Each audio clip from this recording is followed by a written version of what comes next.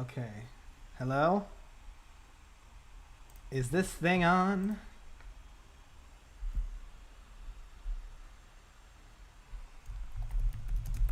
Let's see. Oh, here we go. I can see it. Hopefully you can hear it. Papa Louie detected. Hello, volatile voxels. Papa Louie has been detected. The Papa is in the building. Back at it again with the game areas. There we go. In the restaurant. Straight up. Winging it. We are so back. Hi, Eve. Hi, I'm in the middle of watching a bad movie with my family. Which movie is it? I need to know. We're back. We are so back right now. I'm gonna, let's see. Bad subject matter or bad quality. It's just a bad movie. I'm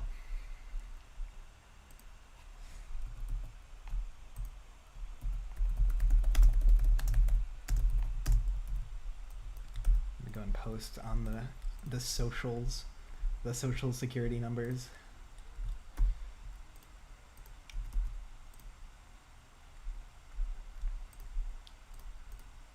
I wasn't sure what to do. I just finished recording a video that you'll see on one of my friend's channels sometime soon, on like Wednesday or something, I think she said.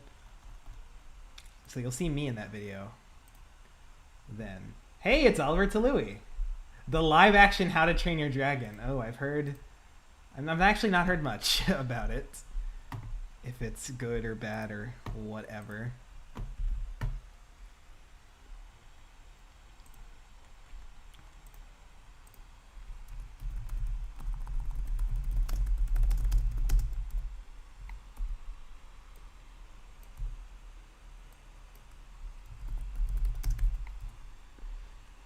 Yep.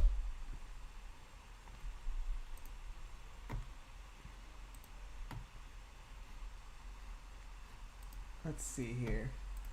It's my video, trust. No, it's not.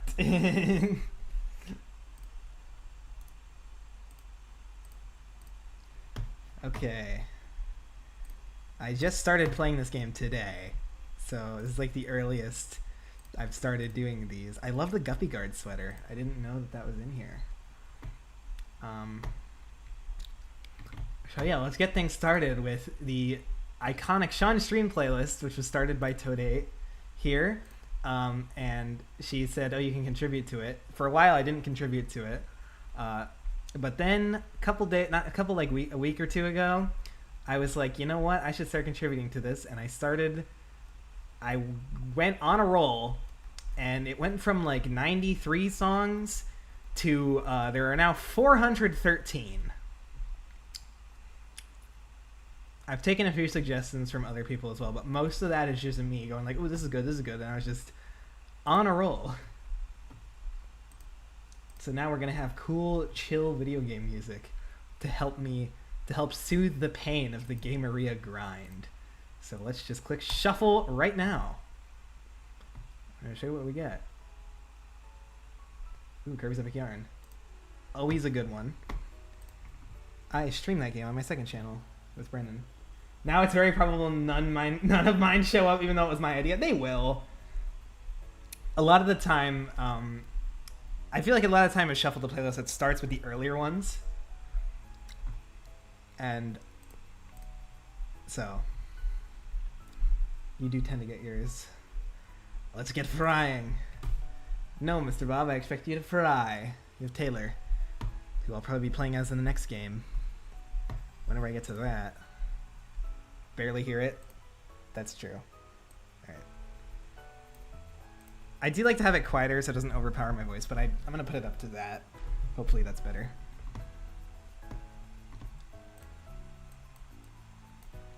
Should be good.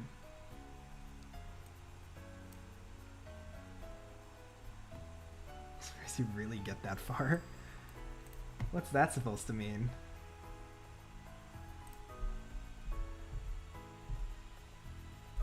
Haven't seen you in a while. Hello, help. Are you spying on me or something? I had wings for dinner. Yes, I am. I am inside all of your walls. Oh no. Sunny, what's on today's agenda? I don't know. I'm just gonna play this game until it's again. I was gonna like. Gabby, fun fact: I was playing this while we were just recording with May, so you guys can see that video on PSI May's channel.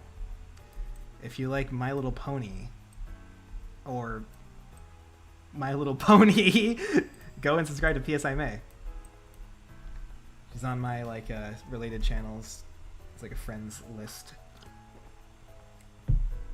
Weren't giving your full attention. I was at the start.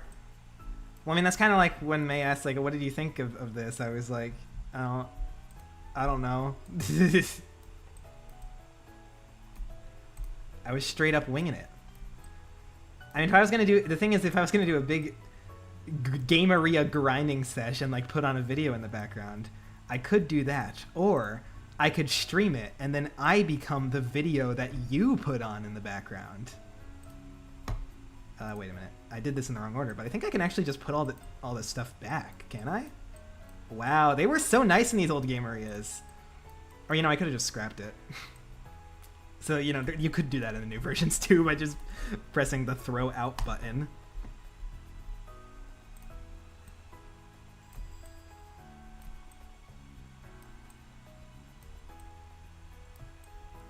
So it's not exactly a unique thing.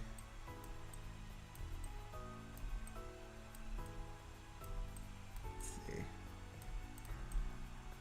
Oh, here come the sirens already. That's probably a new record.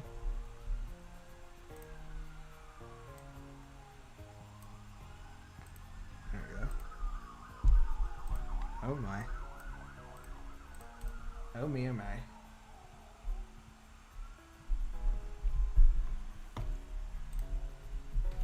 Introduces custom workers with no filter, so you can name your chef Fuck, just like the new Tomodachi Life Living the Dream. I feel like I definitely talked about this already at some point, but I remember on Cool Math Games, they didn't let you enter your own names for the custom workers because they didn't want kids in school writing bad no-no words into the game. So they always just had your name be you. It was just Y-O-U. Hey, look! There is one of your suggestions, Eve. Who are people? I don't know names.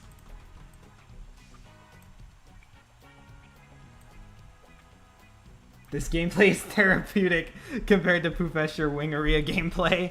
Yeah, I think that's the one. Like, that's probably one of his most viewed videos. I don't really watch Professor, but I know he has had ordeals with Wingeria. That's all I know. PD moment. I wish I played Mario Strikers Charged as a kid. Oh, frick yeah! I get to watch a seanyproductions stream! You do, Ahmed! Unbelievable. It's been so long. Because you're always streaming at the same time as me.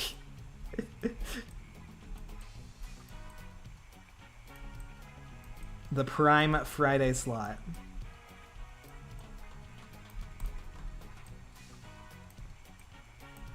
It's the only time we got. Anything is therapeutic compared to poof. Like the guy from the Fairly Odd Parents, the baby. Stewie is the baby. Friday is stream day. It's pretty much is the best stream day. I mean, or Saturday. Walter, put your chicken wings away, Walter. You're gonna contaminate the product. Well, there's your Breaking Bad count. Thank you, Gabby, for keeping up the pattern, the requirement, the mandate, the Shawnee mandate, if you will.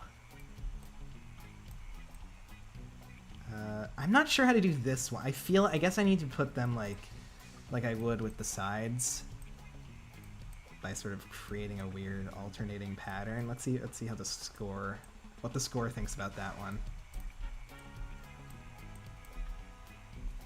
Usher's funny. He makes me laugh. Wow, actually, that was 100 on the build station, so I guess that is what you're supposed to do. What do you know? All toasters, toast.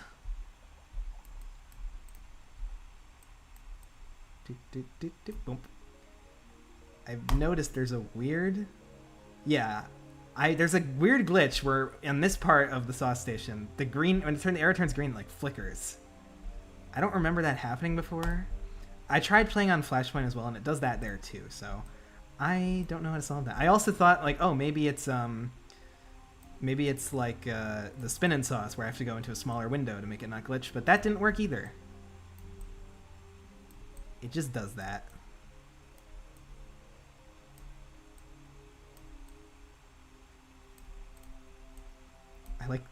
I like the two sauces. It almost looks like it's a weird like star-shaped creature.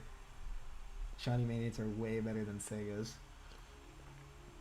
Usually you do the peppers first. That is true. I wasn't sure if there would be anything like a side station that you can do. Like, obviously there is no side station in this game, but you can kind of start on the build station before the wings are done by just putting on like the other stuff. But that's like a little bit too big brain for me. Just a little bit. Because you have to sort of be able to anticipate where you're going to put the wings before you put them on. No, this is being played on my standalone Adobe Flash Player 32. Downloaded on my computer device. I don't like Hallway Hunt.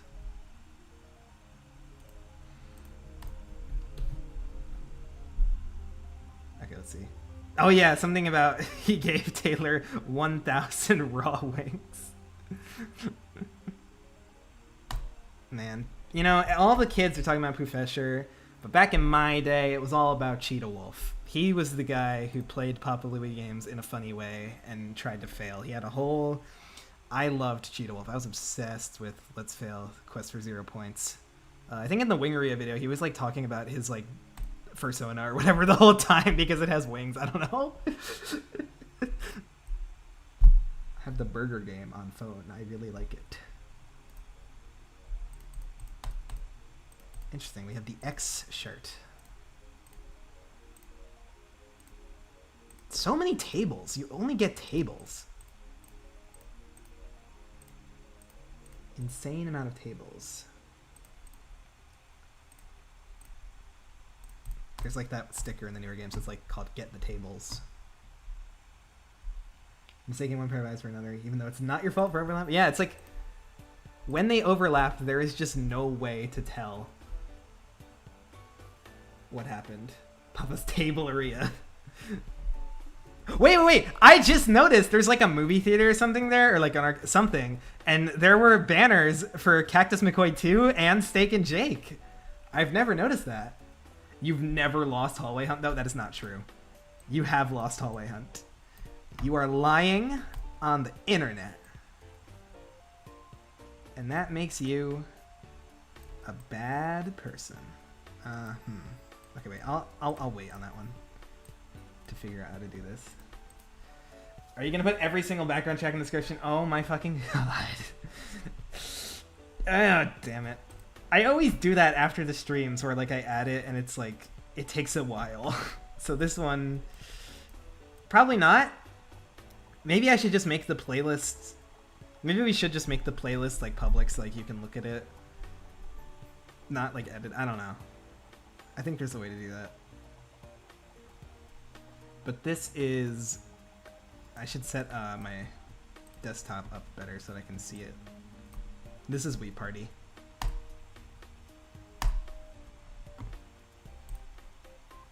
Look at this absolute thing right here. Order as boneless wings and celery on the left. Alternate these on the left and keep the carrots on the right. Imagine complaining about that. Only in Papa Louie. Only his customers.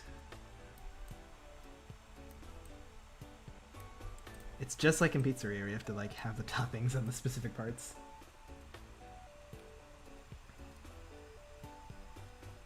Even just their face talking, you know, game? Hey Jimmy, give me a stream with nothing. Nothing? soup stream? Is it just a stream of you eating soup?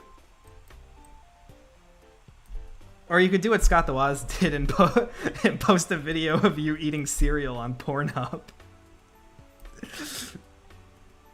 It's a thing you could do. Slurping soup. Just slurping it. Not even using a spoon. Just like slurping it right out of the bowl. Just lapping it up like a dog. Okay. Here's the wacky mechanic in this version. If you have to move the wings, you get like sauce stains on the plate, and they don't like that for some reason. And you can buy fucking napkins as an upgrade to wipe them off. They remove that in the HD and to-go versions. It's so weird. This is a very unique game area. Yeah, see, look at that. Down to 91 in the build station just because of the sauce stains. Someone had to have played this game and be like, no one orders this. Serving only ranch for 100 days. Crashes Papa's Wingeria. Oh, the HD version still has the napkins. I should know that. I did play the HD one. There was something that they... I feel like they got rid of something.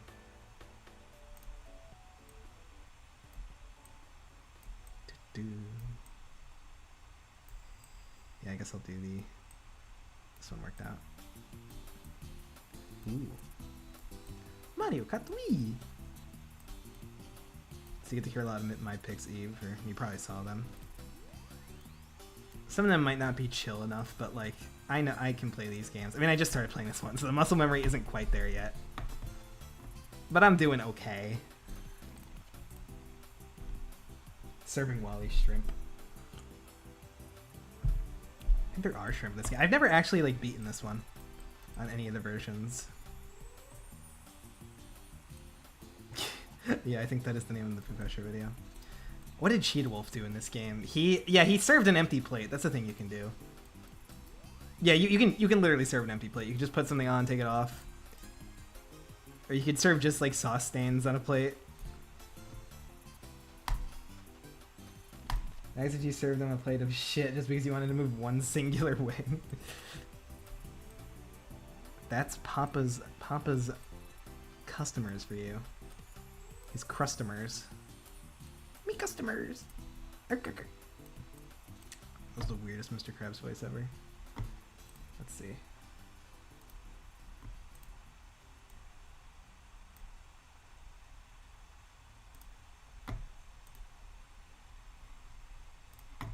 There we go. Nice. You didn't? Hearsay! I didn't beat most of the game areas before this. The only like HD games I've beaten before were Taco Meal, like I mentioned, and Pancake Area. I don't know if I actually ever beat any of them on Flash before starting the retrospective area series. And I think the only mobile one I beat was Freezeria to go. I did play a lot of that one. But yeah, those are literally all the ones that I ever just like beat on my own. I got pretty far into Donut Area one time, but I lost my save file at some point, which is very sad. Shawnee Productions. Yeah, 7 viewers. That's pretty good for like almost starting a stream at almost 11.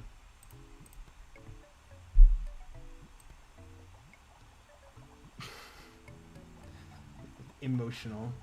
You know, I could do that if you wanted to. You could stream yourself slurping soup. Because there's this wonderful thing called free... Sean, you should stream Paperboy N64.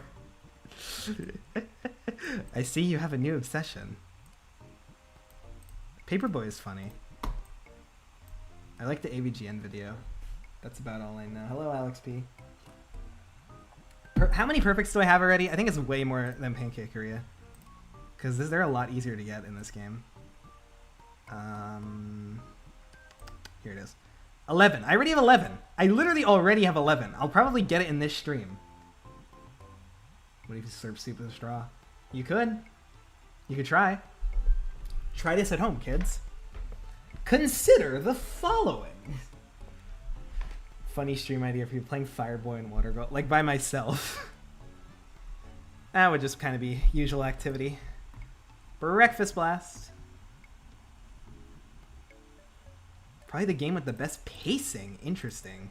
Oh, I forgot Foodini pops out of the bush now because there's no pets. That's weird. I feel like in later versions of Breakfast Blast they just have either Cookie or Pickle show up. There is a Fireboy and Water Girl song in the playlist. You put it in there, Eve. Which I think is subliminal messaging, perhaps. Boop. That was Everybody Votes channel, I think. Ooh.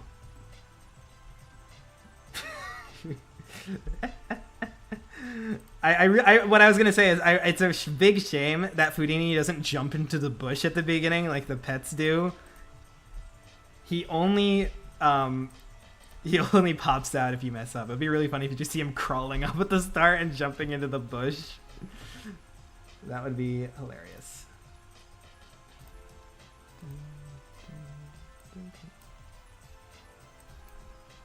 Hear a lot of air. Yeah, that's my computer.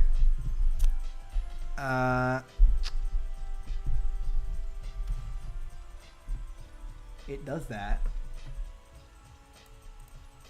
I wish we do more stuff about it. Let's see. Let me get my setup better here.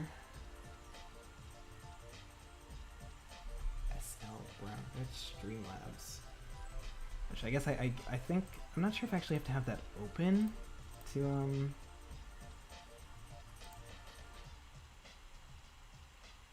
I thought it was the aircon. Oh, air conditioning. Okay. I've never heard anyone abbreviate it as aircon like it's a gamer term. Like yo, hop on aircon. Yeah, I really gotta up my aircon game. I'm going to aircon. It's a convention for air conditioning enthusiasts. Can I please computer? Computer. My computer. Okay. Thank you. That's what I needed to do.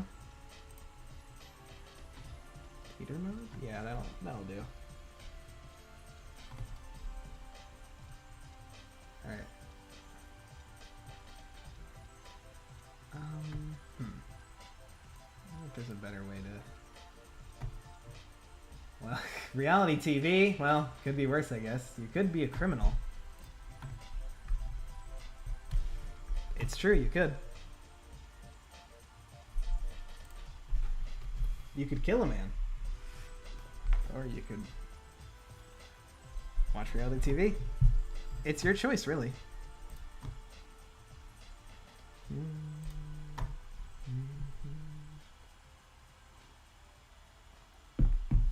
Didn't even realize Foodini was there because you didn't miss once because you're all such gamers. You can go and put the sauce there. Like, wow, revolutionary stuff. I'm not sure if because I feel like I remember one time in the first stream getting like a duplicate, or the last stream rather, on this channel. I'm not sure how the YouTube shuffle works. I was thinking about doing it on like the YouTube Music website because that sort of gives you a whole list when you hit shuffle. This one just kind of jumps around. I don't know how smart the YouTube shuffle feature is. Such a fake fan, I didn't immediately recognize this track. Do you know it? But do you know which one? I mean, I'm sure you can based on the fact that it's not as immediately recognizable.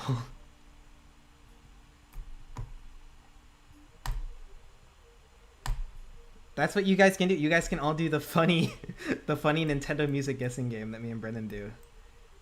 Now you get to be a part of it, but now it can be anything. But I did also consult my like Nintendo Music playlist and like some of the pre-made playlists, like the of the chiller songs, like the break time one.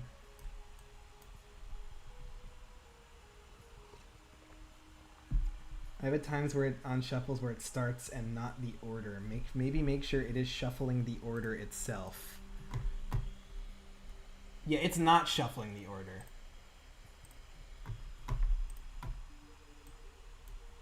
It's just jumping around to different songs.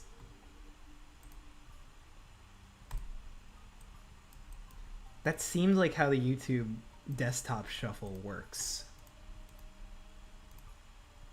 They wouldn't let me on because I'm too gay. Screw this up. It's the opening for Paper Mario 64, right? No. No, it's not, Gabby.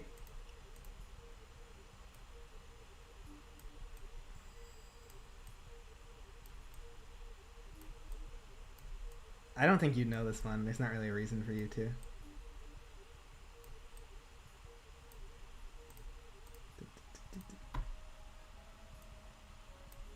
I think that's it. Well, I can't hear it. I already turned it up. Alright, fine. I'll turn it. I guess I turned it down a little bit. Oh, this one's also quiet. And it's like over. That was Donkey Kong. That's Donkey Kong Country 3. Water World. That's what it's called. Water World on Virtual Boy. It's like puking on a pile of shit.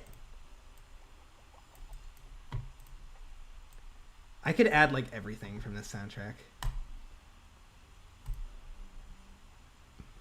And I'm gonna gatekeep it from Gabby.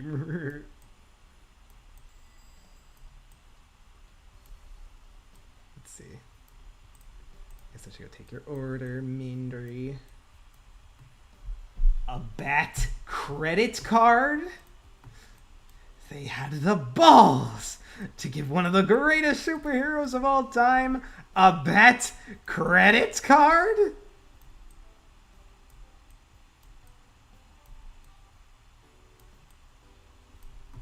They really did.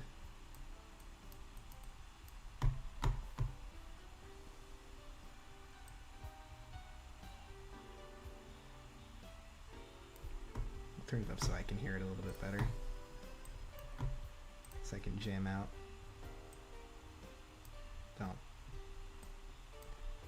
I don't know. Tell me how the volume sounds on the music. I want it to be not that loud. But I guess the fun part is you guys get to hear it too, but I don't know. Audio is not my strong suit. As I'm sure you know. I'm sure you can tell. You can hear the fan right now because I can't get fucking mic, whatever the hell the thing is called that's supposed to cut off your voice to work. Because it always sounds bad. And like cuts me off.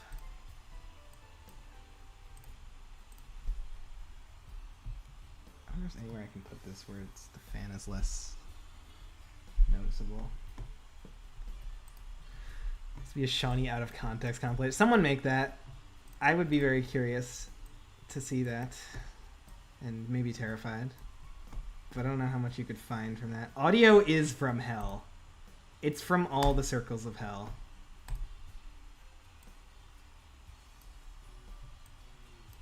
My man is here.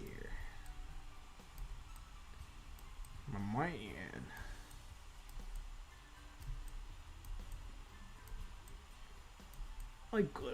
He's got Louis, because Louis keeps on stealing all my carrots.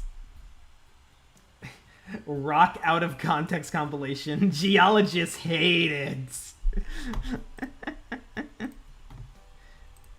If I wanted to kill a geologist, hypothetically, I would show them a cool-looking rock. Do you guys know that video?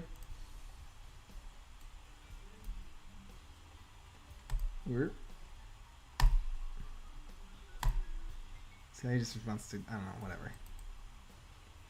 This does help me positioning a little bit more. Yeah, I know.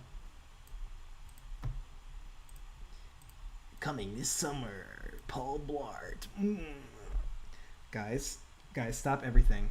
I saw that Paul Blart Mall Cop is free on YouTube. We need to stop. Now, I do not think that means that I have permission to stream it on YouTube and do a watch party. Maybe if I ask YouTube really nicely, I'm like, guys, I literally pay for your subscription. Yeah, you know that one. I did add it. Alright, it's customer cravings time. What do we got here?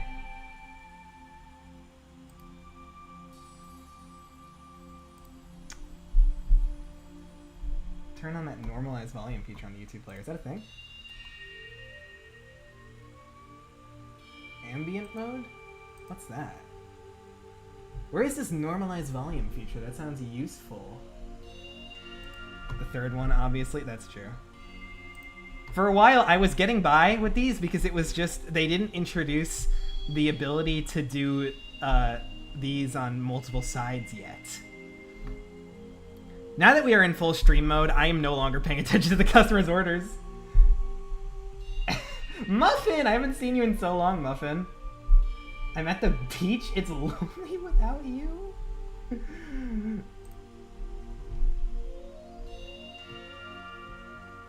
Where is that volume feature? This is a bullshit minigame. Yeah. I don't like customer cravings. I am gonna be doing a I'm for the minigames. I'm gonna be doing like a rating for all of them out of 5, and I'm not sure if I should be able to give a 0.5 because I'm between giving customer cravings like a 0.5 or a 1. Mandy is just the second, yeah. I've seen all of you in so long. The game's all here. It's only on stuff it detects as music, probably. This is so crazy. I haven't unlocked that sauce yet, unless I'm gonna unlock it right now.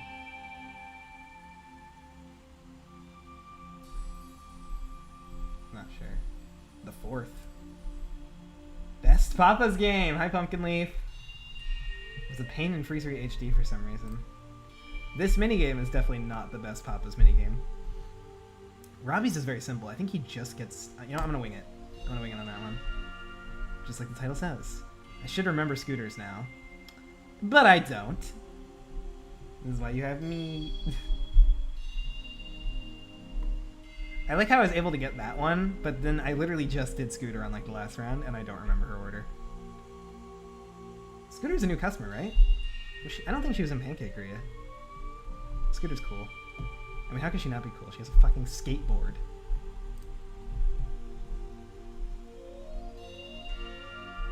Honey mustard. Honey bunches of oats. Okay, she definitely has the Calypso sauce because she's from Calypso. I don't think anybody has ordered 3 yet, so I'm between 2 and 4. Nice. Man, that's pretty quick. Pretty quick response times from Oliver. Scooter was new in this game. Very cool. I feel like Taylor would get barbecue sauce. Maybe not. No. And now we have Alan. I still don't mind this game when Blender Ball and Pizza Pachinko exist. My problem with customer cravings... I just noticed it has the number of which one you're doing. That's cool.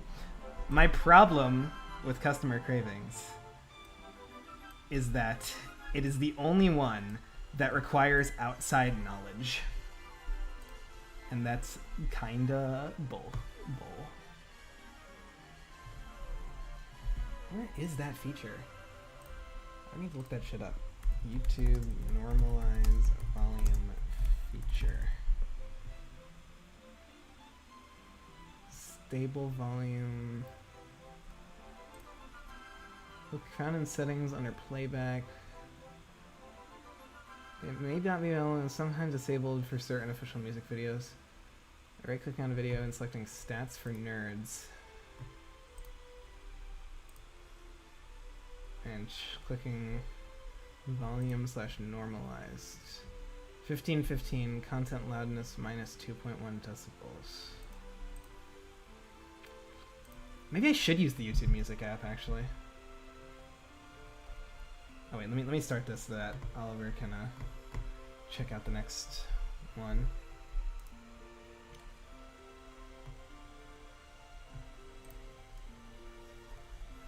Is it like...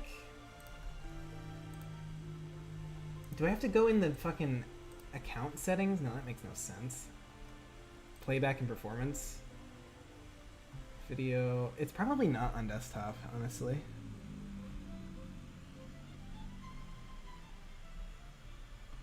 I'll get my mouse over here.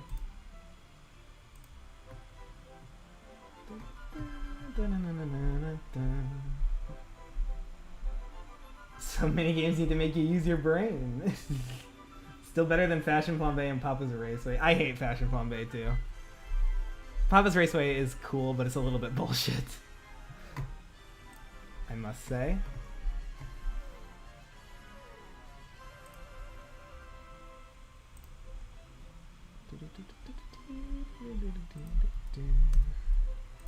I wonder if I go to...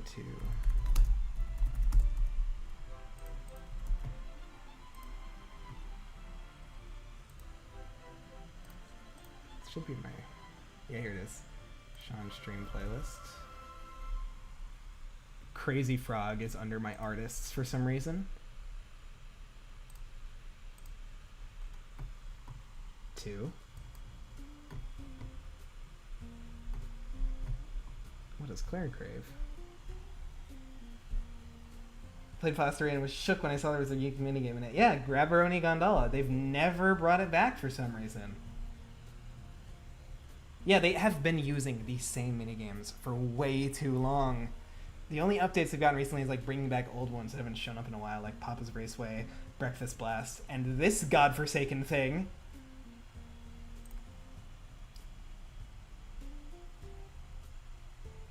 Did you know that Fudini can show up in customer cravings, meaning there will be 2 Fudinis on screen? Yes, I did know that.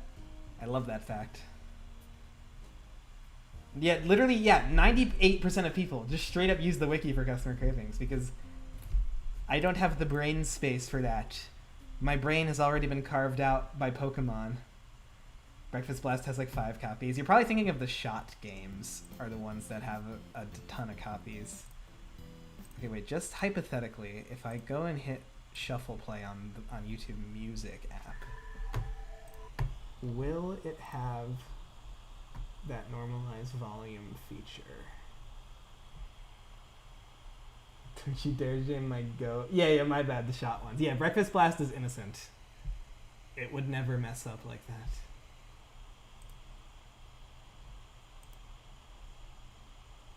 This might be a better way to do it because of how it like guarantees to not repeat, I think. Though I still don't see this feature. Consistent volume.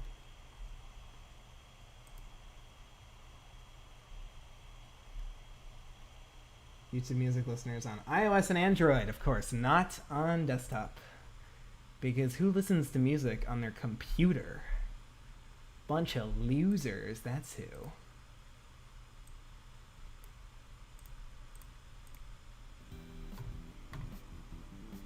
Do not like Strikeout. Strikeout, I do kind of like Strikeout because it's more strategic than Home Run Derby. Strikeout's kind of cool. Oh yeah, we got awesome sauce dip. Strikeout does get very brutal. Why didn't you make your own character? I don't like custom workers anymore. I used to, like when I was a kid. I was like, oh, I can make myself.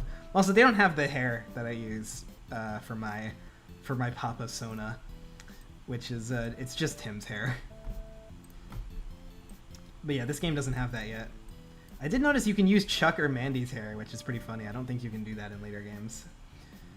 But yeah, especially like for the purposes of the reviews and stuff, and also just the Papa Louie customers are really cool, and I want to play as them. That's why I liked playing as the regular workers, and I'll do that for every game in this series.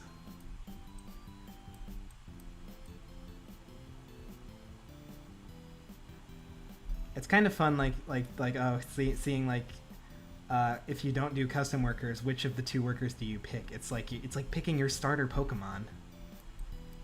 It says a lot about you or something. Look, I only didn't pick Mandy because I don't know how I feel about controlling a real person.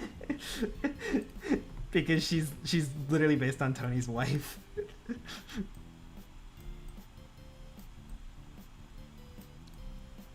I think for the games with Matt and Tony, I'll also end up picking the other worker, because Scooter and Koi Lee, is that how you pronounce their name? Are very cool. But also those ones, in the later games, you have the driver, the server, whatever they're calling them these days.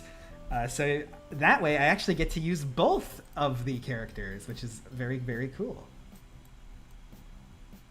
So it's just a decision of who to pick as my main one.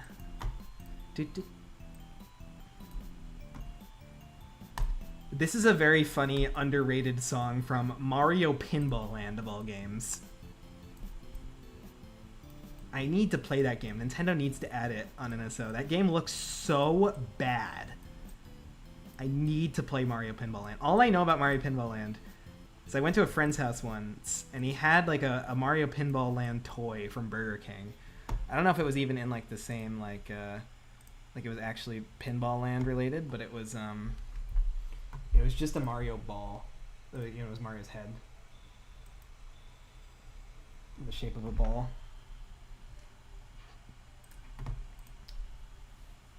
Doan is a real person too, that's right. I do know that. Let me increase the volume a little bit. I think that's good, actually. Wait, that's not right. That's not right. I need to do this one first. I think, yeah, Johnny, Giorgito, and like I think one other character are very loosely based on real people.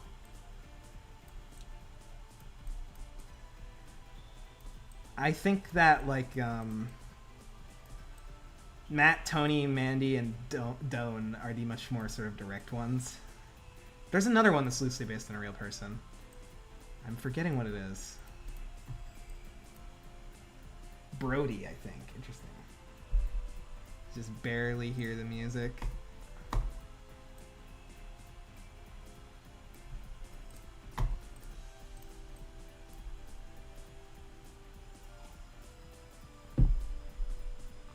The guy they based Brody off of. Oh yeah, don't forget Santa, obviously. That's my classic joke, where I list customers based on real people, and I say Santa. I literally do this in like the Burgeria review. So I should remember who the other one is. I remember there being 3. I remember editing it. It was yeah, bro, it was the artist guy. Is that Brody? I don't know why I can't remember his name.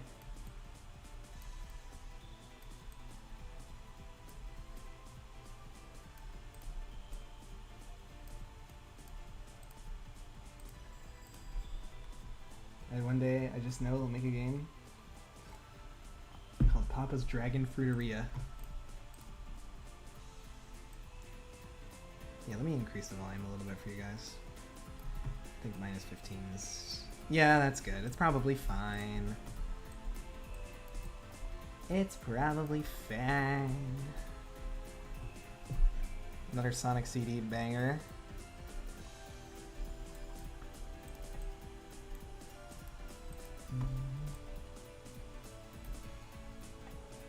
Boom.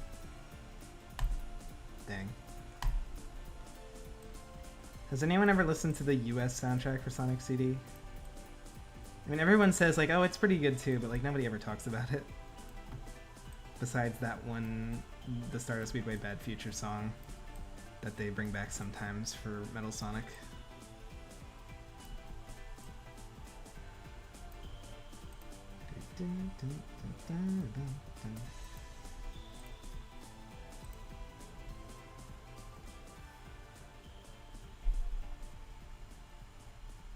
Ninja's order is easy when you get used to it, though. Oh, yeah. This isn't hard. Giorgito was on the Mortadelo files. Can't believe. Never meet your heroes. Enjoy more like nin cry. Nin sad. Da-da.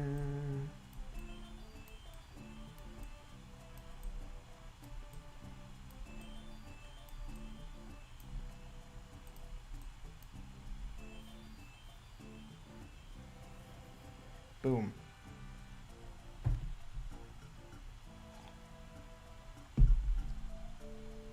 Seems bugged, but if you place the celery slightly on the shrimp, you get 100% consistency. I'm sneezing at the video. Scuba dive. The only scuba diving that Giorgito would do is like Scrooge McDuck style, jumping into a pile of money. Ew! Ew! Sneezing? That's gross. Okay, I can see what you guys mean about Pizza Pachinko sucking now. It's... Pizza Pachinko is another weird one because it's like the only one that is like... It has like RNG. Like, look, it's the physics... Like, it technically doesn't, but it basically does. You could be like off by like a pixel and it would end up in a completely different result. Wow. Yeah, okay, okay, maybe I should lower my score for this one. Out of spite. Pizza Pachinko is underrated, really? Pizza Pachinko. We're getting mixed opinions on Pizza Pachinko. This is the biggest controversial point in the Flipline fandom. Where do you stand on Pizza Pachinko? Is this a game on Wii U? Like Papa's Wingeria?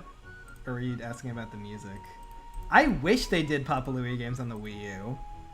It would have worked so well. I remember thinking about that when the Wii U was still around. It was like, man, Flipline should put some of their games on the Wii U. Because you can use the stylus. Technically isn't luck-based, it's just that no one's going to be able to memorize where you have to drop the ball in each level. Just like how no one is gonna memorize the customer's orders.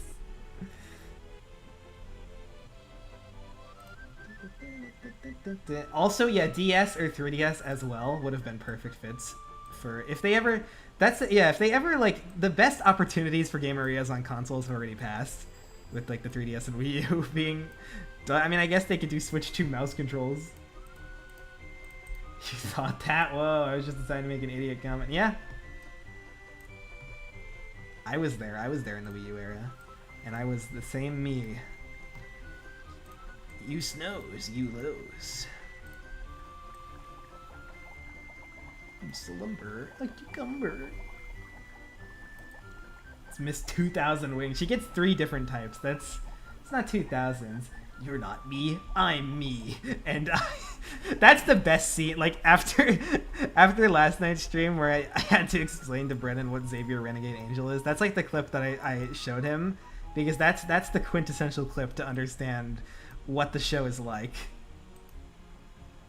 Yes, it really did. I just started, like, I feel like you mentioned it, you, like, referenced it offhandedly. And then I looked it up and I was like, wait, this is a real show? And now it's not escaping. It's stuck in there.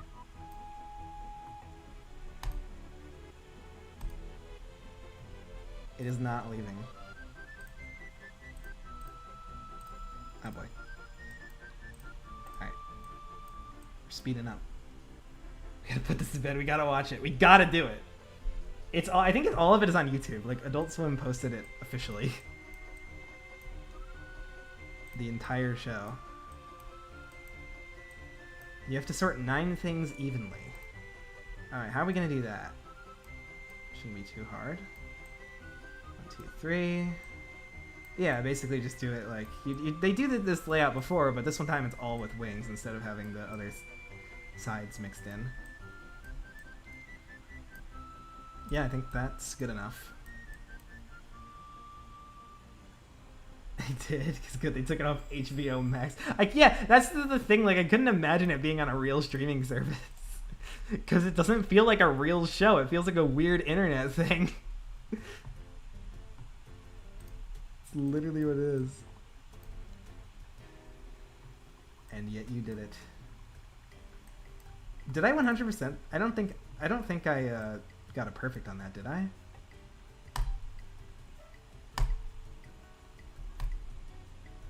Man, Yoshi's Story has like 3 remixes in Mario Kart World.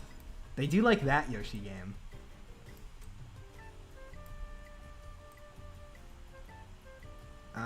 Oh, this is weird. This is strange. This is really weird. What? How are you supposed to...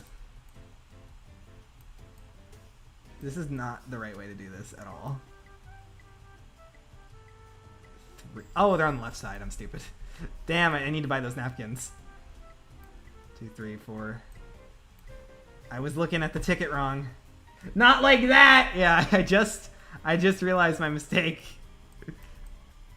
Well, we're, yeah. We're getting saucy with it. Then where the heck does this one go?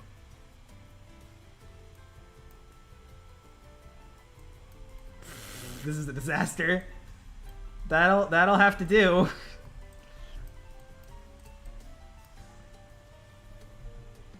Good enough. 95. Is there anything in the Yoshi book game that would make me interested in it? See, the whole thing, the really weird thing about that game is that the entire game, Ahmed, is about silly Mario creatures. It's literally the game for the Mario silly creature fan. It's literally about like finding these silly creatures and like learning what they do. If they bring back the napkins in Wingeria Deluxe, yeah, they got it. It's essential. But they didn't bring back the overheating boosters in Freezeria, so I wouldn't hold my breath. Gulps. I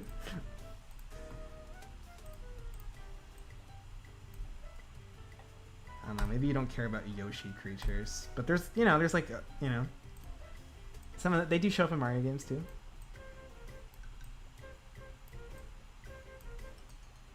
What about the game that you don't understand, Ahmed? That is the game. You can't. There's no damage. You can't die. It's Gabby. I'm sure. No, that is literally the game. It's like an exploration-based platformer. It's very odd. It's very different.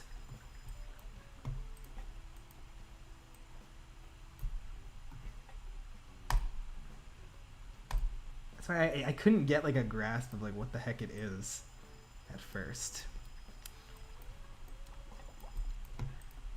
You know what? You know what? I've been thinking about this. You always talk about how like games are like boring and unengaging for you. Like you say like, oh, Kirby games aren't deep enough. Like I can't get into them. And you were thinking that Captain Toad was very boring. How the hell did you play all of Princess Peach Showtime? That is the most shallow game Nintendo's like ever made. I don't know how you did that. I don't know how you specifically got through that. The gameplay is literally like you go up to a thing, you press a button. There's like no movement depth or anything.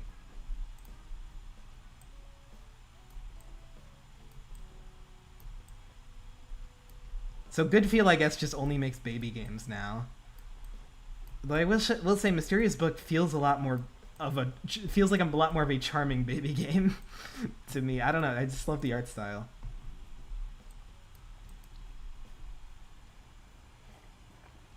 I like Kirby. You didn't beat Forgotten Land. You like stopped in like the 3rd world or something.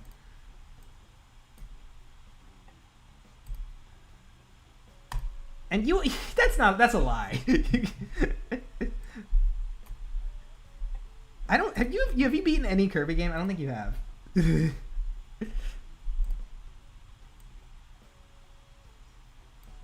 see.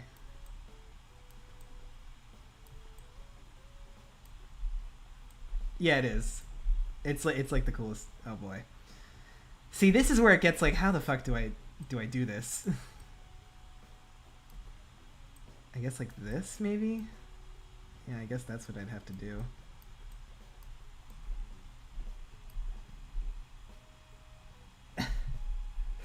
Peach Showtime wasn't trying to be good. It was trying to be a game for little babies that don't know how to say the word foundational. Captain Toad was trying to be good. Okay, interesting. Oh, I put them on the wrong side.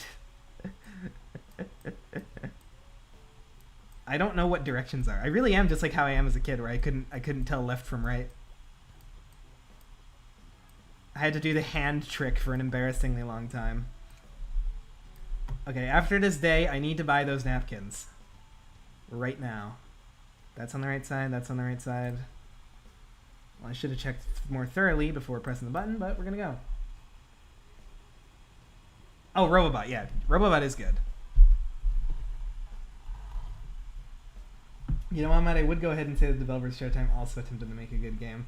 That's the thing about Peach Showtime, is it doesn't feel like it has a vision, if I want to be all pretentious about it. It feels like they were just told to make a Peach game and then just threw a bunch of random ideas together and went like, well, that's good enough. I mean, yeah, it's not I wouldn't call it a bad game or anything, but it's just like, you know, napkins, napkins, napkins. Or you could put everything back in the bucket and scrap the plate. Now that is thinking with portals.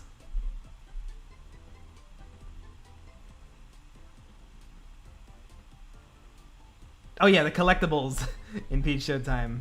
Boy, if you miss something in that game, you cannot go back. You cannot backtrack at all.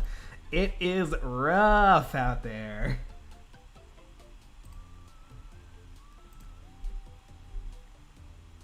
Chat, do I exist? Yes, you do, Mary. Good for you. There is just literally zero backtracking around in Aladdin Peach Showtime, and the levels are pretty long.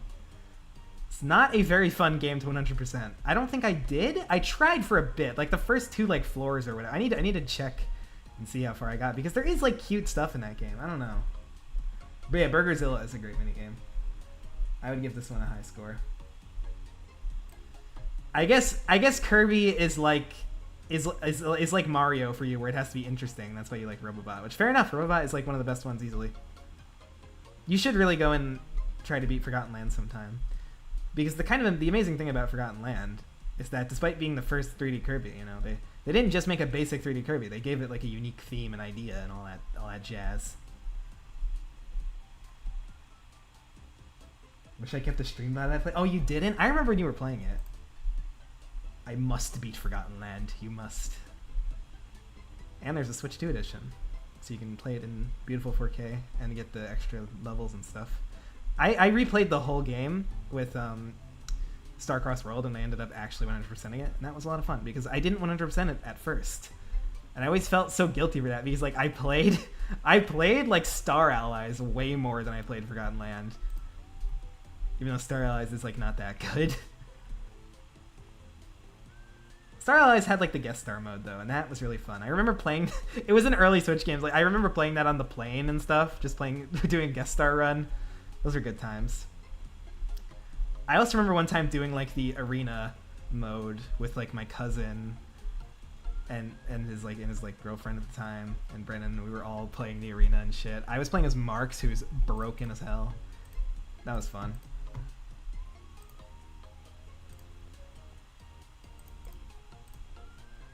I don't know why sometimes when I click posters it doesn't show up properly. All right, napkins. Believe it or not, I remembered. And I'm also going to buy some extras. Yeah. Clean your plates. Buy the napkin holder and extra pack of napkins. Let's also get the other boosters. Anything else I can get here?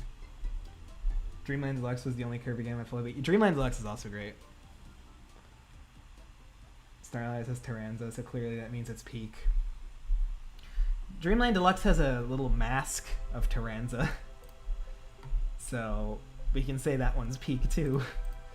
Air Riders is peak too. Man, I'm still so sad Air Riders didn't have Elfalin or Adeline. Especially Elfalin.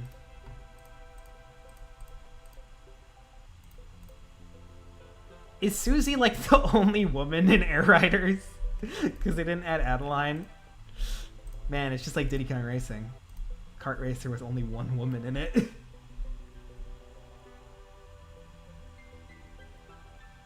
Captain Toad thing baffles me. I genuinely don't understand how it does an 80 something on Metacritic.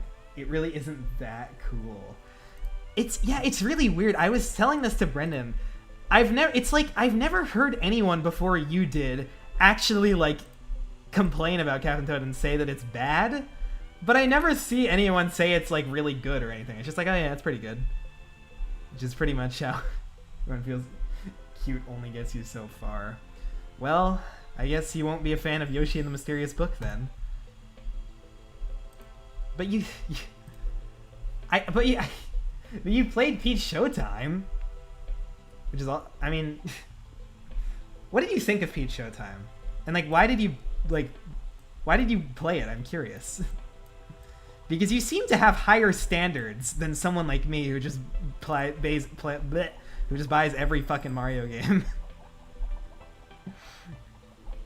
That's what really intrigues me about the fact that you played Showtime.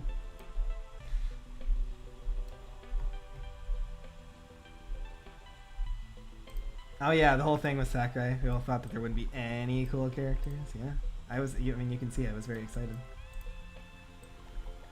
I should be putting these. I'm stupid. I should be putting this top bottom. More of an experience than a game?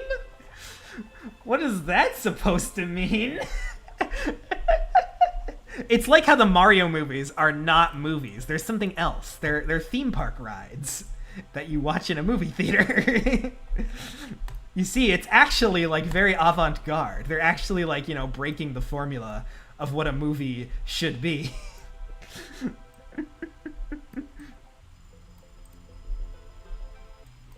Of course. Boom. Boom. It's an interactable play. I don't know. Interesting. I mean, it is presented like that. Yeah, so is Super Mario Bros. 3, but it's still a video game. Yeah, Mario 3 takes place on a stage play, but it's also a video game that has challenge and depth. That's the thing that really hit me about Peach Showtime, is that there's no the movement. There's just no complexity or anything to do with it at all. It's just you move and you jump, which is very odd for a Nintendo game. Even like the most like basic games they make, I don't know, a lot of them, like the moving around feels good. It doesn't feel good in Peach Showtime.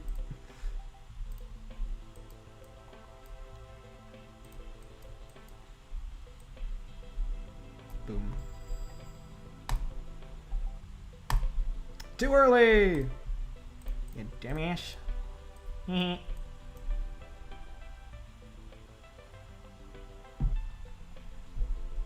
75 Peach Showtime because it's very basic, and that score is generous. Far less repetitive, too.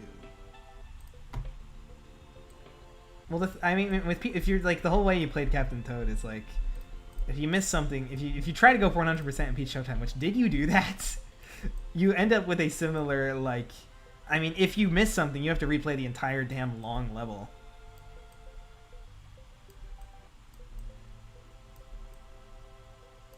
I don't know. I get the feeling like the way you played Captain Toad isn't how they intended, especially because originally the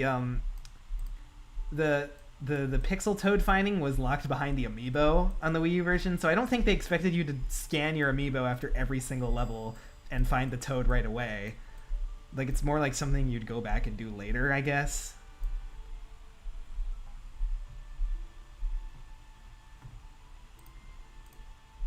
Yeah, I like Mario Run. Who mentioned Mario Run? Experienced in a game. Actually, careful about my assertions of my Peach Showtime opinions. I don't remember it as well as Captain Toad.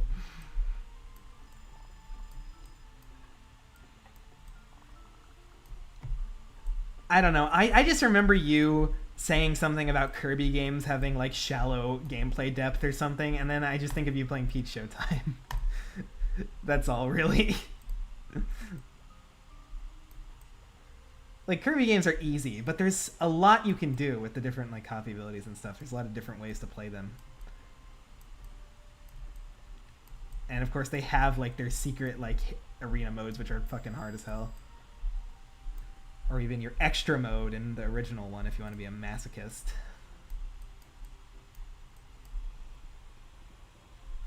Sure you're on live chat. I am on live chat. Oh, okay, Pumpkin Leaf said it. Thank you, Pumpkin Leaf. Show Meg me this stuff, and it better be. Make it remember, I was very aware that Princess Peach Showtime was not made for anyone past the age of 10. Yeah. That's the whole thing with it, is like, you know, you hear, before you play it, you hear people calling it a baby game, and it's like, oh, well, you know, all Nintendo games are baby games. Then you play it, and they're like, and then you're like, oh, yeah, no, this one actually is a baby game. Yeah, exactly. That's the whole argument. It's like, oh, most Nintendo games are for kids, but Peach Showtime, like, even the Mario games that are for kids, they still have, there's depth to their gameplay. That's the whole thing. Peach Showtime doesn't have that. It is very clearly like, this is meant for babies. And that's the thing with Yoshi and the Mysterious Book too. But I don't know. Mysterious Book, I don't know. It's probably just like recency bias. It's like, ooh, it's a shiny new thing, and that means I need to play it. But I don't know.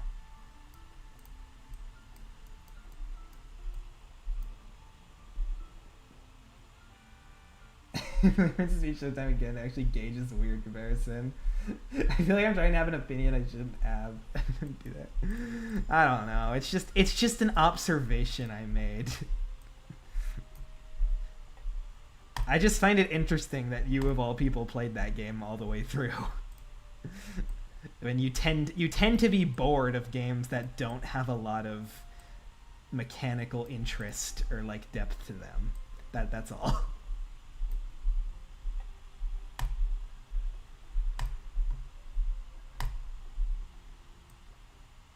Fucking tenders are huge. I guess I'll put the carrots in between them. I think there is a slight bit of sauce. You can't really see it because these things are so big and covering it up, but let me take a napkin and look at those.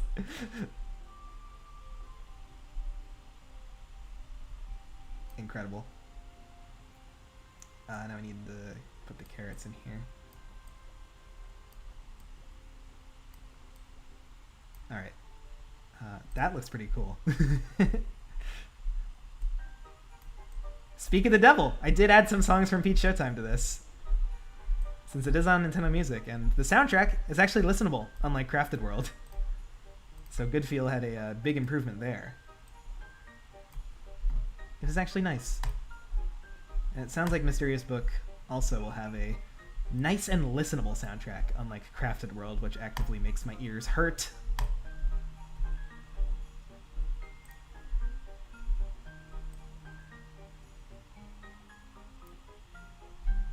There's a big difference between for everyone and only for kids. There definitely is.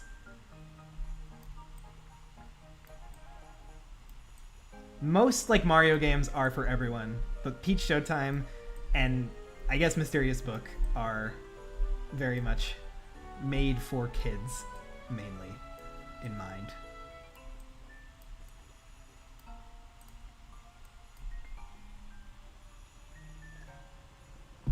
But no, honestly, some of the older Yoshi games are actually pretty hard.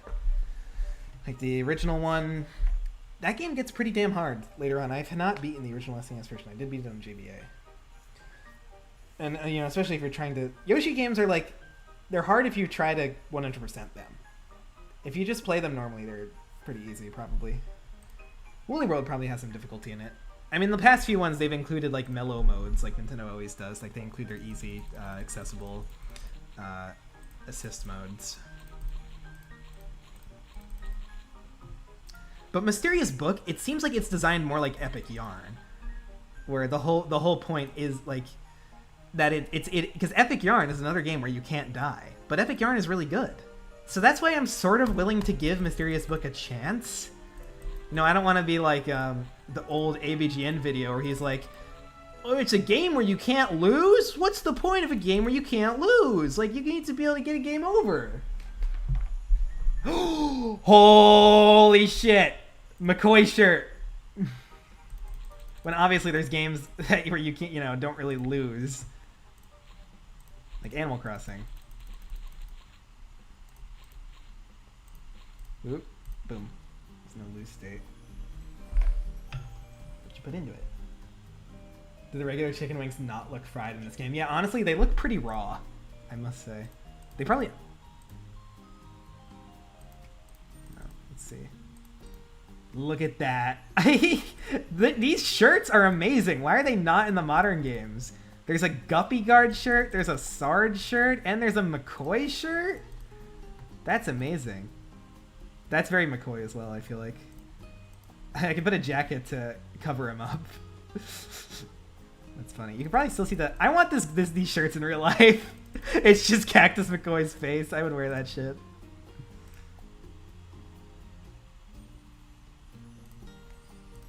I'm running out of space already. I can't put my giant burger in the lobby.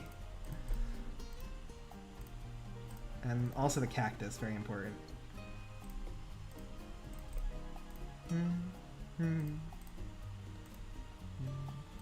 All my chat messages are the word of God in human form. I'm so humble, by the way, guys. What are these on the table? I think those are onion rings? They are circular. I can only assume those are onion rings. I don't know why they're just out on the table. They're like, take one, like Halloween candy. There's a PvZ YouTuber named Flag Zombie, and he says he loves that game. That's awesome. Spread the McCoy agenda. Yeah, they're rings of some kind. Sonic probably dropped them. Clothes and lobby items that reference other platforms in game areas. Yes. There's a couple of them still. You can still get like the arcade machines, but that's really it. There's not too many of the other ones. Because I think like literally every item now in the modern game areas, at least except for like a couple special ones, literally every item in the game areas now has to be tied to a holiday. In the early ones, like you really have the freedom to just like customize your worker and your lobby however you want. That's like the one drawback of the holiday system, is the fact that you're encouraged to decorate and wear clothes around the holiday rather than just being able to do whatever you want. That's really the only drawback of the holiday system. It's not that big of a deal compared to how much of a benefit the holidays are for shaking things up for people who are trying to get all the way to the end. You're just naming random YouTubers now? Name every YouTuber. Go. Oh, you watch YouTube? Name every YouTuber. Missed the non-holiday lobby items so much. Yeah. The only ones... wait, am I wrong in saying the only ones are like the ones that you get for completing the mini-games? The ones that have a little star icon next to them? And even those are all based on holidays. They're just ones that are not in that specific game area. Man, Flipline is washed. Jackson's Arcade that was tied to Neptune's Feast. There's a time attack stream for Captain Toad. I think my final opinion of the game should come from that. Yeah, because you did the poll. I'm not sure if you should do that. I guess it's I don't know. Most people don't think that critically about this game. They just are like try to 100% it. They just play it and they're like, Captain Toad, funny. It's a cute game. You were going the extra mile.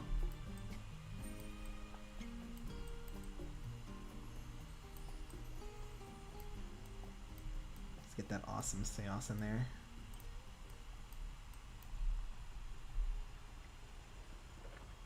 We've had enough Captain Toad as viewers. No. You need to... What happened, Gabby? Your whole thing. You need to watch people suffer on streams.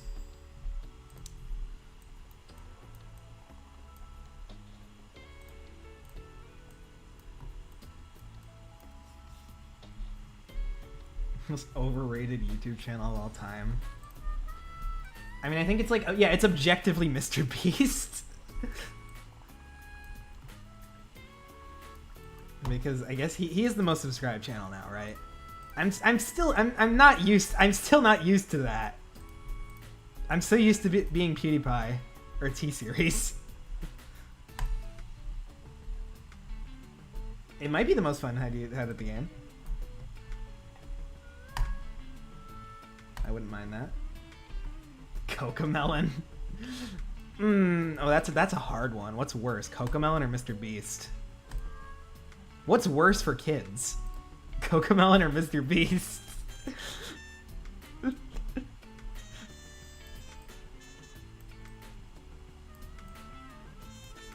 I mean, well, the worst thing for kids is AI slop. Does Cocomelon use AI? I wouldn't be surprised if they do. I wouldn't be surprised if Mr. Beast does too, but he's probably more subtle about it. Let's wipe it up. And spacing is not great there, but I'll go ahead and yeah, send it, whatever.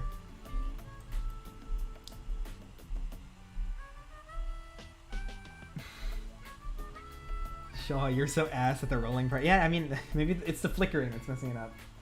The collectibles that Captain Toad wants you to collect should probably be more fun to get if they encourage you to get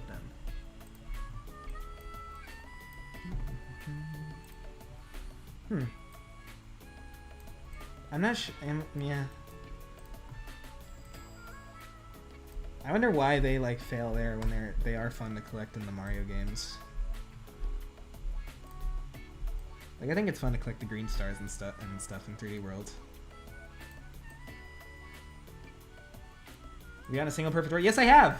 I have like 11 or something already. Last time I checked. Watch, I'm gonna have like a couple more. Where is it? 12. I have one more. I've gotten at least like 2 on this stream.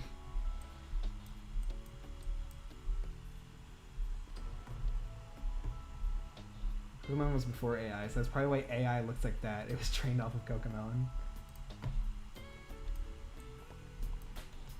Like how, like, what AI got like a stupid yellow filter because everybody was doing the fucking like Studio Ghibli memes or whatever the hell.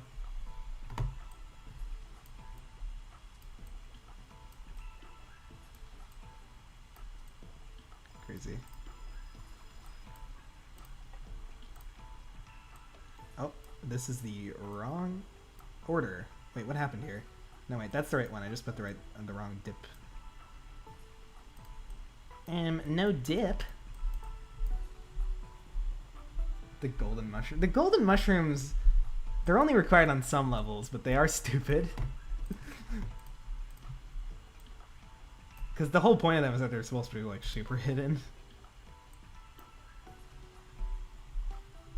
Made Skibbity Toilet, I just want to talk. That would be a certain Dufuck Boom, I think, was their channel name. But wasn't there like some weird thing where like Skibbity Toilet got like bought out by like a different channel or something, and they're like doing different stuff with it or something? I feel like somebody told me that one time, and I'm like, wow, the Skibbity Toilet situation is crazy, guys.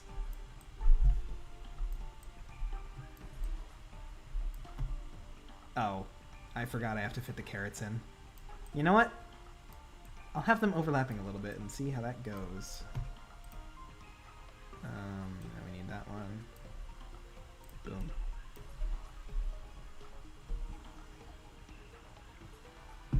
Practically 75% of the time for 100%. Damn. Essentially repurposing in comparison to Boomer Home being a 30-second shebang. Yeah, definitely. The lack of bosses in Captain Toad is a really lame thing. There's literally 2 bosses in the game, and they just reuse them. Like, they're a little different. Like, Dragonon has like a different level layout, but like Wingo is like just a little bit different pattern. Like, it's, yeah, it is lame. I don't know, I guess it's like I never expected there to be bosses in Captain Toad in the first place, so I never really thought of that as a criticism beforehand.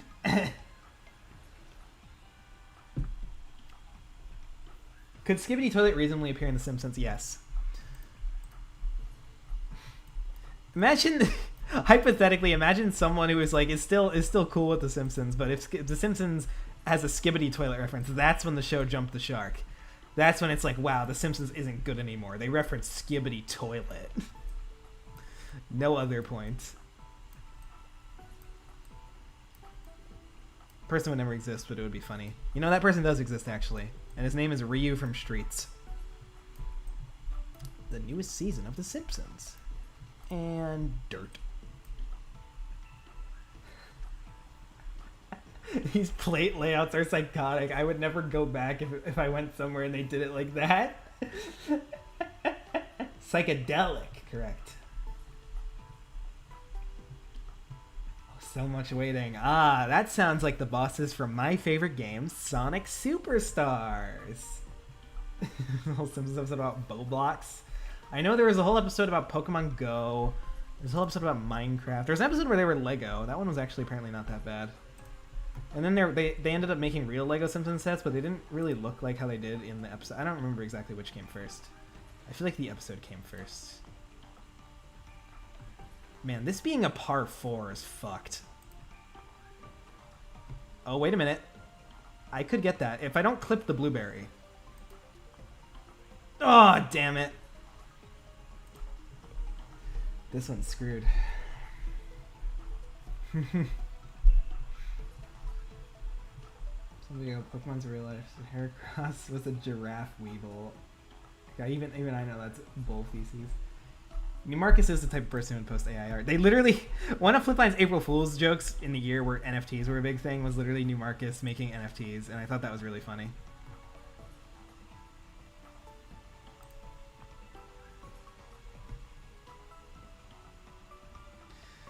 Like, what do I do here? I'll try this. Oh, that worked! Wow, that's amazing. Golf is such a stupid sport. Wait a minute, I hate golf. Damn it. Yeah, so I basically just lost because of that, which is awesome. All right, watch. I'm gonna clutch this. Damn it! It was right there. Oh, we were right there, man. Ooh, look at that album art too. Sonic the Hedgehog Throwback Collection Volume 3. That is interesting. I guess because I think I used like a YouTube upload.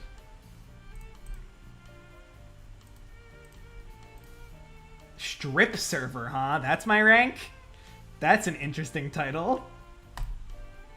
Hello, Maggie. Teriyaki sauce. I can't pay attention to that. Yeah, Lucky 4. Sonic Generations music. Yeah, I love this one. I used this in a lot of my videos back in the day.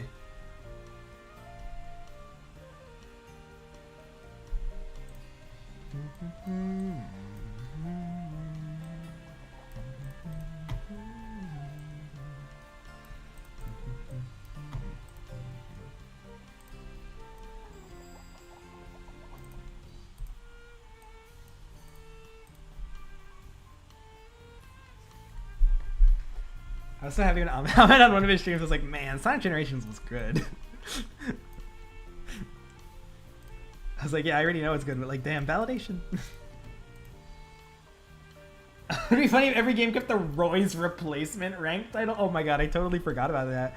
What games have that title? I don't think it was in Pancakeria, was it? Is it only in Burgeria?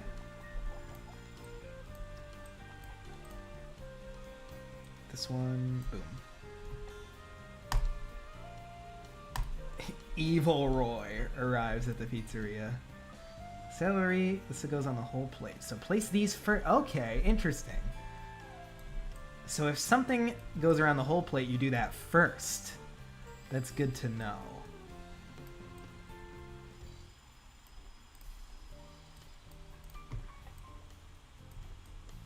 Cool.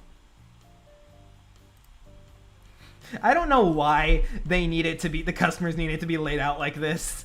It's not like a pizza where like you eat the actual thing that you're putting stuff on and you take different slices of it, like for different people. It's a plate. You can pick up what you want to eat. Yeah, the whole layout thing is honestly even stupider than pizzerias.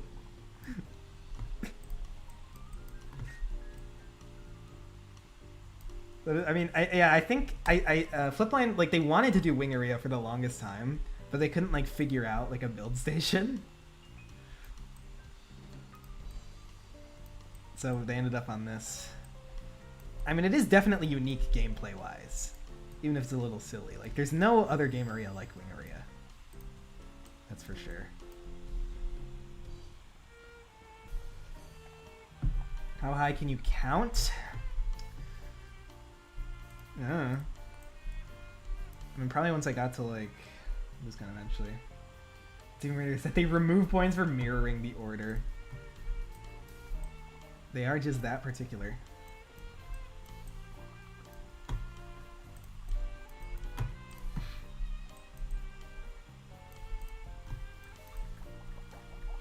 Oh. There we go. Like, you can just turn the plate around! Someone needs to make an animation where, like, you present an order in Wing Area and, like, the customer is pissed, and then you just turn around the plate 180 degrees, and, like, then they look at it again like, oh, and then they're like, yay! And they, like, update your score.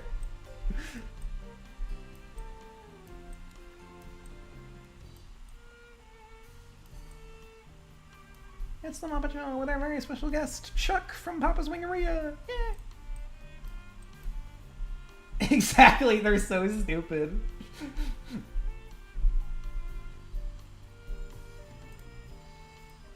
Man, those girthlings are so stupid. They don't know how to turn a plate around.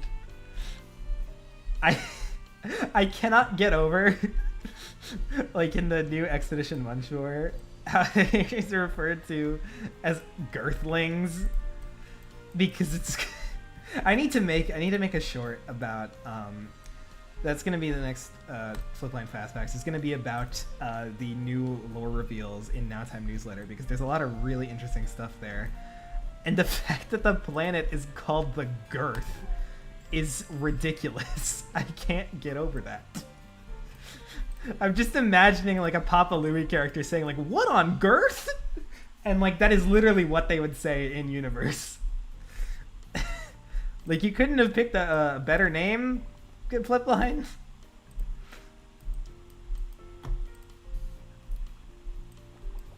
Diogenes can get over it. What do we think about the Girth guys? Put that one in your out of context Shawnee compilation. Guys, what are your thoughts on Girth?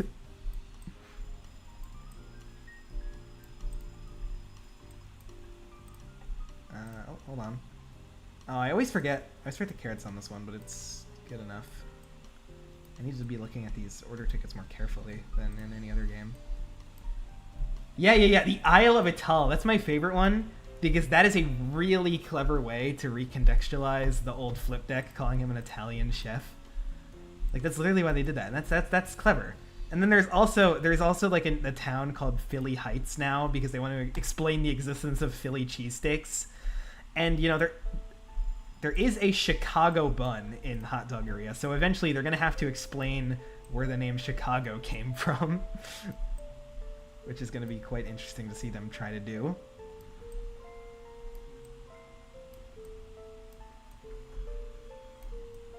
For sure.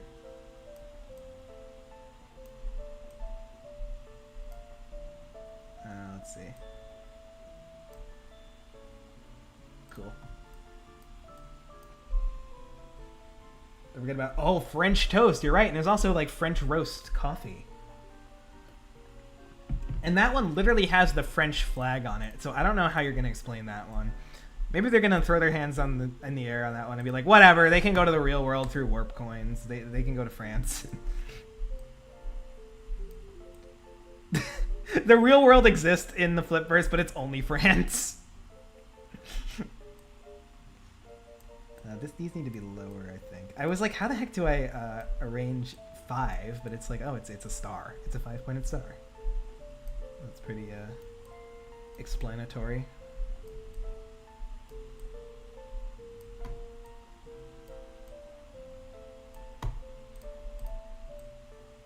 Boom. Also, New England roast. Wow, New England, that's like multiple states. France just floats in the middle of Girth's pamphlet. How else are they supposed to picture French roast coffee? In a way that doesn't go against the established lore? How dare they?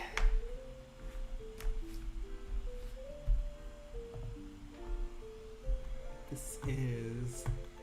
I like how the upload of this one, excuse me, is a European. So it says Animal Crossing, let's go to the city.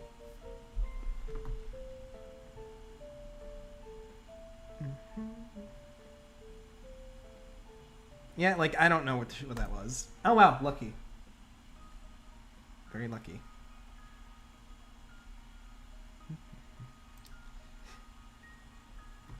Second next to Jack Black as Wally. This is mayonnaise! Like that, no, that's not possible. That's bullshit. Make the logo a croissant. Poster Chicago button. It has the skyline of Chicago from real life. So how are they going to explain that? Are the buildings in this unknown city exactly the same as Chicago? I mean, that's kind of what they did with Philly Heights, right? Like, it's based on Philadelphia. My favorite game from the Nintendo Direct, The Adventures of Ellie. Like, no, that's not doable. You can't do that. And it's gone. Wow. And they dance on you, they emote on you, and be like, yeah, get pranked. We totally got you. Haha, you're stupid. Dumbass. Chicago Cubs. Imagine they actually use the actual team names for the sports teams from those towns. It's like the Philly Heights Phillies. There needs to be a flip line version of the Philly Fanatic. The weird green mascot guy. Call him like the Philly... What's another word? The Philly Maniac. It's the bee's knees. I thought Philly cheesesteaks were made out of horse. Now what made you think that, Quackjack? Let's try this. Teriyaki 4 tenders. Let's see if I can you do the Easter egg correctly. Nice. I got 1.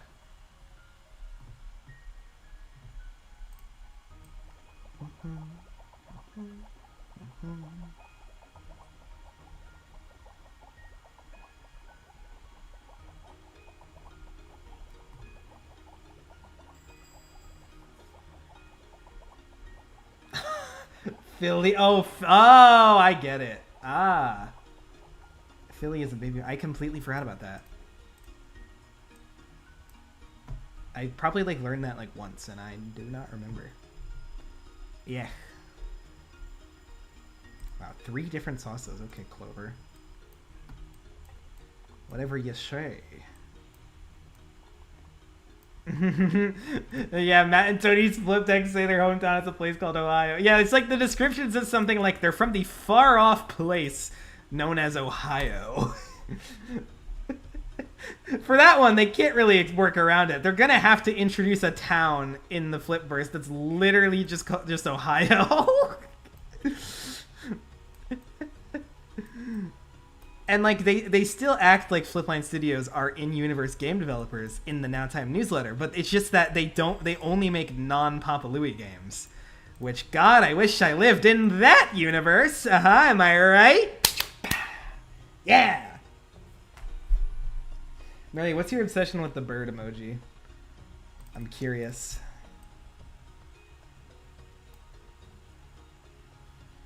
Oh. Dun, dun, dun, dun, dun, dun.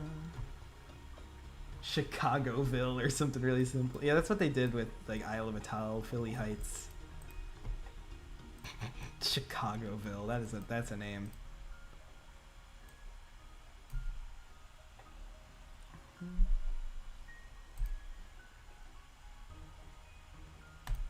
Damn. I am bad at that part. Oh wait, I gotta need to do this one as well.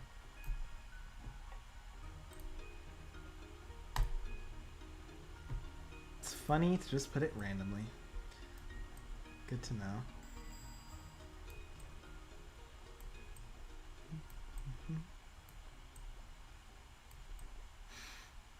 Da-da-da.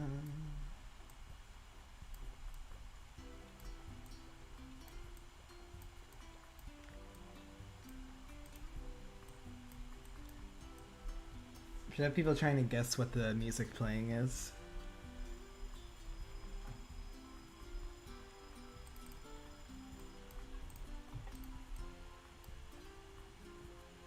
I think Gabby or Ahmed would be pretty good at it if they were still here.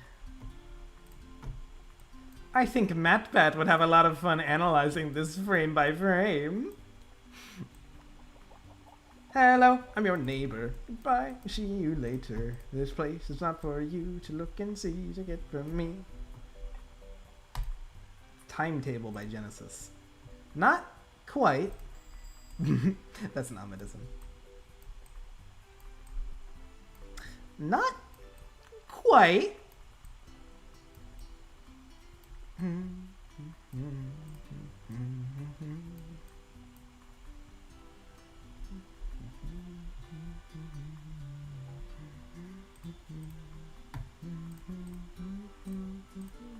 Tee. Tee. Woohoo! Tee.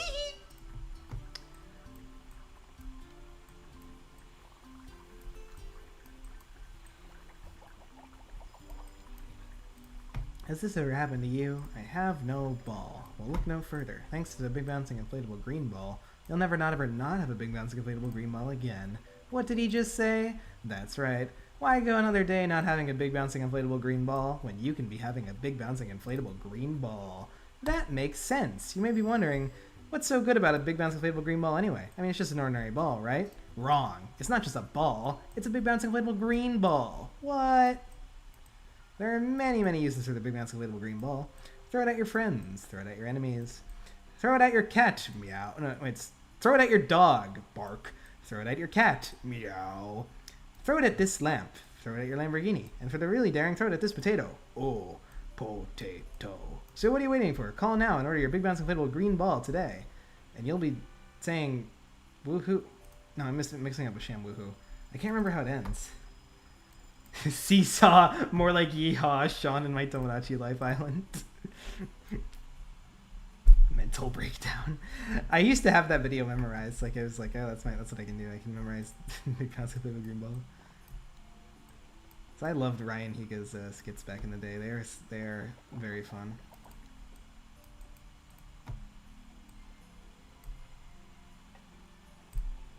Now he's just like a Twitch streamer or whatever. Bleh.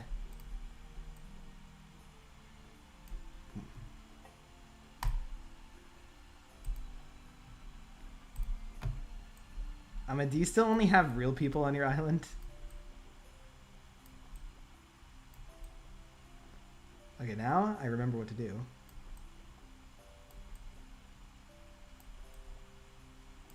Turn down the game audio a little bit. I was at 5? It needs to be at like 3 or something. Hell, I'll put it at like 1. It's like barely audible. Yeah. Things that ruin Thanksgiving video, or like all the like how to act like your favorite actor, how to sing like your favorite musicians.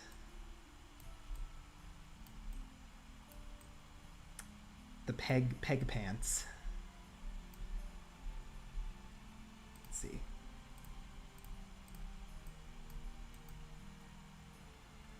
You added Reggie today. Yes. Yes. Now we're talking. Take that Rhythm Heaven Fever minigame because of Seesaw. Awesome. Join the brain cult. Join the mind virus. 7, 8. Boom. Incoming call. Oh no. Boom. Take 1.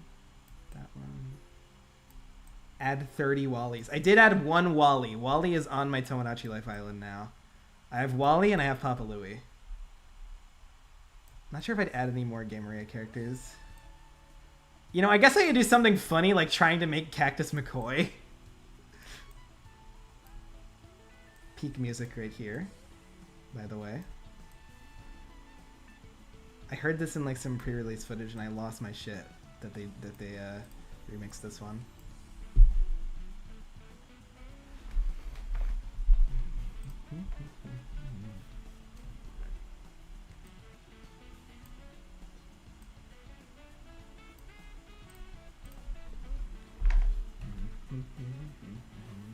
E. Ooh, ah, ooh, e, ooh, ah, e, ooh, ah. Rhythm Heaven, guys. In like 2 months, I think, basically. July 2nd. You need to try making Chorus Kid. Oh yeah, I made Karate Joe and the Rhythm Girl, the one from Tap Trial. And they immediately like started dating. Or like Joe immediately got a crush on her. Which is pretty accurate. Yeah, I can make like all sorts of Rhythm Heaven characters. Like Chorus Kid.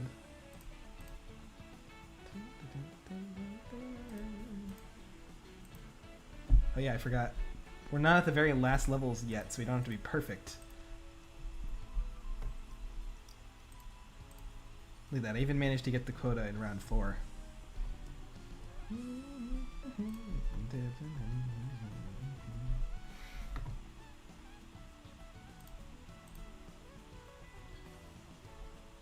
Boom, boom.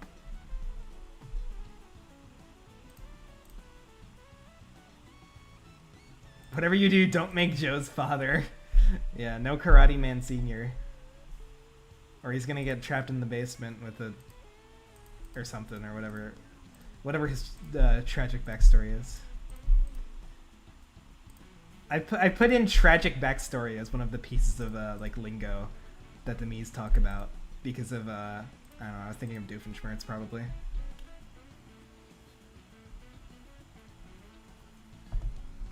Big Paulie, the GOAT, the one and only, French fries, yo, now we're talking.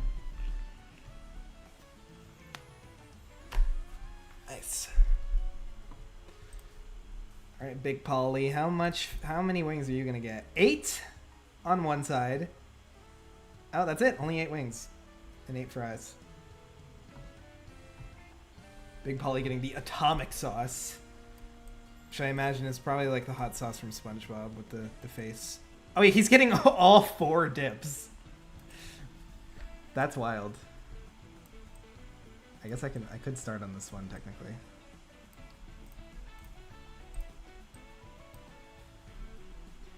Scooter. The French conspiracy deep. You're right. There's so much French mentions in this series. Because so many foods have the word French in them. And then, like none of them were actually made by the French. Why do we keep naming foods that have nothing to do with France French?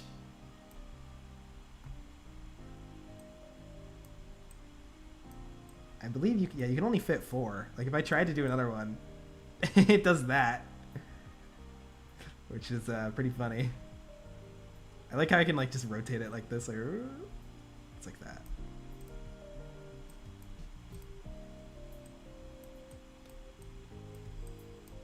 All right, I was about to click send with the wings not on it.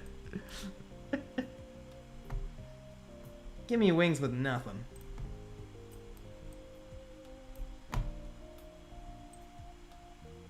Number 9 large, number 6 with extra dip, number 7, 2 number 45s, 1 with cheese, and a large soda.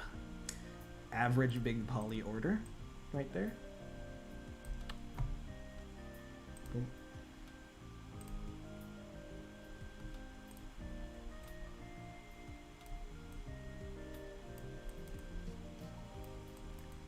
This music was a suggestion from Brendan. This is from Famicom Detective Club, MEO the Smiling Man. A game that is apparently very good and underrated.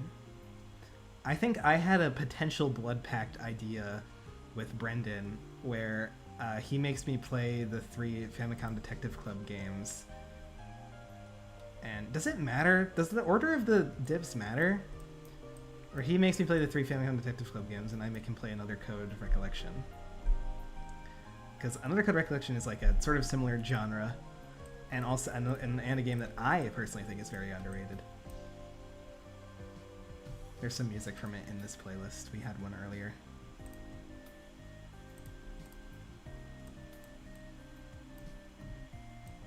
On my island, I have Lisa and Fritz the Fly. Ooh, OCs, very nice. SpongeBob and Sandy, Karate Joe, Papa Louie, my cat, Piplup, a bee, Miss Martin, Caillou, Rookie, Club Penguin, and Sniffles from Happy Tree Friends.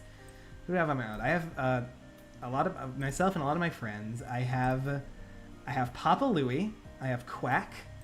I have Merche from Mi Vida Loca. I have Wally. I have a skeleton. I have an alien named Gleep. Who else do I have?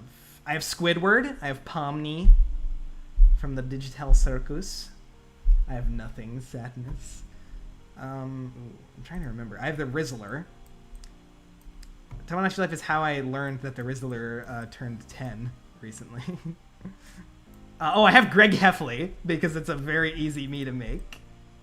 And I have Rhythm Girl and Karate Joe, as I mentioned.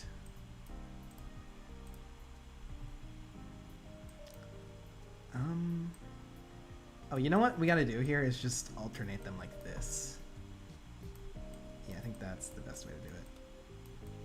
Might as well make if you know you have to use a napkin, might as well make as much of a mess as you can, because it only takes one napkin to clean up the whole plate. Let's see. Oh, I have Peter Griffin, but that, that goes without saying. I also have a me who I made as a kid, and her name is Fartbutt. She's not even like a really weird looking me, like she's pretty normal. And I had her both times I played Miitopia on the 3DS and the Switch. I had Fartbutt be the Dark Lord, because it's really funny having everybody talk about and like be scared about the Dark Lord Fartbutt, because I'm immature. No, sorry, because I'm very mature. And I'd like seeing the game be like Fartbutt attacked the evil Lord Fartbutt. There's another like weird me original character I made when I was a kid named like Agent Mars. He's basically, his eyebrows are like overlapping with his eyes, so it kind of looks like he has weird like glasses, but I didn't even use glasses. I haven't added him to my new island yet. My Yoshi's New Island. Oh yeah, I have Betty from Grandma Pong. That's another me that I've had for a while and been using in Miitopia and Tomodachi Life. And a more recent, like, After Living the Dream got announced, or like when it was coming up.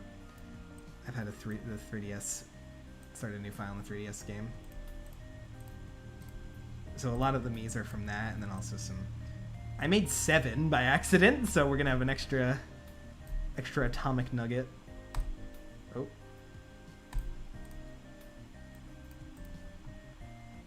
Let's see. Boom. Magalore and Marks, who I banished to a small island. That's amazing. That's perfect.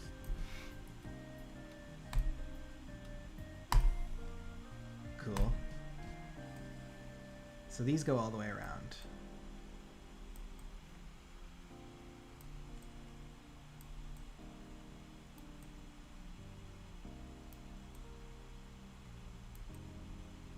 Have you guys made anything? You made anything funny in the Palette House workshop? I made a Peep in the Big Wide World as a show. Oh wait! I have the Angry Video Game Nerd. That's another one. And I made him a bottle of Rolling Rock as a food item, and he didn't even like it that much, which was a huge disappointment. Na-na-ba-ba.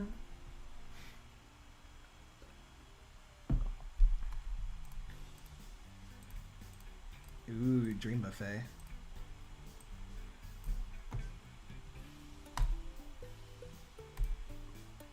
This is where you can tell I look through like Nintendo music playlists. Alright. Boom. Like, yeah, I keep doing the second part. Oh. Well, that's a pickle. It's not enough sauce right there. Oh, I didn't even know you could... You can sort of reposition them like that. Not really, though. Mix them. Contaminate them.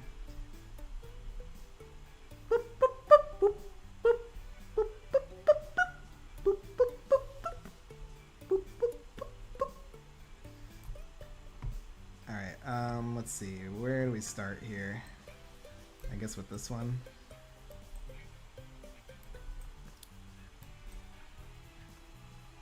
Oh wait, this one I need to do like alternating. Let's see. That'll do. You can restock on napkins. The napkins are really interesting because it's an upgrade that stays in the shop. And you can, that's like replenishable or depletable. So you have to like, there wasn't another thing like that until the customer coupons.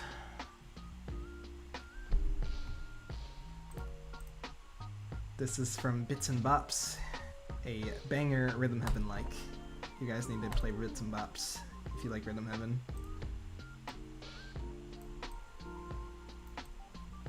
It's a little short, but it scratches the exact same itch. It's very unapologetic, but also it has its own thing. It has its own cute art style that's very like uniform, much more than any like Rhythm Heaven game. Papa fell in love and married Fritz the Fly, but they haven't had a baby like SpongeBob did. I think I have one married couple, and it's Quack and Skeleton. I think like last night Quack wanted to get a divorce, but I was like, no, don't do that. You guys have been imagine, and then like I like how right when it says that, like you can see their relationship and it says married for 5 days. Imagine being married to someone for 5 days and wanting a divorce immediately. Okay, I know Big Polly's order. It's this one. Maggie's. She gets the teriyaki, right? Yeah. Look at me, I'm doing it. Rita has the 3 things. This one. Holy crap! Greg? Okay, I don't know about Greg. This one I don't know. This I do not know.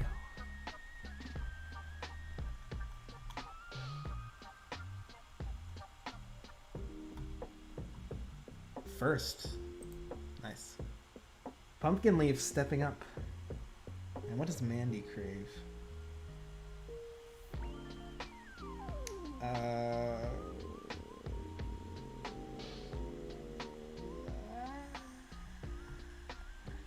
think it's this one.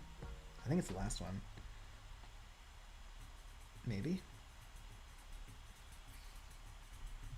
First again. Okay. Nice. Where's Oliver? Ooh, Frodini bow tie. That's cool. I'm already almost halfway down with customer cravings, and I don't have to do it again.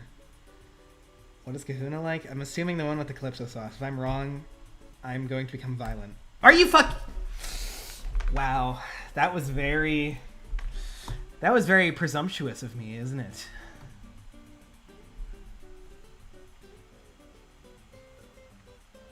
I literally just made an ass out of you and Ming.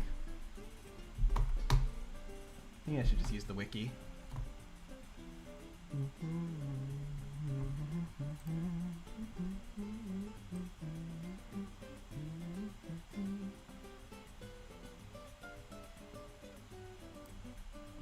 Kahuna is the fake Calypso Ian? I know, right?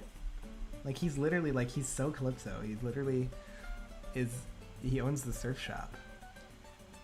He's one of the iconic surfer dudes.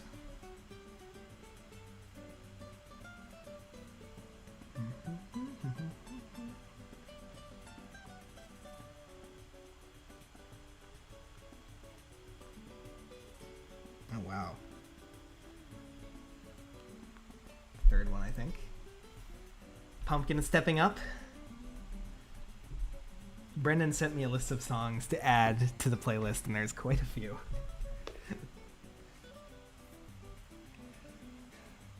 Thanks, Brendan.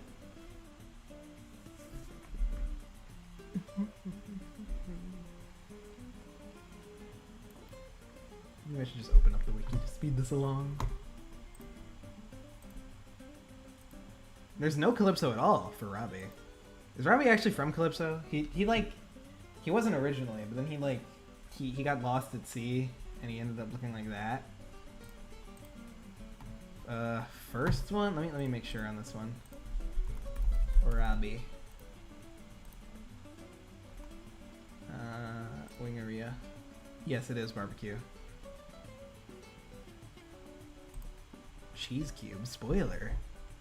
I know Big Polly's. Big Polly's is... Ooh. Ooh, they are trying to throw you off. Oh, that is evil. It has the wings on the left. I know that. They are being evil here. I'll look up Hugo. Because I don't remember Hugo's order. Area. 6 honey mustard all over and 6 atomic boneless. Atomic and honey mustard all over 2 awesome sauce. Man, these are really tricky. Once you get here, they start putting ones that are like the same, but it's in a different like placement. 4 buffalo wings, 4 celeries, and 4 french fries on the right, and ranch. There we go.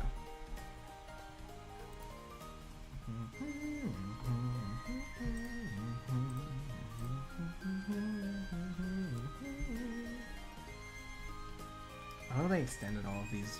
The return, well, all of. I say all, but there's 2 of them. The returning board themes in Jamboree. But the problem is that Western Land doesn't have the funny little intro anymore. The little dun dun dun dun dun dun. It just like takes out so much of the charm. These DJ Honeybusters at Club Atomic. Swingeria. Oh wow. Swingeria HD doesn't look very HD to me. Yeah, the ad has to be in the Flash game, so it looks like cramp, I guess.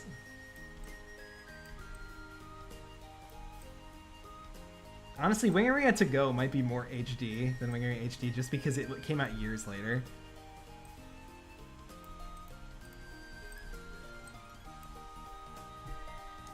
I hope we got Deep Blue or C in this. I don't! I need to add that. Let's see. That's a really good one.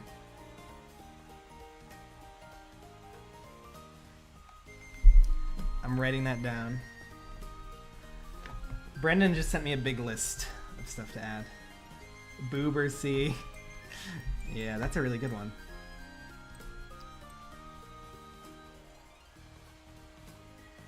Eve added quite a few Mario Party songs at the beginning, but she doesn't like Mario Party 3, I'm pretty sure, so she didn't put that one in. I like Mario Party 3. I'm not sure if it's actually better than 2 or if I'm just sick of 2 because it's the one that people always talk about and the one that they keep re-releasing. Yeah, 3 is very cool. It has so many fucking items. Big Polly, I can't fit all of this on a plate, dude. What do you want me to do here?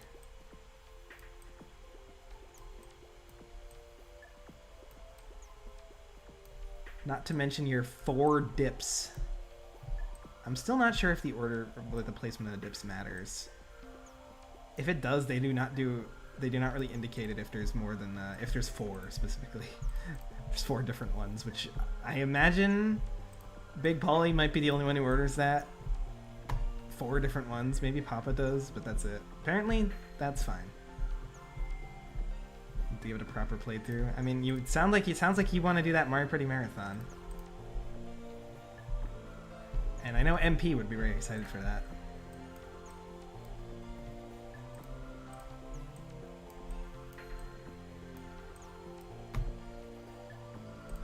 But I want to see you suffer playing fuck-ass NES games. Look, the thing about the Mario games on the NES is that you have to put yourself in the mindset of the time to like them. You have to be like, this is all I got. I'm sitting here in my hey son, I'm back from my 80s job, and you're playing 80s video games on the 80s TV.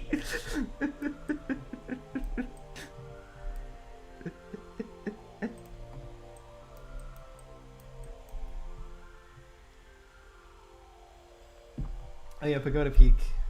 That's a good theme. Mario Slot Marathon. Look, only like 2 of them are slot. Only 3 of them. 4, I guess, if you play Luigi U as well.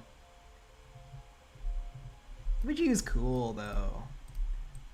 That one's definitely cooler to play single player. It was not as fun in multiplayer because the levels are way tighter designed and more difficult.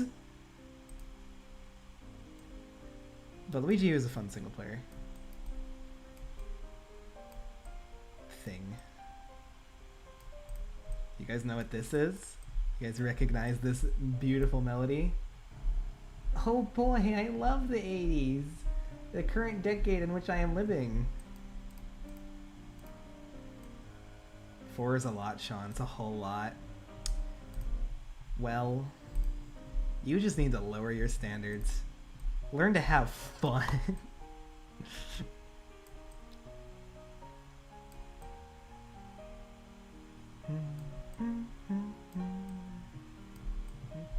Yeah, they are still good. That's the whole thing. Again, New Soup can't keep your attention, but Peach Showtime can. Fishy, a little fishy.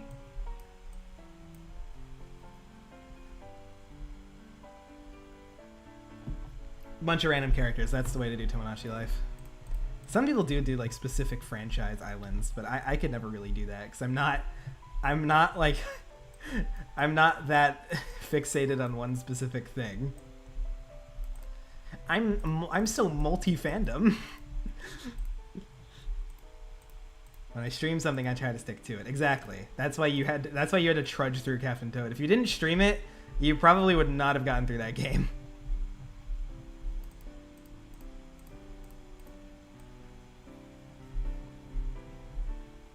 Taylor's car racing to NES implies he grew up in the 80s.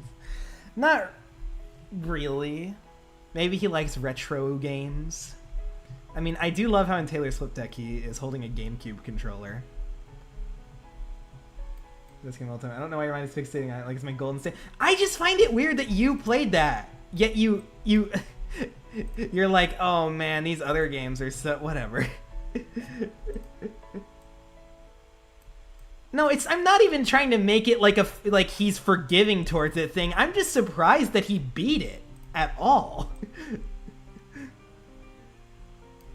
I don't think he's being too forgiving towards it. I think it's fair that to look at it differently because of how it's clearly, designed differently as a Baby game than most Nintendo games are.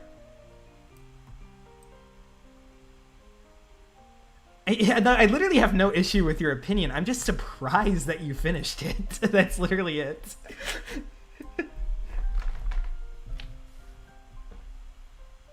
Would not call it good, objectively speaking, methinks. Yeah.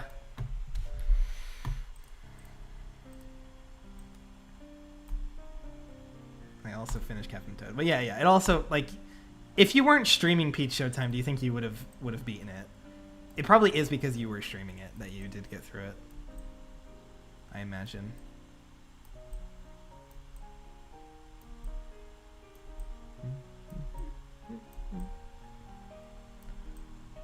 Like, I wouldn't play through all these game areas if I wasn't making videos about them. I know that for sure.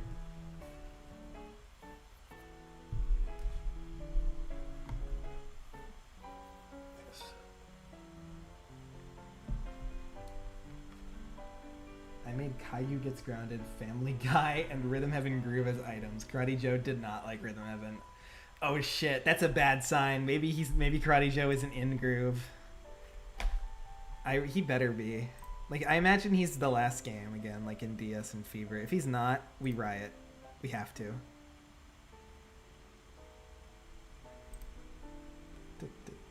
I really hope there's vocal songs. I imagine there will be, but you know, Megamix, like, you know, had that whole thing where they didn't. Oh, you'll eat your show? Gabby, I didn't know you had a shit. Fuck!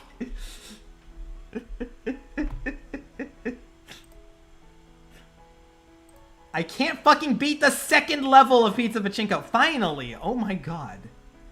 If Widget isn't in Groovy, right? That's true. That's the other one that's kind of been in everything. There's like a new samurai character instead of the Wandering Samurai.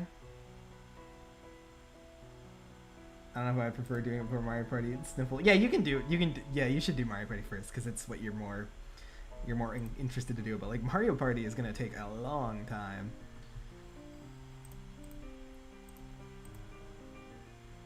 And you just want to do like the single player, which is interesting. I'm not sure why Captain Toad Treasure Tracker gets so much flack nowadays. I don't think it does. I think it's just Ahmed. I've never seen anyone else complain about the game, which is weird.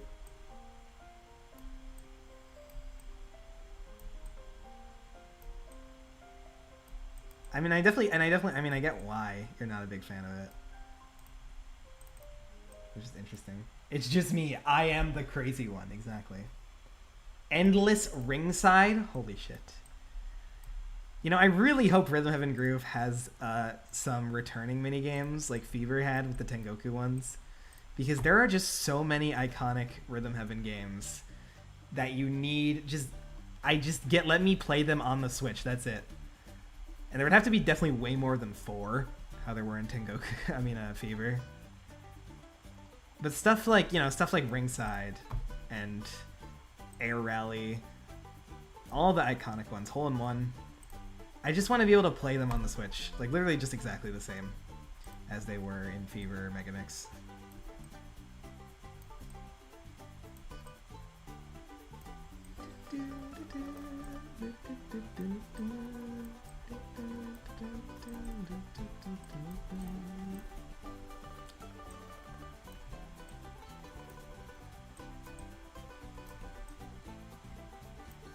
That's like one of the big things I hope for in Groove is that there's at least a couple returning games as well. Everyone else thinks it's very good, apparently. I don't even know if very good. I mean, like, yeah, the review scores are like 80 is pretty high. Maybe it's just the Nintendo bias. It's like, oh, it's a Nintendo game. It's like a Mario thing. Oh, yeah, that's good. Mario's good. I don't know. I don't know. It's weird. Whole selection minigames from previous entries, kind of like Mario Kart Retro Tracks. Yes, absolutely. That is perfect. Perfect. Like, you go through a whole other, like there's a menu underneath, kind of like the multiplayer games in Fever, and you find these are the classic minigames. I guess we'll do that.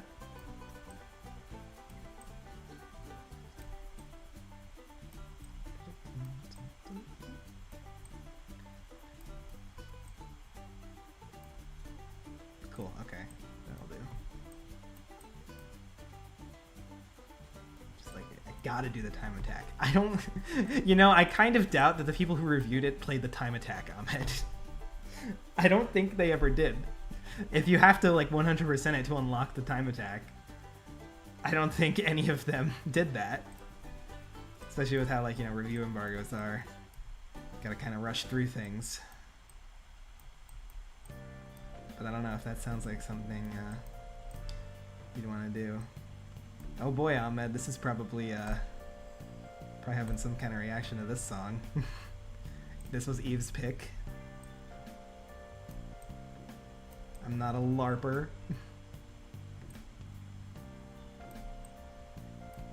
A poser. I don't know why people started saying LARPer to mean that. It's not exactly like the best term for that.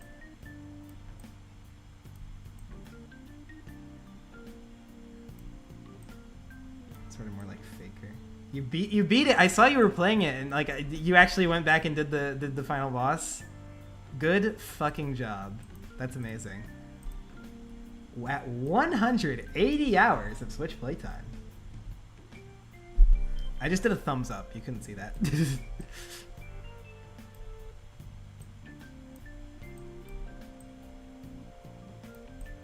Bravo. Slash Jen. You win.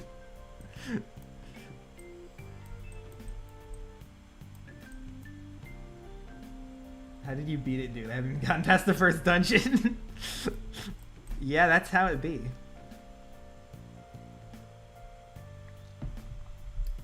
I can't... The game...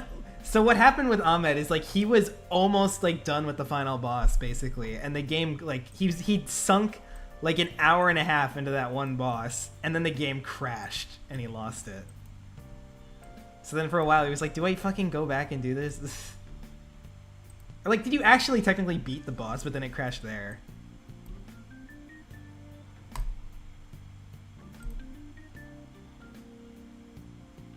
Two hours. Okay, perfect. Nice. You gotta love JRPGs. Boom. Yeah, apparently that's how it goes.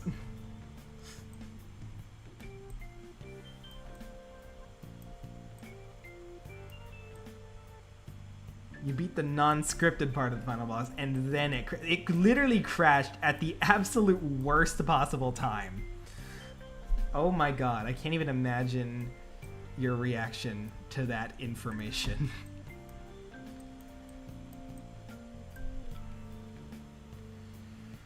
Played it on hard mode. Ah, interesting. Because you already played, like, the original Persona 5, I think? I would assume. Considering you were talking about Joker and Smash. When we met. And you probably played that on... Oh, you did not? Wow. That's surprising. I know that Brendan did play the original Persona 5. He hasn't, like, played Royal. I think he probably played it for a little bit.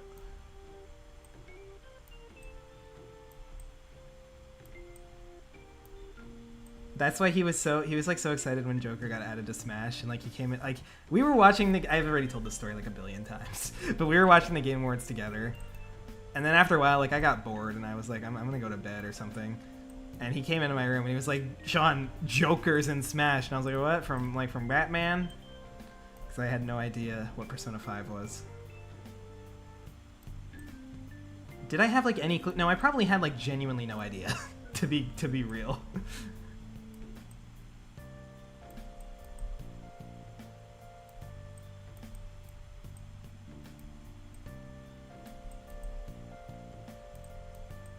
Damn.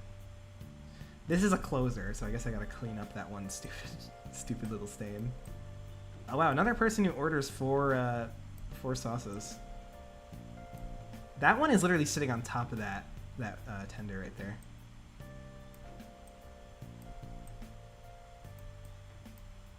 He was a fish tender.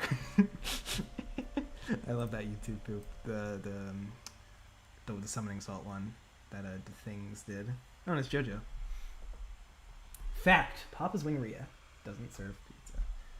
This was your first ever playthrough. You had such an open mind about the Jonkler getting in Smash, and yet I was like, no, where's my bandana Wild Ear? I don't know who I wanted in Smash at that point. Fry fan. That's me. BSI, it's May! I'm here. Sorry I'm late. I was at break at Flake. Everyone subscribe to May, because on spoilers or whatever, I think on Wednesday, you should see a video on her channel with me and Gabby in it. And we figured out the last time we talked, like we were in call, was like a year and a half ago when we played Lethal Company. And it was fun finally doing that again. That's my friend May.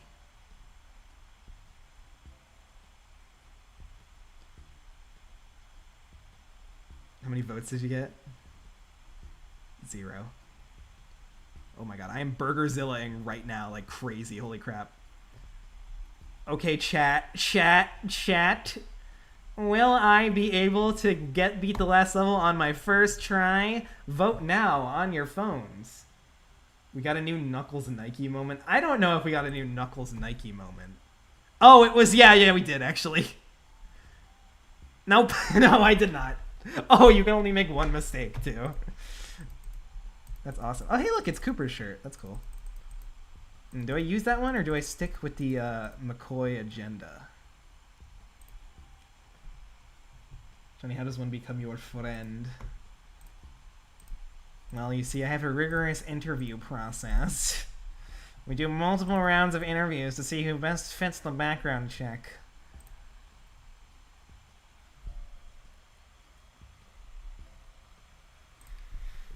Kung Pao Dip. Wow. I don't know if I've ever gotten this far in Wingeria.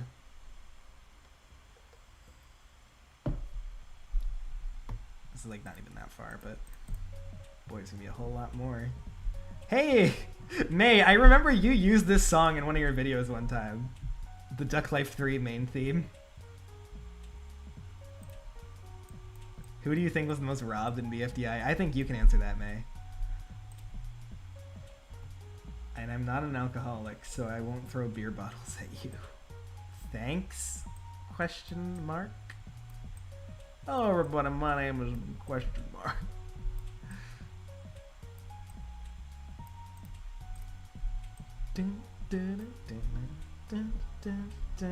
I still love this theme, just the way that it combines the Duck Life 1 and 2 themes so seamlessly.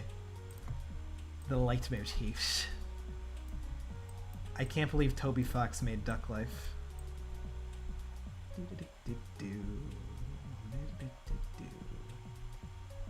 I do caffeine. That's a good drug.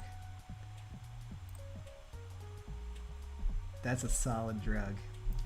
I still remember in like health class in like my middle school or high school or something, our teacher was like, you know, guys, caffeine is a drug technically, and we were like, what? No, no, no, go on, miss, go on. Go on, miss, go on. Dude, it's cool, just cool. Into the mouth. Nice. That one. No breathing. Teardrop in season 2. Yeah. That's probably why they overcompensated and like let her get into Teapot for free. Every time I fucking say Teapot out loud, my brain just fucking thinks of the I made the amazing digital circus characters into Teapot video. This is Pomni. This is Pomni. Pomni from the amazing digital circus. Do you want to know? Do you want to know what it would look like? Did you know SpongeBob in Super Mario Brothers? SpongeBob. I don't remember the exact sequence of characters for that one. I love this track from Epic Yarn.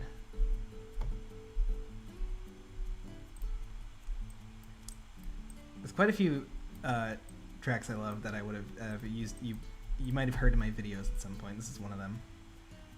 It's in like Duck Life, one of the Duck Life videos. I use music from The Sims 1 a lot because The Sims 1 has a really good soundtrack. So damn good.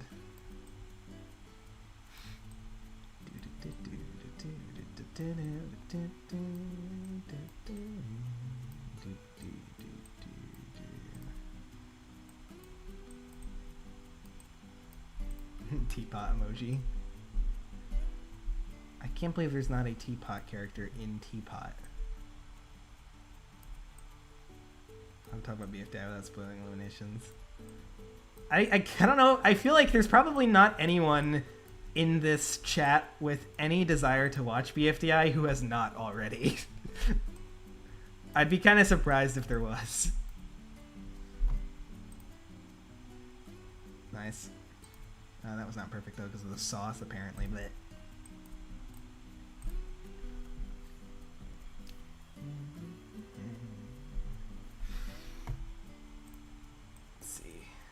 Boom.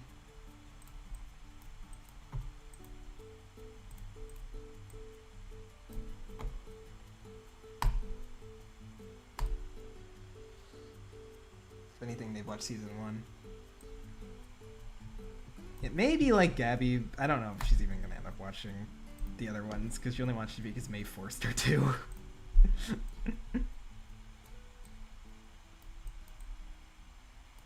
Lesson learned. If you keep bothering your friends about something, they will eventually cave and do it.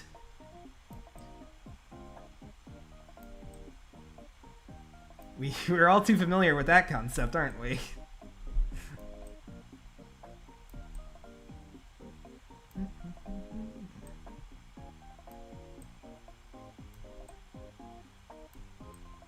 This is an interesting choice to use this, like, lo-fi... It's called, like, Frutiger Arrow mix or something. It's just, like, muffled a little bit. And the image is, I think that is Hank Hill right there, as in Tomodachi Life. I don't even know why I've seen BFTI multiple times. Like, why BFTI? That's kind of why I feel what I feel about it too. It's like, why do I like this?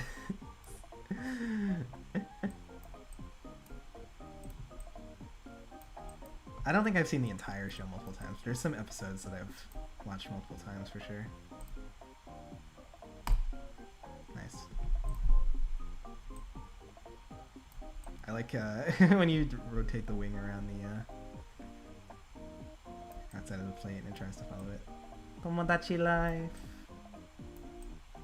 Yeah. Gotta love it. I love Tomodachi. You should know what happens in an episode if it came out over a decade ago. Which would put us at like...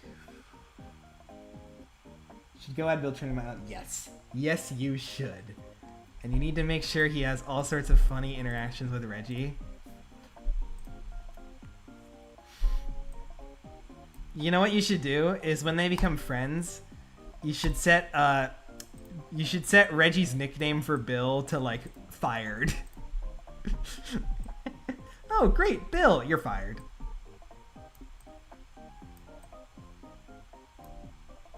You gotta add Bill ASAP.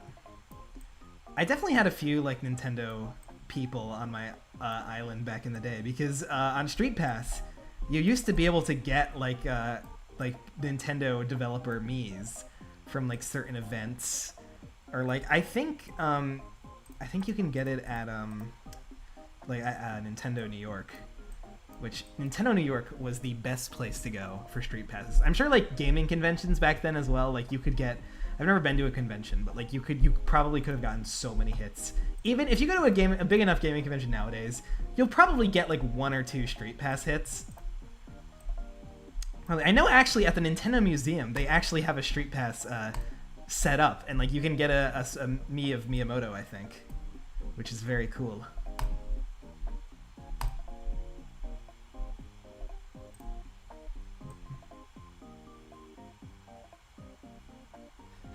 Like this episode air date order. Yeah, that's the whole thing about BFDI. Second season went on hiatus for 10 years. And I think the third one as well is going to come back after 10 years.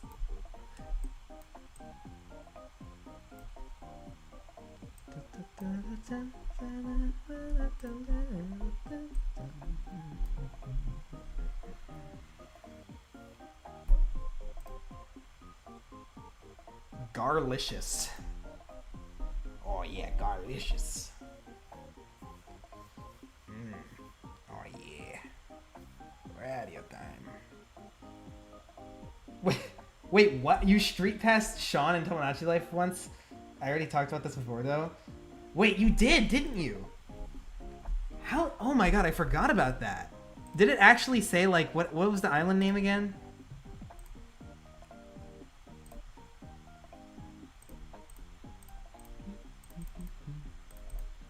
These are getting kind of hard. Cast had to split so it wouldn't take 15 years. Yep.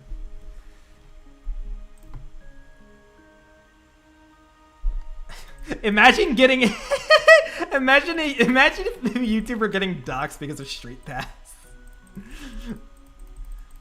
Maybe that's why they don't do it anymore. Who have you put on your island, Shoni? I already mentioned this. I already did the big list. Who do I have? I'll do it again just for you. Papa Louie, Quack, Merche from Mi Vida Loca, Skeleton. There's an alien named Gleep. There's the Angry Video Game Nerd. There's a lot of my friends and me. There's Rhythm Girl and Karate Joe.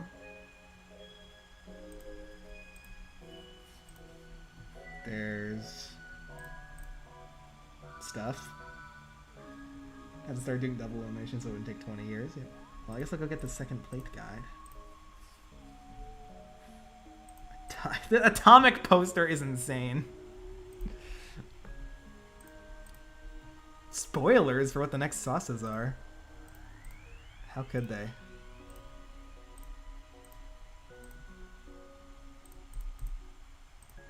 I can't believe they've done this. I'm gonna end up doing what I do in all these old game areas where I just completely cover the wall with posters.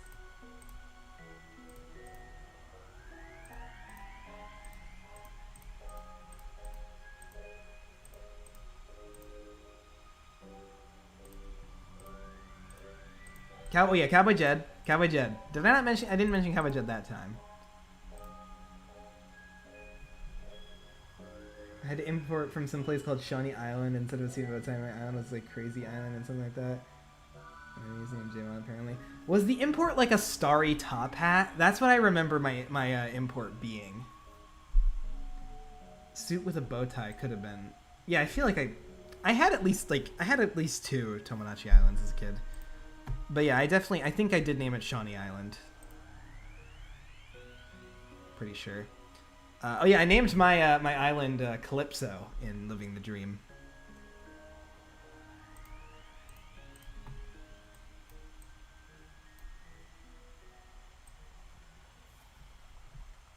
That's what I would have gone with in Animal Crossing as well, New Horizons, but I ended up naming it Shawneewood as an awesome reference to the hit Shawnee Productions YouTube video Exploration Hotel, where I was like 12 and I played a crappy Minecraft knockoff and I made it on my mom's iPad and I made a hotel in it, and for some reason that video got 64,000 views and I have no idea how. I think it is genuinely, like, if I go on YouTube Studio and I sort by most views, it's gonna be like number 3 or something. Maybe even number 2. Yeah, do I have another? I mean, if you include shorts. Yeah, it's number 2, I think. Yeah, it's number 2. It's Run 3 has 134,000, Exploration Hotel has 64,000, and then Mario 63 is way down at 27,000. But yeah, there's not another old video until all the way down at 2,000 views with Mario Plush Gangnam Style HD.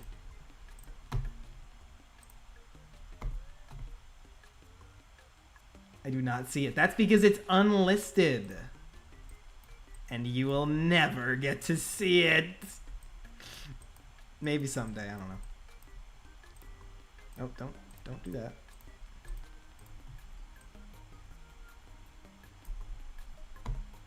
Boop. Boop. Too early. I always keep doing that second part too early. I think it's the flickering that screws me up. Oh, this is Big Polly. Had to list to make your channel more professional, didn't you? I mean, yeah.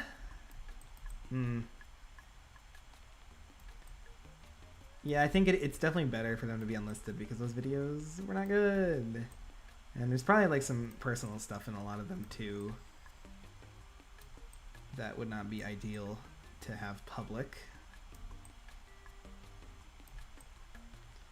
Maybe I'll, I don't know, when I get like 5 billion subscribers, I'll make some of them public. I'll drip feed them to you, like my best friend Nintendo. Be like, look guys, you can watch this selection of Shawnee Productions plush videos.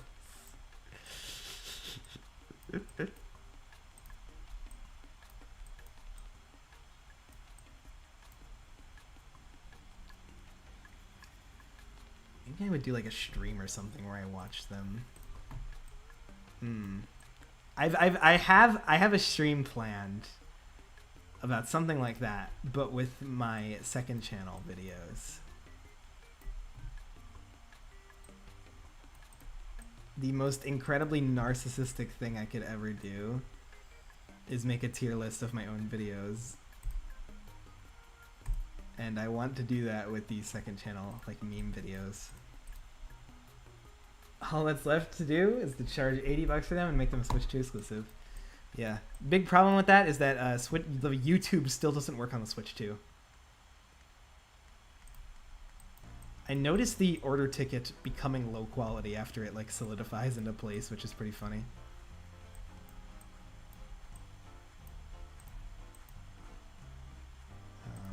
Here we go.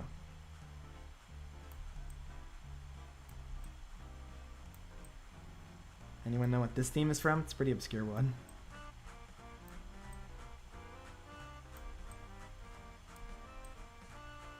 Rather, like a pretty obscure part of this game that isn't that obscure.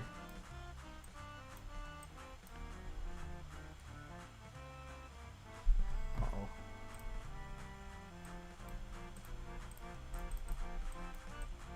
These streams are basically just, I mean, like video game. This is from Waluigi's Taco Stand. Well, you're in the right franchise. The right cinematic universe. And it does play in an establishment that probably serves food. I think it does. I'd assume it does. No, not Psycho Waluigi. It's not. Waluigi is not in the title, unfortunately.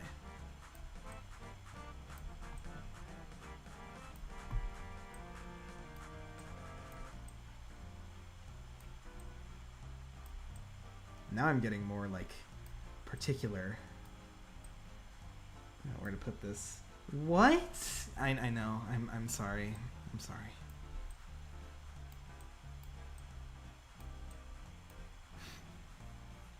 If they genuinely make a Waluigi game, that might be the most surprising thing Nintendo ever does.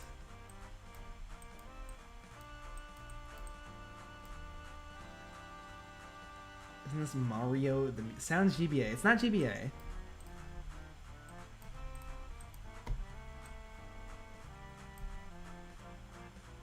I will tell you it's N64.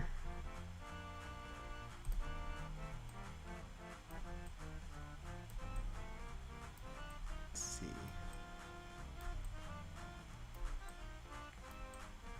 I should have added that fucking that video someone made about a Olive Garden for the Nintendo 64. Waluigi game would be awesome. And like how though? How would they do that? I mean, I guess I shouldn't ask that. Like technically they could. You should have taken over when Reggie temporarily left. That kid who's like, they'd make a game about anything. He should have said, make a game about Waluigi. If you lock the fuck in. Not quite Dr. Mario. I think there are multiple Waluigi fan games. Psycho Waluigi is the big one, really. What is Waluigi? I mean, I'm sure someone has made Waluigi Taco Stand a real game, but it's kind of more like a concept. It's kind of more like a meme concept than it is an actual fan game.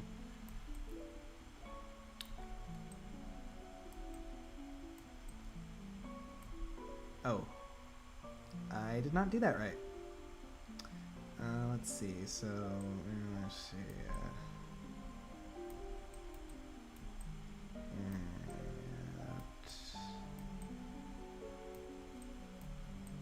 Okay. Go as whack as we can. We're in Golf 64 now. It was Paper Mario 64. It was like that bar play. What was it called? Club 64 is what it's called. Oh, I think I missed a spot. You missed a spot. No. guess I guess I should.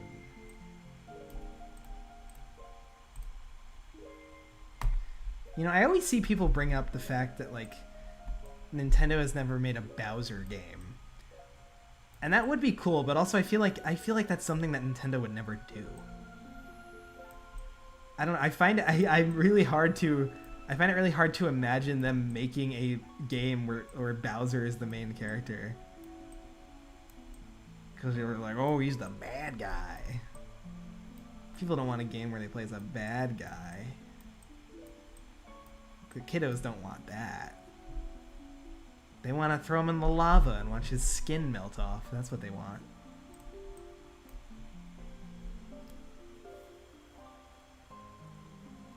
Nice, okay. We passed Quinn's inspection.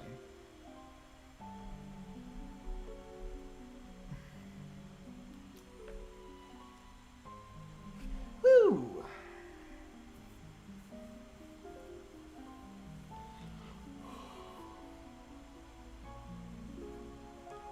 Rank 14, baby.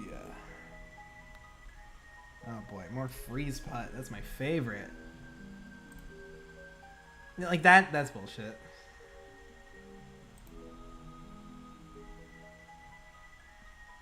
There is more. Yeah, Bowser's Inside Story, I think, is going to remain the closest we get to a Bowser game. And it is a really good game. It's a really good game for Bowser. If Sarge is popular with Bowser, does that mean Guy Mortadello is Wario? Yes, absolutely. Guy Mortadello is so Wario. He is literally a twisted, like, fucked up version of the main character. And that's why I love Guy. That's why I really like Guy Mortadello. It's just because he's literally Wario. Oh wow, that is total ass right there. Whoa, comeback of the century, but I don't think I can. Well, I think this is the only way to do it. All right, Kobe. Damn it. Crap.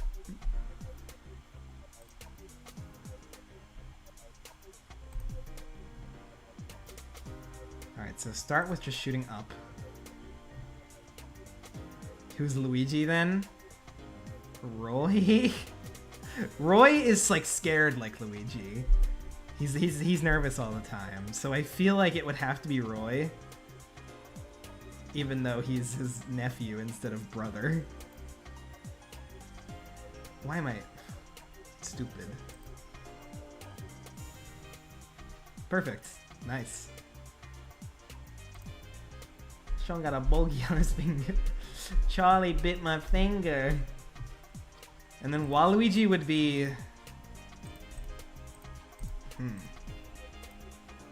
Roy enjoys Sarge's Inside Story. Yes. Peak.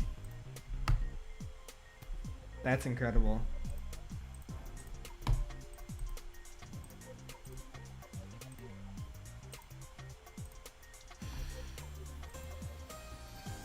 Okay. I am gonna... Wow, we've been streaming for 2.5 hours.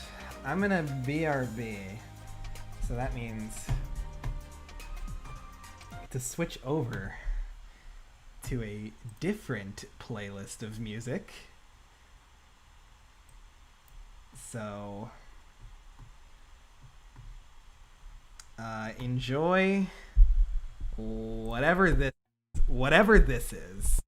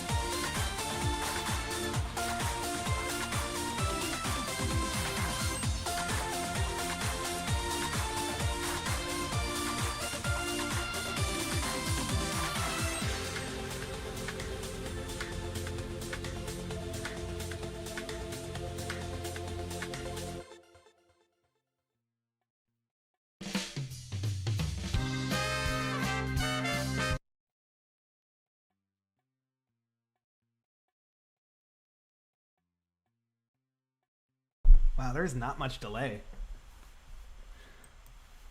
Not doing that one yet. We gotta save that one for later. Let's see.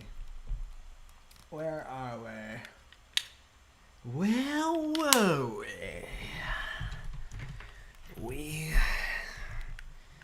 There is no we. Without me, there wouldn't be a you.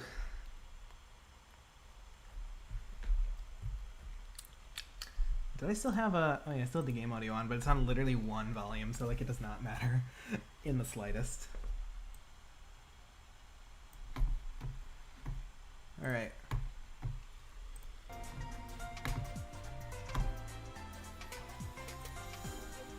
We're going?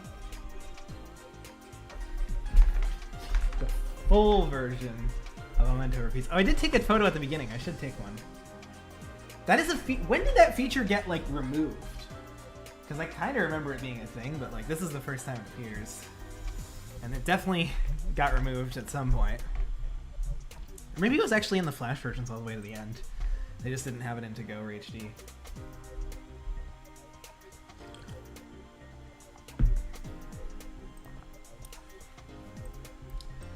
Yeah, I was debating which worker to pick on this one. I wanted to do a poll earlier today, but I was literally just starting the game, and I was like, well, I'm just gonna play this, so I should just pick. Maybe, at some point, for some future one, I should do a poll of which worker to play as.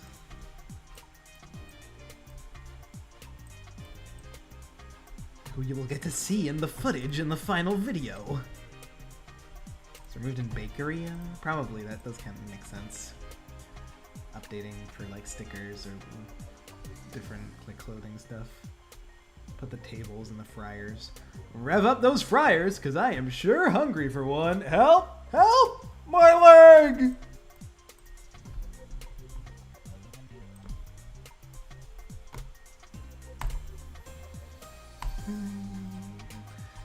This is an absolute T-Lopes banger from Sonic Superstars.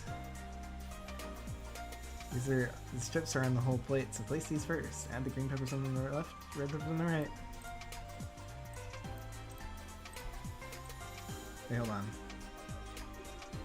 Oh yeah, okay, strips are on... Yeah, so stuff on the whole plate you place first. Alright, yeah, that makes sense. Cute though, I missed it. Maybe did after Scooperia. That also makes more sense if it stuck around for all of the Flash games. You know, that is interesting because in the Flash game areas, there is that whole freshness mechanic for the decorations and stuff. And that never ended up getting into the modern To-Go engine, and that means it's not in the deluxe games.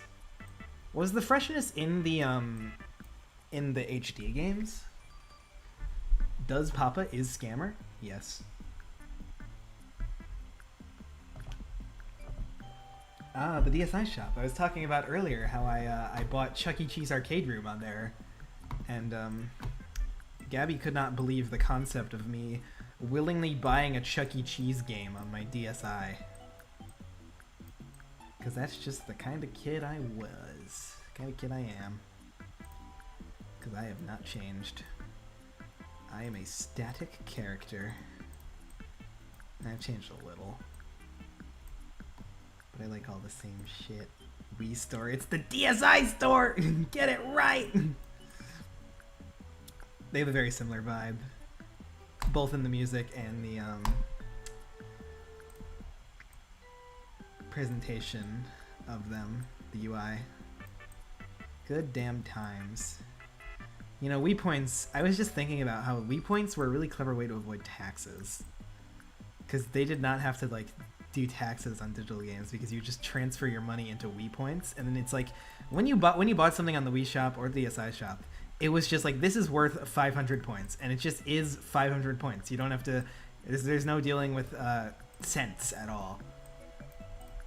And that's kind of cool because like if you got like a Wii shop gift card, you knew exactly what you could get with it. It's like if you got like a 2,000 Wii Point card, you know you could get 5 NES games or you could get 2 N64 games or whatever. Please, Mario characters, throw your game data in my box with your blue blocks to create a cute gift box for me to open. Please. Please, I need to see Mario making a cute little box for me while I'm downloading Hentai Girls. You see, the times are just different.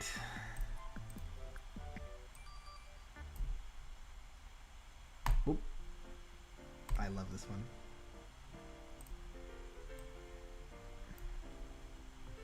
Okay, yeah, so I need to take Matt and Tony, my favorite gospel singers, advice by starting with the things that go all around the plate. E-slop.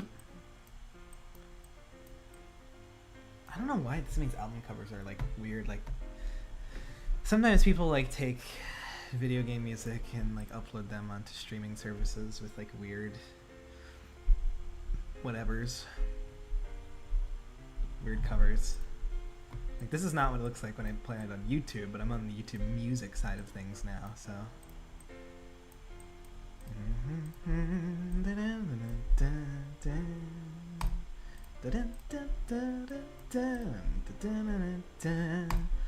I always thought it would have been really cool if they did a Mario Odyssey 2. If they replaced like the 8-bit sections when you go into walls with like 16-bit ones. Like instead of the Mario World sprites, it uses the Mario World sprites. I think that would have been really cute.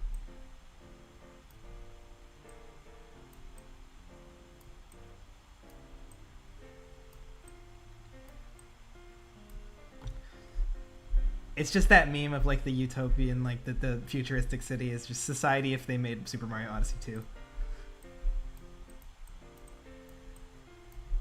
But we can't have nice things, can we? Surprised how much progress you made on stream.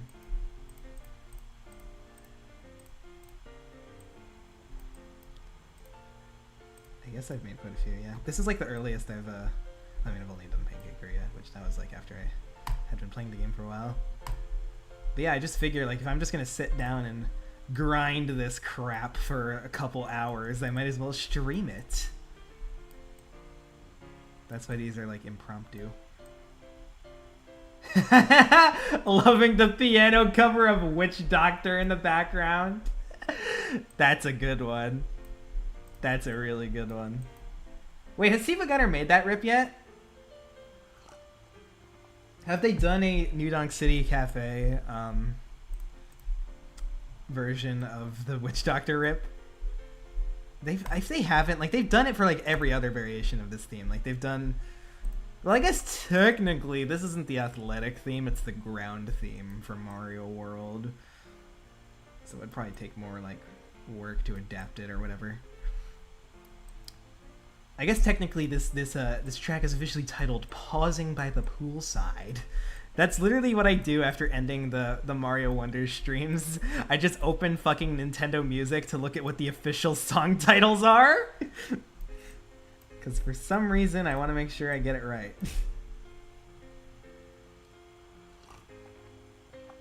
Look up the Garfield comic that came out on your birthday. Yes, I love birthday Garfields. Mine is just, it's just Garfield saying, I am drawing ever closer to inner peace. That's my new name for a nap. Not the most exciting Garfield comic at all. Man, imagine being a... imagine your birthday Garfield being the one where John drinks the dog... the dog, I'm not gonna say that. But you know the one. You know the one. Fucking... I don't like... Hallway Hunt sucks. This is like the most bullshit shell game ever. Look at that. That's not... You can't... No. That's not... That isn't... You can't.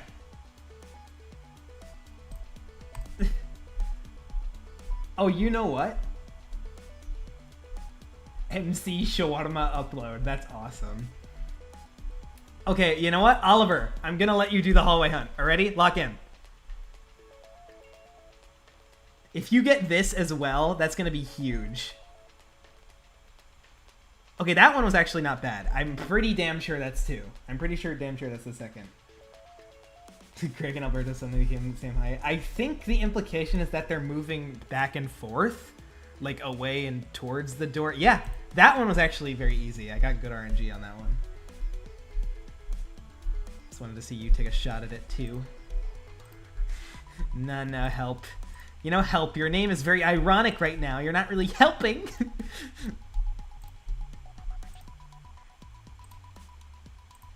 I like the multi-green fields.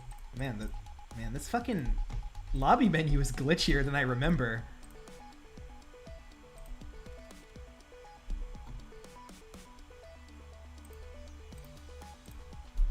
Getting our lobby all packed. Maybe I should change my outfit.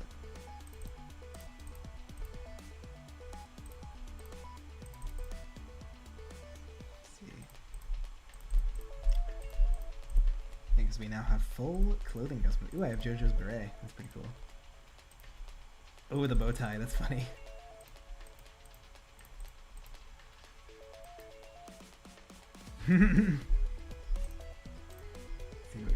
Pretty good at tracking things. Wow. Of course, your skills are not just limited to customer cravings. Interesting how these specifically show Chuck's hair. Rain over the wing area. Ooh, cowboy hat. That's a good one. I'm going with that. Yeah, baby. That's like Peggy's hat. Just the web she loves more freshness. They just feel right to me. Before, yeah. I feel like they've made all of the minigames easier over time. Like, I especially noticed with Breakfast Blast in Pancakeria, it was way harder than I remember.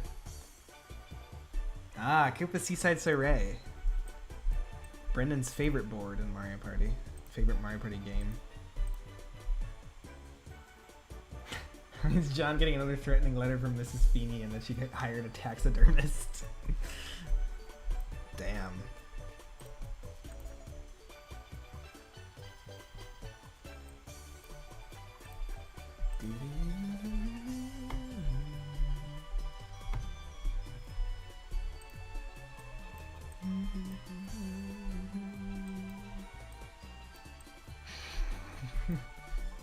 Nah, man, you just have a legit skill issue.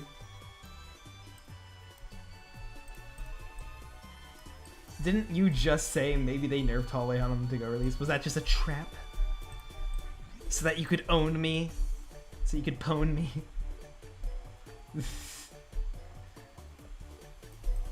Guys, for the billionth time... Well, I mean, I did play the fucking Chicken Dance song, which I'm gonna get copyright claimed for, but that was because it's funny. I'm only doing video game music, mostly Nintendo music, because of copyright. I don't want to get copyright strikes on this channel for playing your music. I'm sorry.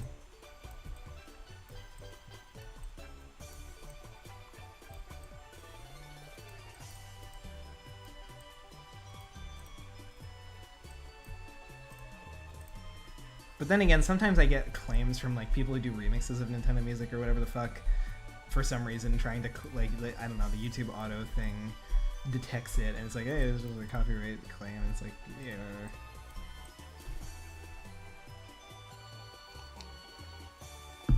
Wow, perfect. Look at me. I'm so good. See, I don't have a skill issue. Oh, God.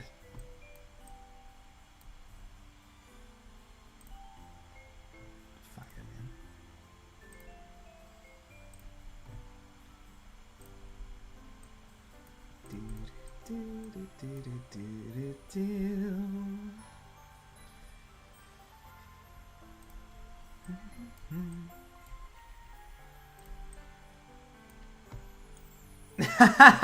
I envy whoever's birthday strip is the one where John defenestrates Garfield. Imagine your birthday strip being the pipe strip. That would be so legendary. Mythical birthday Garf pole. Like, that would be the best one to have, I think. When was the Garfield pipe strip? It was very old. So you'd have to be like 1978. You'd have to be like 40. You'd have to be almost 50 years old, yeah. But it's worth it because you get to say that your birthday Garfield is the pipe strip. I keep doing this one wrong. I don't know why I'm moving them fully over to a different section. No clue why.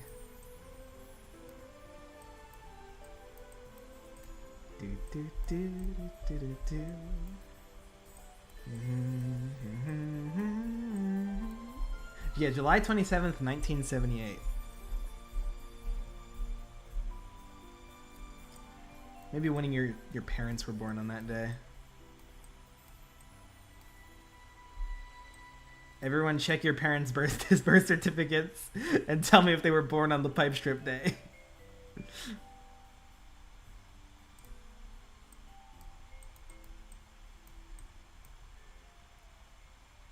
The look on their face would be awesome. It was pre-Odie.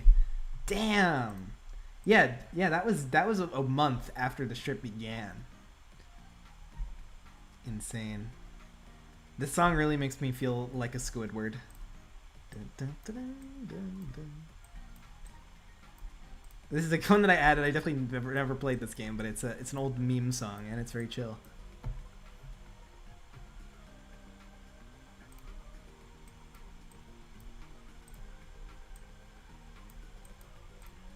Don't open that.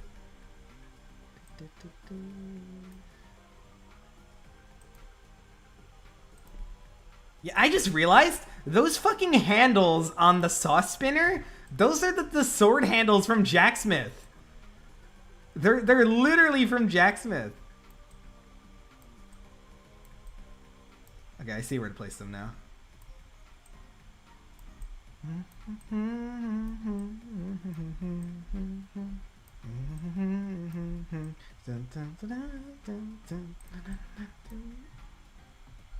You still have a pet Garfield and Tom. Oh, I forgot. No, Garfield is actually a me. That's the me I forgot to mention. Garfield is on my island. Right now he's in a cardboard box costume because it's like, you know, how he sends Nermal in a box to Abu Dhabi. So I had to give him a taste of his own medicine. He likes it apparently. Oh, fuck, they are. The basic grip. Ah, you never noticed that. I am such an observant type person. For being able to see that. Check that out, character development.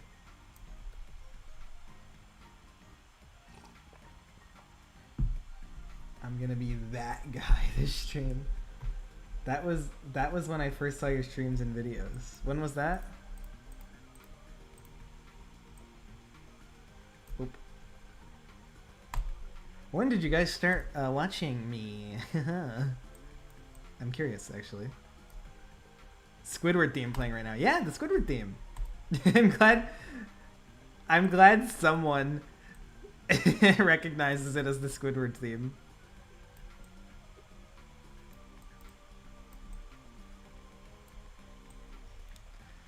All I know is that Ahmed was there since like literally day one. Because we just became like mutuals on Twitter. Oh, fucking ultimate classic right here. The Burgeria Talk Me and Freezeria video, that's all I remember. Wow. Awesome. That still feels pretty recent to me. I love Gentle Breeze. I love Birdman. That's right, y'all. I'm a seanyproductions OG. At least an OG to the modern incarnation of seanyproductions. But for that, you were literally there day one. Was the Papa Louie Pizza's attack video, and the first stream from you was the second Freezeria Deluxe stream. Wow. Yeah, you've been an OG for the streams. That was like the second one I ever did. Do I have... I fucking forgot that... Oh my gosh. Oh no. I can't believe I lost the lost episode. Old school fan. Prehistoric Shawnee fan.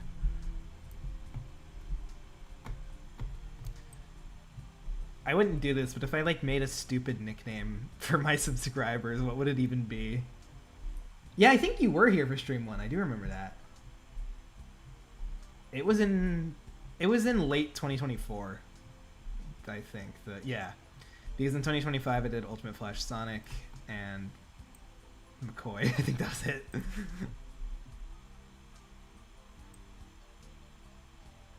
Boom.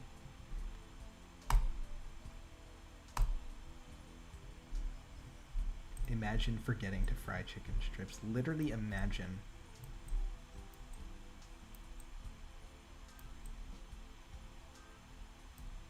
Like, this guy is such an objectively bad human being because he forgot to do the thing. The Flipettes. The Shawnees. That's my band name, Shawnee and the Flipettes. Been here since the Populi One review, since like I've never seen anyone talk about the game. Yeah, Jay, I remember you've been here for a while. I remember you being in the comments for so long.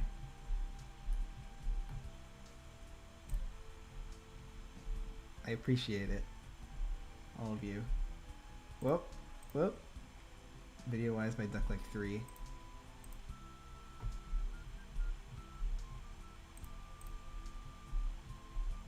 Shawnee and the Productettes. Okay, you guys are my Shawnee producers. That's what it is. That one's obvious.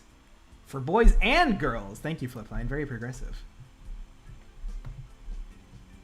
The rivals of Scarlet and the Shakers.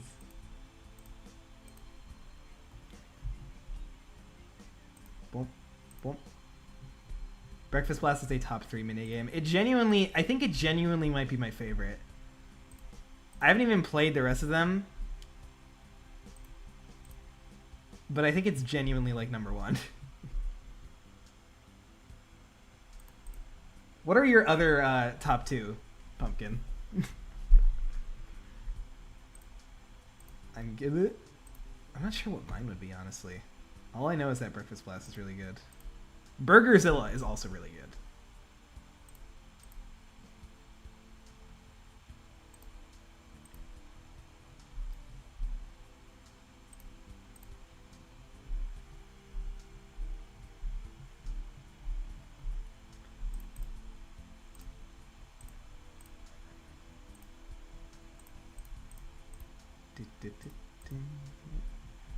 Home Run Derby and the golf one. I have my issues with freeze putt. That's for sure. The goat Breakfast Blast. That's what I said. Why did Alan come out of that building and then just give like a look? What is that building? Is that the casino? Maybe he just lost all of his money. And he's like, yeah. Burgerzilla is definitely one of them.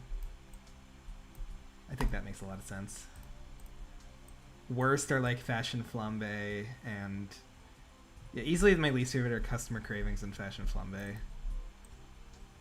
As you can tell, I guess I have a bad memory. I fucking love golf. These shot mini... Yeah, shot mini games are really good. If you lump them all together, I think that's a good number 3. They're very simple, but they work well. I like Mitch's Mess. I think it's a really funny concept. And the fact that I don't know if they still always change up the layout, but they used to change up the layout like every game. Or maybe it works in a different way and you guys explained it to me before and I forgot. Most likely.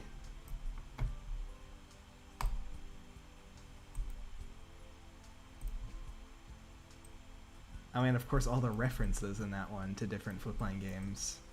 Like the cookies from Steak and Jake and Midnight March, and all the different ores from Jack Smith, and the I'm already forgetting what it's called from McCoy. The cactus stone, the Thorn Emerald. That's what it's called.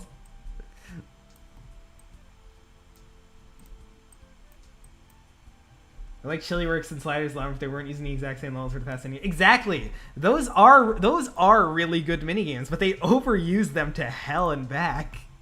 That's the problem with them. Like, yeah, oh yeah, I love Rico's Chili Works. They just need to make new levels for it.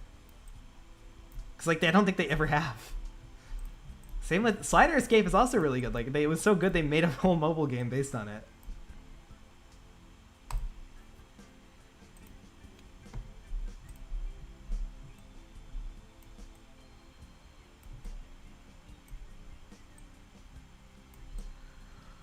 I definitely plan to do a mini-game ranking video once I review all the game areas, which will be, I don't know, never, eventually, sometime. When I'm like 60. Then you guys will finally see the official, full Foodini minigame ranking. Papa's Raceway, Customer Cravings, / Return, and Burgerzilla. That makes perfect sense. Papa's Raceway is very cool, but also like you can sometimes just get screwed over if you can't get the CPUs take all the coins. Ooh, Sticker Star music. I love Sticker Star music.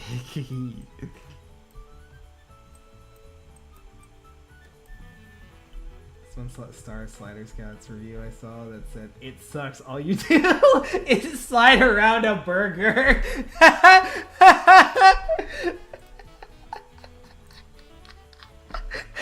That's like reviewing Tetris and being like, "Oh, this game sucks. All you do is stack blocks." Man, where's the fucking story? This is fucking bullshit. Why do I care about these blocks? My fight or flight response activated.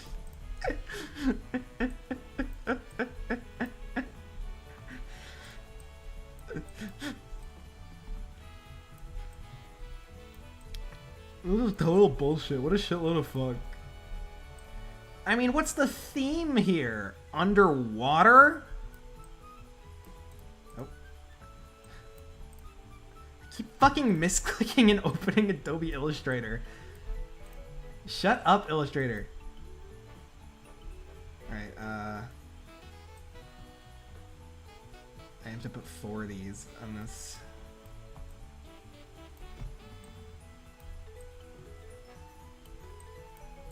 Cool. Yeah, alright. That should be good. Where is the story? Boy, you would love Puyo Puyo Tetris. Hell yeah, Puyo Puyo Tetris is awesome. Didn't I close you? Get the fuck out of here. Thank you. Can you tell me what the Garfield strip for November 11th, 2011 is? What if the sliders were made from Oh, those are a little bit burnt. Those, I think I'll redo that one. I didn't think I put this one in. You know, that's the one thing, I think this game, I would like something like the Takumiya had, where you could see a what's next before you put them in the sauce. What do you mean all you do in Mario Kart is drive around? Don't tell this person about Rock Garden. Yeah, that's a game where you just slide rocks.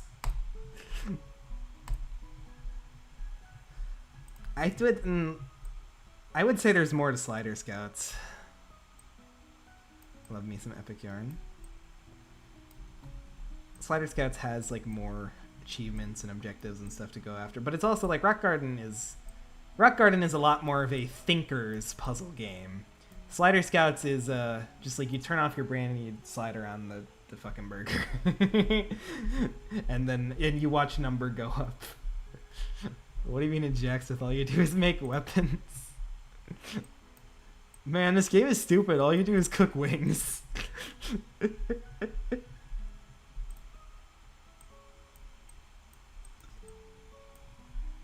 Fashion Bombay, Pop Dart, and Papa's Raceway. Yeah, Pop Dart is fair enough. 50th time you spun the bowl too early. Okay. Alright, watch this. I'm not going to do it this time, except I am. I did it too late that time. Great! Look at that. I got a great on the second one. That's the one I kept screwing up. Look, Ma, I can do it. Look, Ma, I built a rocket out of macaroni. Eh.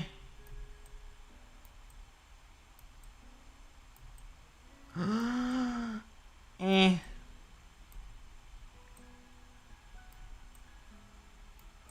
This looks like, this fucking like, it looks like swirly glasses on like a weird ass snowflake creature.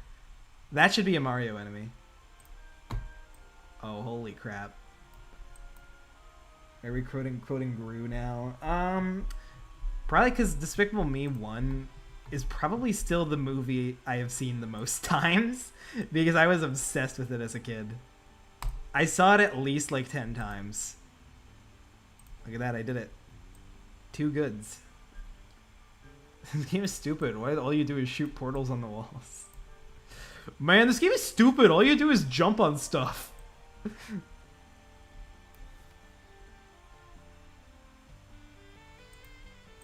Nothing, I guess.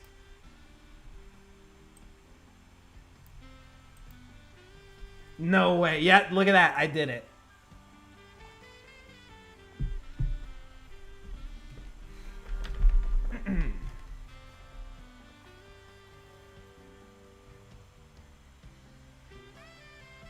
How many of the game areas do you think you have left without variants?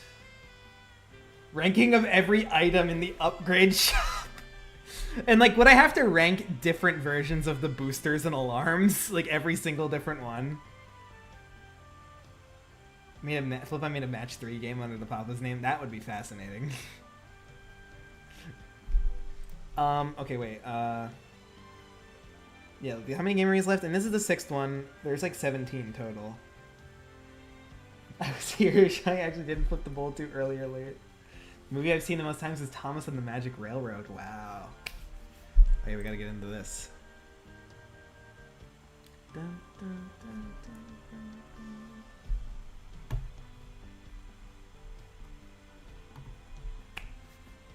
dun. So yeah, there's like 17 total. Well, let's count. After this one, there's Hot Doggeria, Cupcakeria, Pastaria, Donuteria, Cheeseria. Do I remember the order? Bakeria, Sushiria, Scooperia, Mocharia, Cluckeria, Paleteria. There's that many.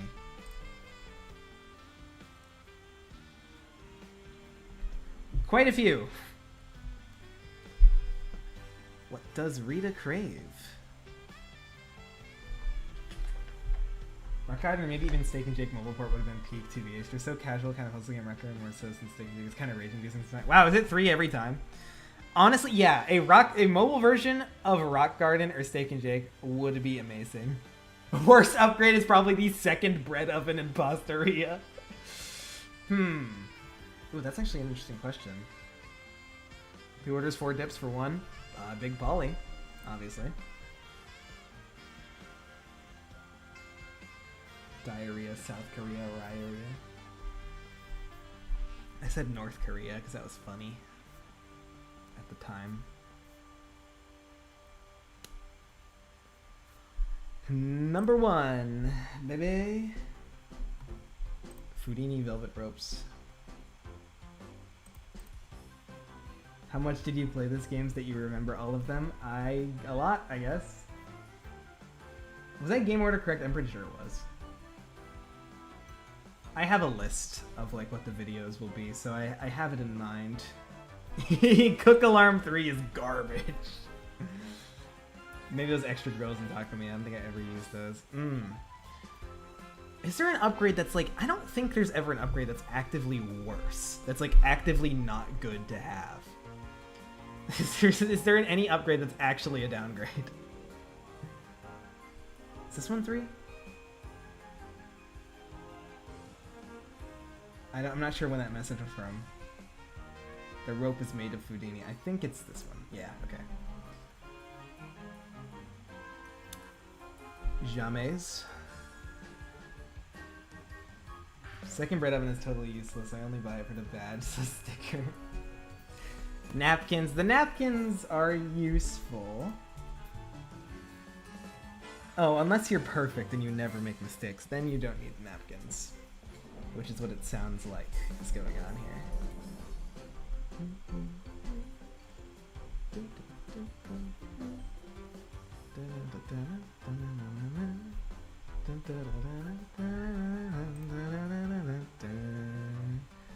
I should remember some of these.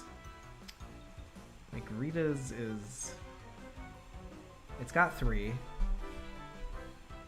Which genres are there? So far, which game area do you think is the worst? I guess it would have to be...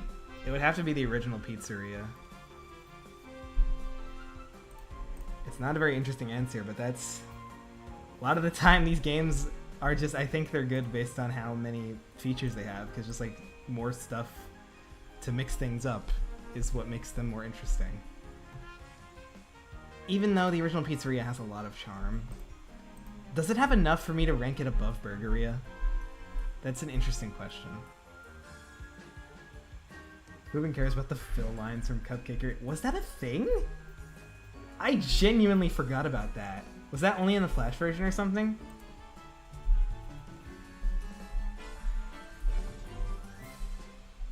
I genuinely do not remember. Like, there was a fill lines upgrade? Like, you could see where to fill? I guess that does sound kind of familiar now that you mention that.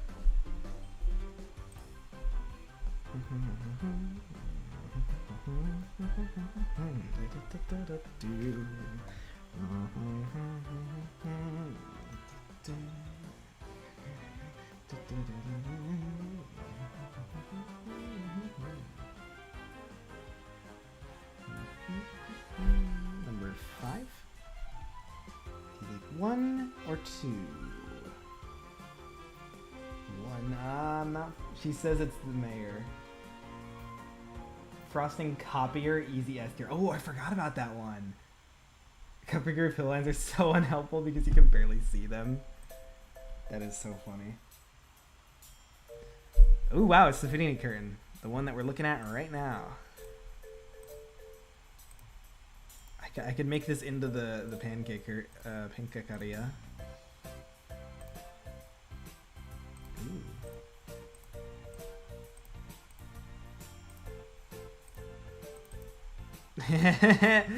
Yes, wear the Fudini hat, you must. I don't know, I just said that like Yoda.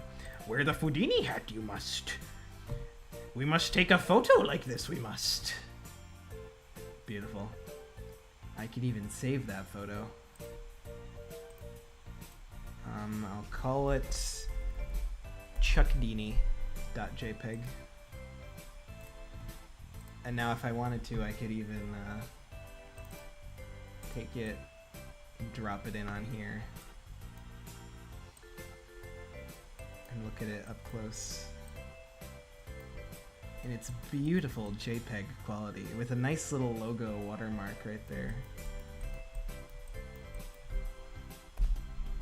Anyway.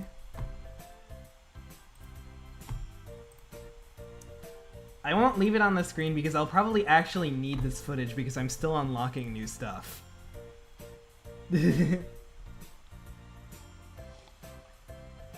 Wally! Chuck looks stunning.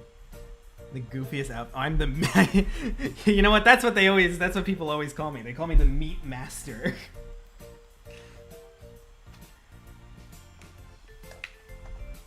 Guys, if someone called you the meat master, would you take that as a compliment or an insult?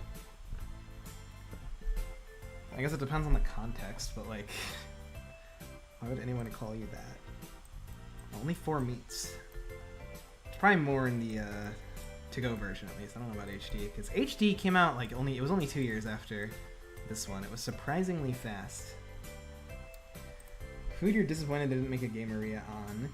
It's a little bit weird that there's never been like a salad or soup area. Those are the most obvious ones. Maybe Papa never wants to do healthy food, that's why there's not a salad area.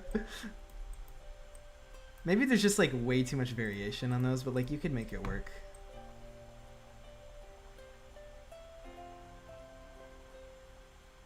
I think a steak area might be interesting too. I don't really know how they'd pull that off.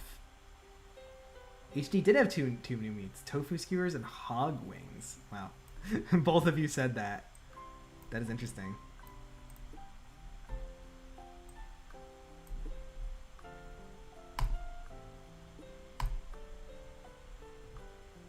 The butcheria. Yeah, there is no time-based station for salad. That's the problem. Completely forgot that's the whole element of the gameplay. You kind of need one of those. And there's not really anything that would work with that.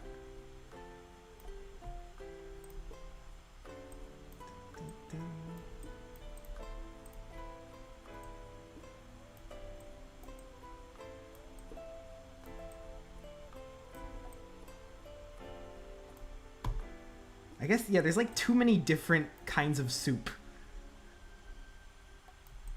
I'm gonna have to use another napkin. They all use like completely different broths and ingredients and stuff.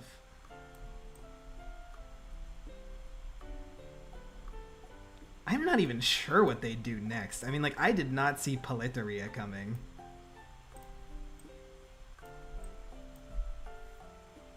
Yes, I have seen Papa's Cannibal Eria, or whatever it's called. The good people have to know that this entire franchise takes place on a planet called Girth. Yes, my new favorite piece of Flipline lore.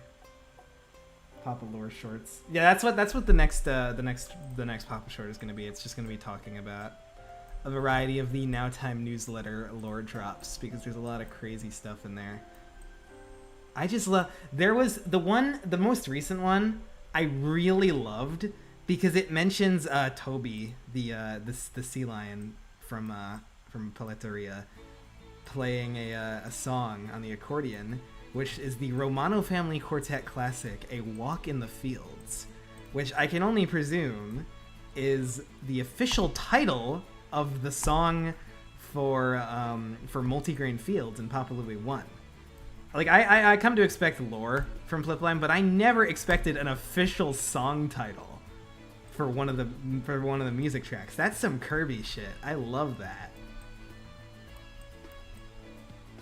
I wish we knew like the official titles or then stuff for like all of the and how because we know already that the Romano Family Quartet composes all of the music that we hear in the Papa Louie games. And it's kind of interesting because like I mean this game's music doesn't really sound as much like their style. It's very like jazzy instead of like the traditional like Papa Louie 1. The entire soundtrack of Papa Louie 1 at least definitely sounds like it would be done by the Romano family. With all the accordions and stuff.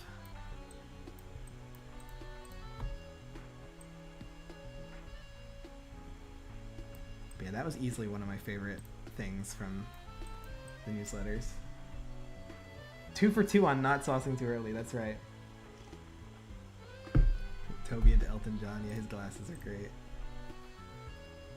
It was first mentioned in one of the Romanos flip deck? Really? Oh crap. I'm a fake fan.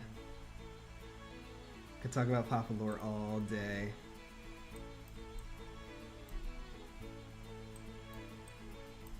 I need to write that down so I don't look like a fool.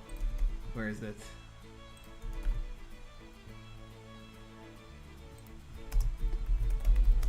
In one of the Romano's flip decks. Okay.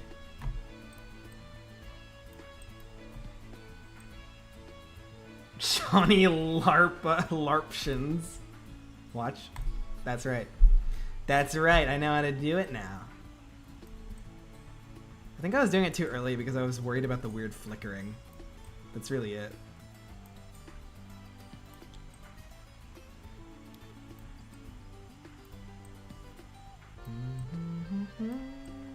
Man, I love Mario and Sonic at the Olympic Winter Games for the Wii. Such a banger game. It was Hugo's flip deck. Really? That's even wackier. I hope that one was cooked. I didn't really look.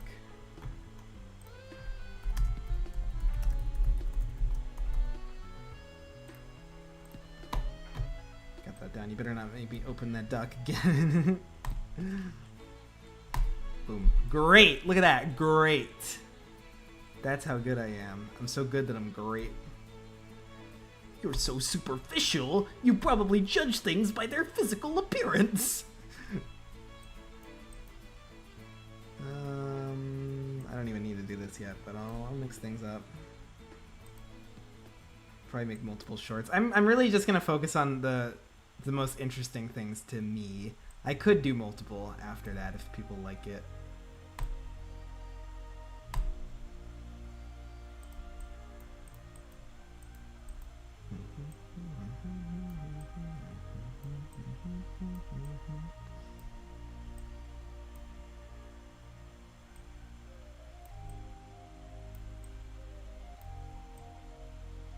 Basically, like the big takeaways, stuff like the girth, the Isle of Atal,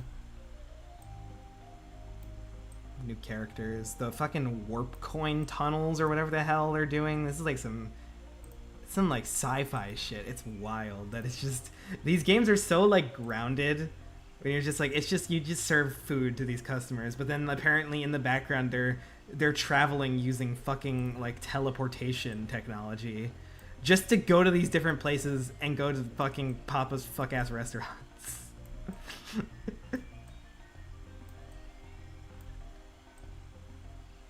I'm genuinely weeping.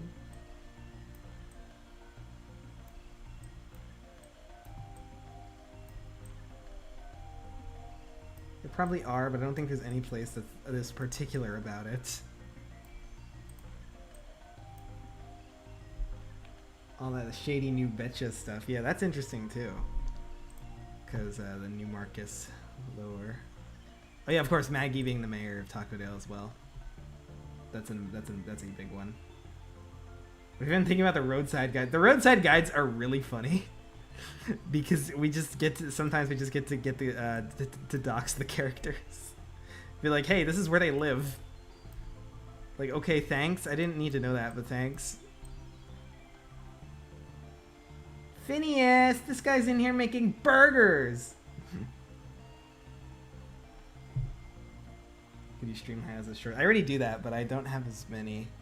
Check out my second channel. There's some stream highlights from that on that channel as shorts. There was one like yesterday. There's gonna be another one on Monday. And those will also be uploaded on my TikTok.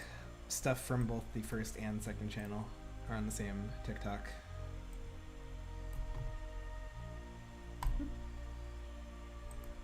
Named all the streets near Scooter's house after Skater slang. That's really cute.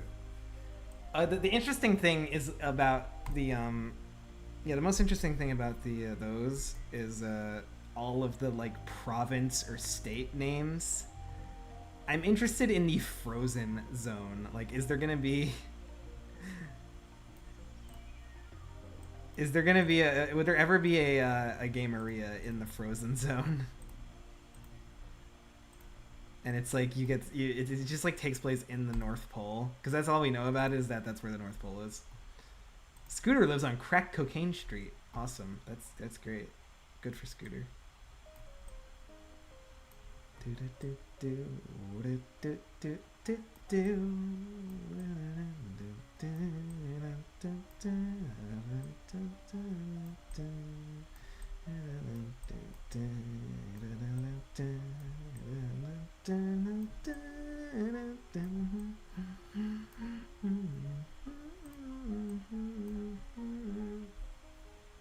I smell epic yarn music. Yeah, baby. Oh, she didn't like that because I took a really long time.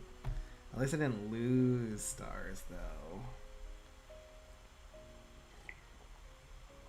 They forgot to check where the skater slang comes from. Helba is slang for crack cocaine. Yeah, it's insane. Their world building attention to detail is nuts. I noticed in this game, the fucking like the big like ticket that you get at the start of the game, it has New Pepperton on it. And we didn't actually get to see New Pepperton until Mocharia, which was like 9 years after this game came out. I think a similar thing happened with Sakura Bay, which is the location from Sushiria, but it's mentioned in like as early as Hot Doggeria, I think. They do that a lot, where like they sort of name drop locations, and then never get to see them for a while. So I guess a lot of the new locations that they've name dropped that don't have game areas yet will probably be the next game area.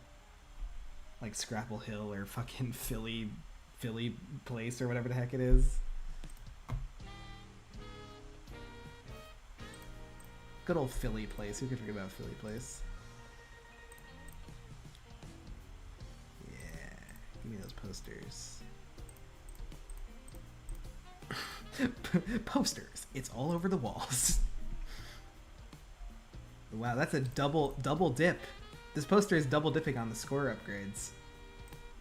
The Katona Beach Game Area. Ooh, what would that be?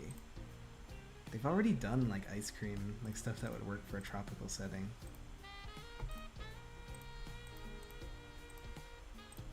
That's why it's so big. They don't want you to be able to optimize your score that well.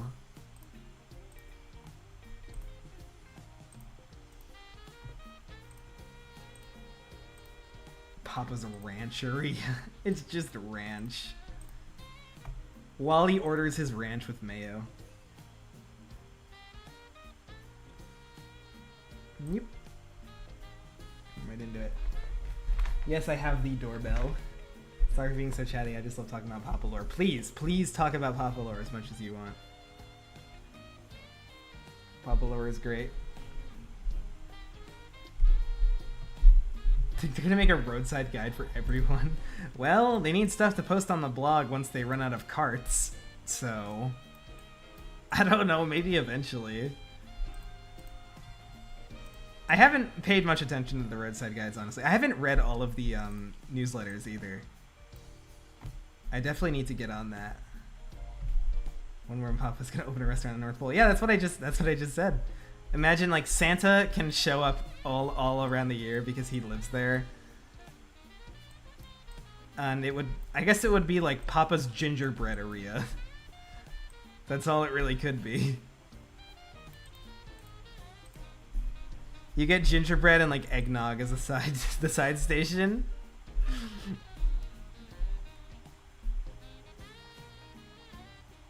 Or it's like, no, you could actually make 3 stations out of just gingerbread men. You can do like the build station, the bake station, and the decorate station.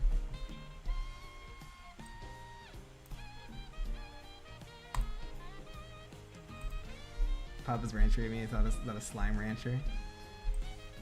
That's what I think. That's why I think it'd be cool if they tried applying the Game Area formula to the stuff that isn't food again. Like, you could even set it in the Papalua universe, but just have it be about something that isn't food. I think that would be really interesting, because Jack Smith was so creative in terms of taking the formula and applying it to something completely different, and I think there is potential to do that again in different ways.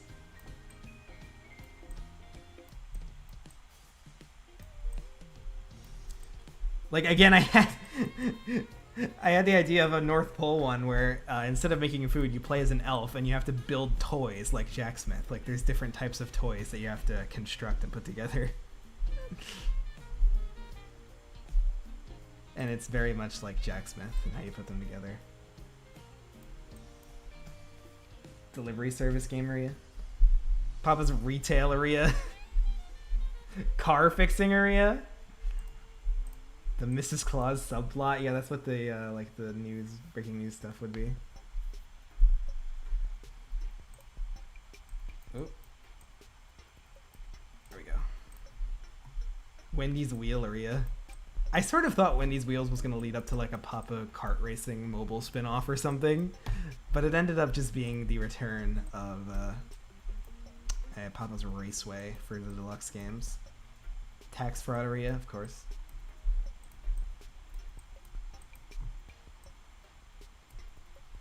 Teacheria. Papa's handout candy on Halloween to trick-or-treaters area. Again, there's just so many creative things that Flipline can do, and they just, they don't. I'm very much holding my breath that things will change. Coming up on the 20th anniversary of Papalui 1. And the fact they haven't announced a new game, and it's been so long. I'm just saying if it's just another new game area, I am gonna be disappointed. I must say.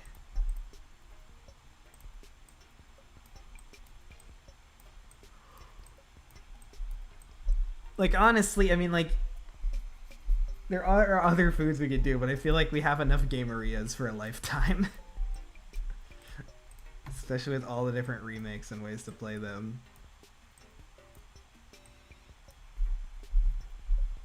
Low-key expecting platformers to make a surprise return.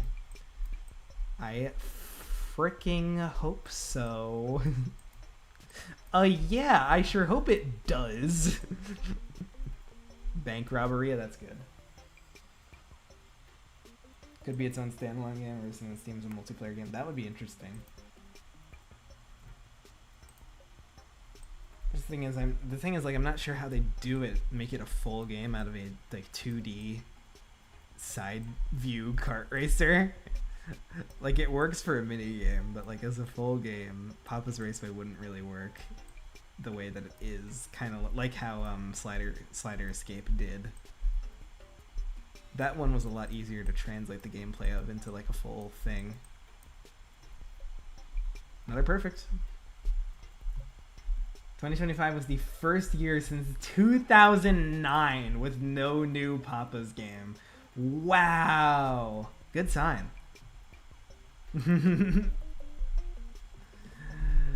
Dang. Just like any Papa Louie game in general, or like even like a Gameria? Because I feel like, yeah, there were definitely, I mean like, yeah, definitely not new Gameria, because they were doing remakes for a long time after Scooperia before finally doing new ones starting in like 2021 with Mocharia. Probably 4 when Feds attack. This one's barbecue. Wait a minute. No, it's not. I screwed it up. I lost to a bunch of losers. Did I not do the fucking boneless? Okay, I'll hold on to that one for later. I suppose.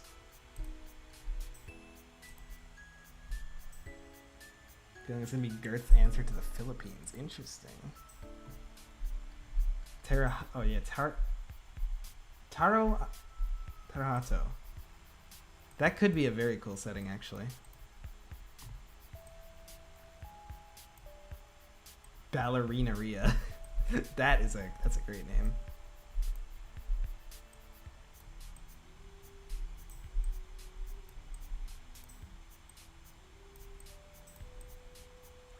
Ooh. Cool.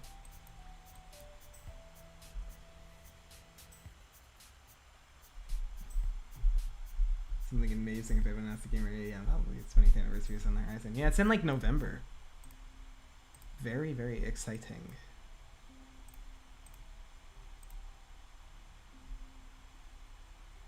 Okay, I think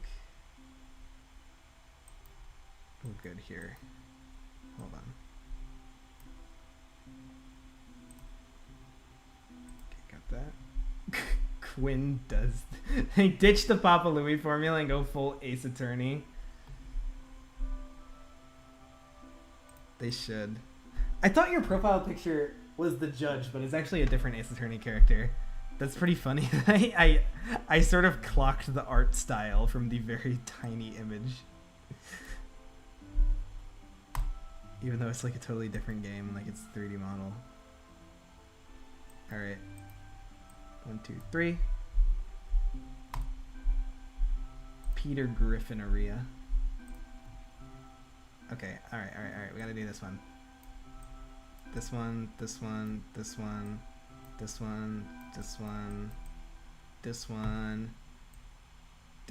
not right. This one. What happens if you have more than 4? Oh, this is not good. I keep forgetting how to do this correctly. Nope, not that one.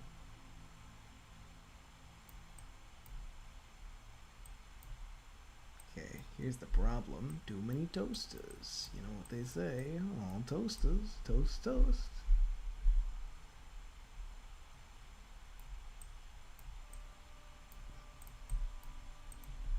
Five Nuts at Papa's. Wow, 45 on the order station, but she still managed to give me a thumbs up. Hoo-wee. Yeah, I accidentally made them regular wings instead of boneless. That was the issue.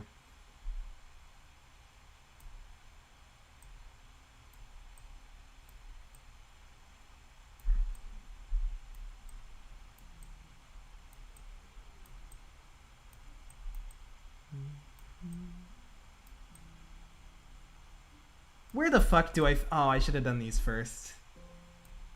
Damn. This is the closer, but I'll...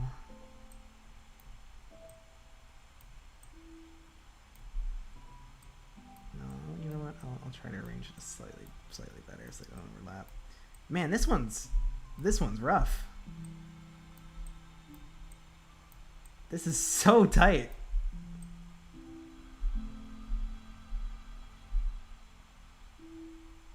Cool. The napkin just goes flying off somewhere. Alright. Hopefully oh, it's JoJo. Wow, not bad. I got 100 on build. Man, the order station is not very nice in this game. Rarely have gotten 100, actually. I have more than 4 button appears. Let's see, scroll through them. What is Girth's YouTube called? We only know of head case. Head case is... Oh my god, that's insane. They call me the shrimp server. YouTube pooperia. Chuck E's cheeseria. Another one of JoJo's bizarre orders. Say that again? Alright, time to lock in. Oh my god, you gotta do this shit perfectly, actually. And it gets harder as you go as well. This is the last level. Oh my fuck. Holy shit, I did it. Nice. Hanging plant, that's... Oh yeah, they didn't have, like, super rewards yet. And I guess if you replay, you just... I thought if you replayed in Pancakeria, you just got the same last level over and over. But this one, I guess maybe it does mix it up. Or maybe I'm wrong. Maybe it always give you a random level after. If you cleared it.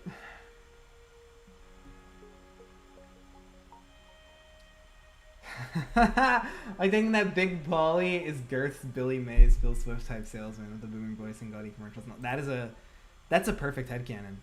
I could totally imagine him on a commercial selling his Crushita peppers. That is straight up, like, he's so Phil Swift, actually. Hi, Big Polly here with Zorbies. Phil Swift is now my Big Polly voice claim. Parmesan sauce, yo, let's go. If you spam click the napkins, you can just waste them all really quickly, I think. It's like a clown pulling out the fucking, the scarves or there they are, stuck to each other. And this music is gonna put me to sleep. I'm gonna, whoo-wee. It's 2:30 in the morning. Sure is, and there's 10 people here. 2:30 in the morning. Is it 2:30 in the morning for you guys? Or are you like somewhere else? No, I'm getting sleepy, so bye. Okay, bye, Mary. Just as I mentioned, her hair like totally changed. Imagine if you fell asleep on stream. That'd be not good. Apparently Twitch at least bans that. You're not allowed to sleep on stream. God forbid men do anything.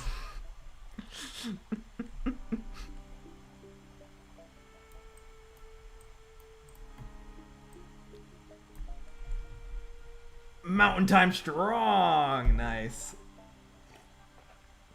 2:30 in the afternoon. Wow, Oliver, you are literally on the opposite side of the world.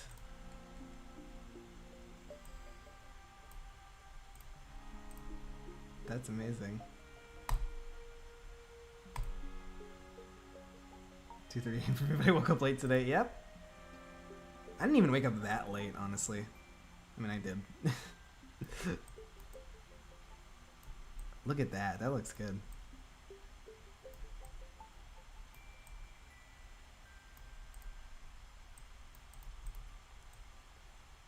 Fucking cookies and cream looking. There we go. 4:30 p.m. Wow. You people are like actually all around the world. Mountain time. Yeah, that would be like 11 p.m. No, it would be like it'd be 12, I think. Yeah, it would be midnight. It'd be 12:30.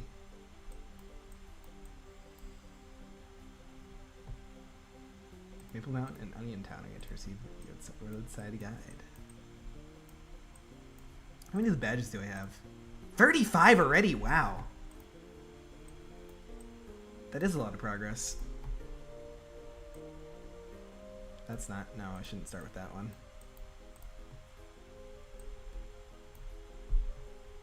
I want to see a log cabin, yes. This is the Piclopedia from Pikmin 2. And the image for this upload is the...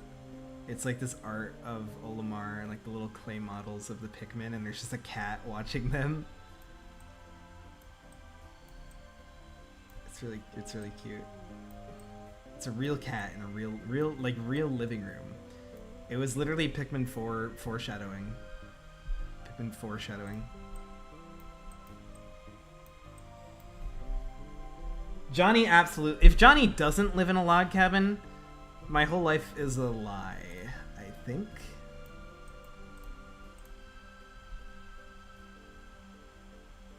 Yeah. Some of the KCP winners. Since the characters weren't created by Flipline doesn't give them lore themselves, but the people who create them like say stuff about them, and it's like, well, you made them, so, you know, I'll take your word for it.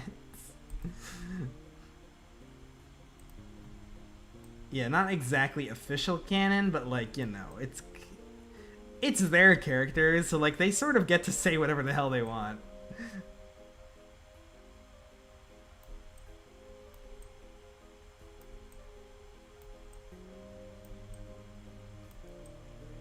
I wonder, I don't think Flipline like consults with the KCV creators about like what what they want their characters' orders to be.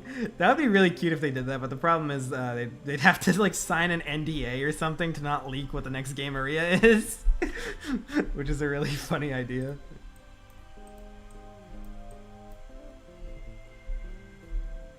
Oh, I screwed it up. I can't believe I still got a good score for that. Wrong side. I can't believe I still got a passing score on that shit. It was a 65. It's like the minimum passing score in high school. Back to too early. Steven's creator requested them to make his favorite holiday group stock. Ah, interesting.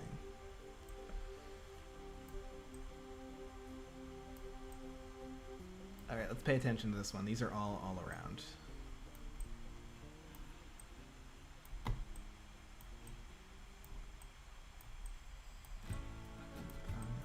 Six. Alright. Nice.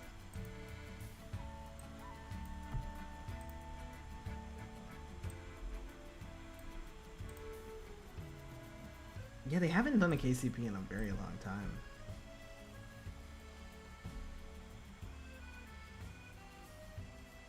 Yeah, the tests. I'll go to that shower thing. BRB. I don't know. I probably will end up ending the stream before you get back. I don't know. So bye. Thank you. Barbecue.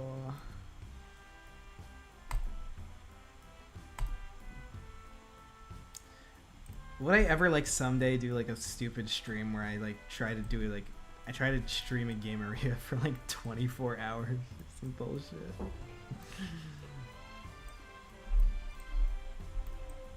Definitely not. Unless I lose my mind in the future, which I probably will. Doing these games.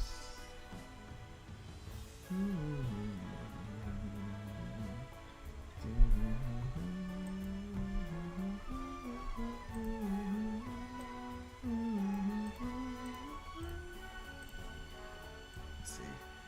Oh, I think we're up to 7 customers. I don't know if this is the first day that's happened. It actually might be. Still missing like 1, 2, 3. It looks like 4 more unlocks total.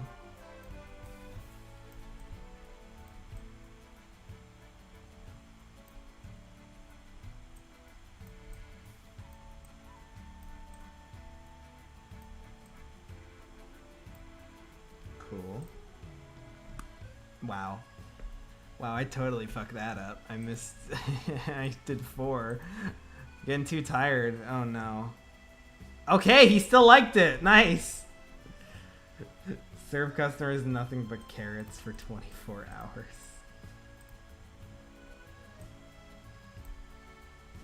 The last ingredient you unlock is a sauce. Oh no. Spoilers. I forgot one of the wings. Yay! I'm gonna fail the closer now.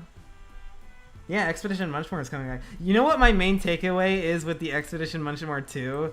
Is the fucking pixel art on the sides. It looks good.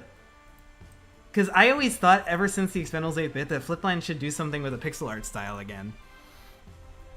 Even if it's just like for a Foodini minigame or something. And it does actually look really good. And also the fact that he says girthlings, which is a really funny word. Sprout is a this time Sprout is the main character. He's pretty cool. Love to see the some of the Munchmorians, whatever they call them, food folk.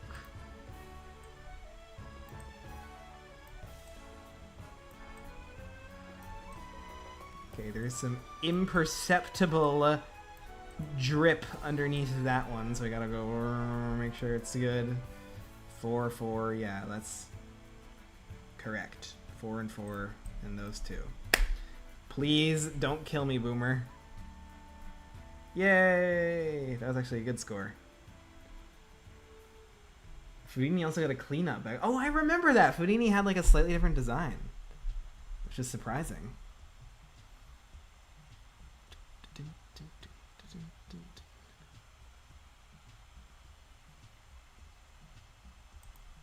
Oh, they should totally have Sprout on her backpack.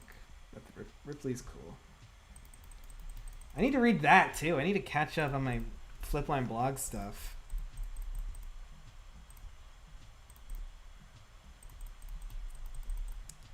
Now Time newsletter is definitely one of the coolest concepts they've done in a while.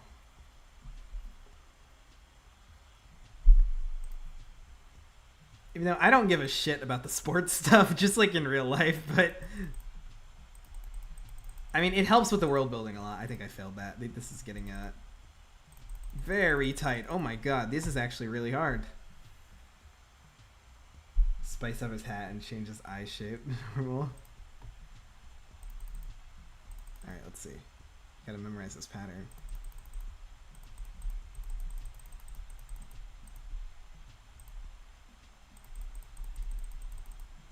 Oh, nice. Just barely.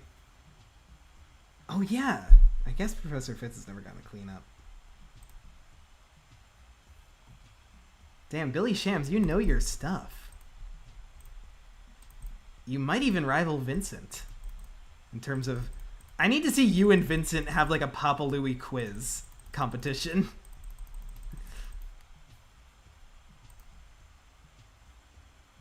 That one is apparently a big baseball guy, too.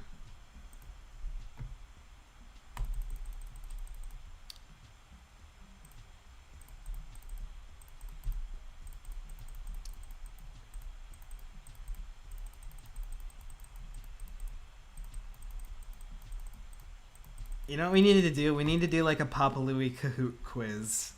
and have you guys compete in it.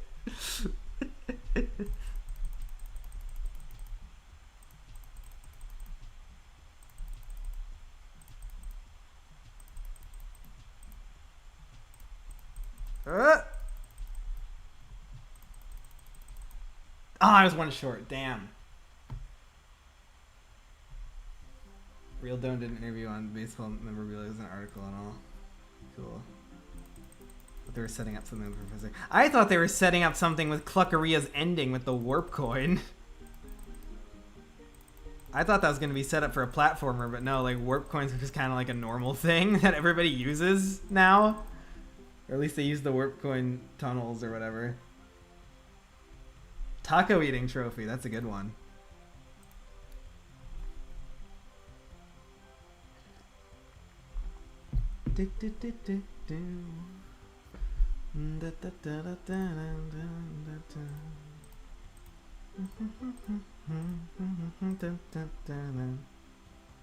Shawnee and his brother customer.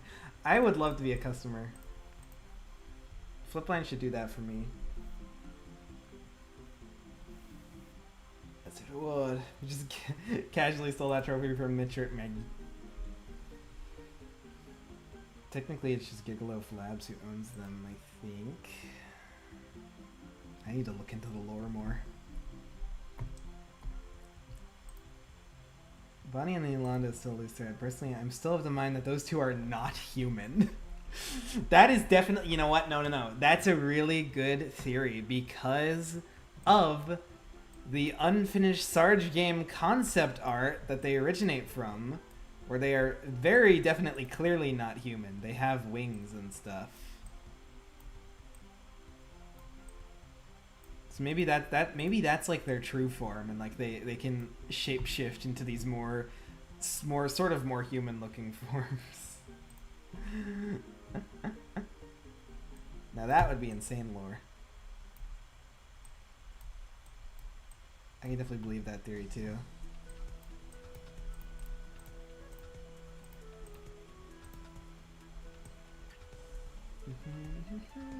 So excited for the monster reveal if that theory seems true.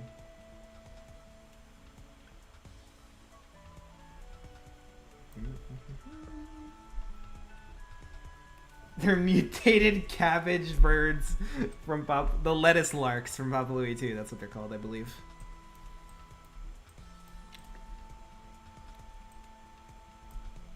That'd be insane lore. They're actually from Munchmore all along.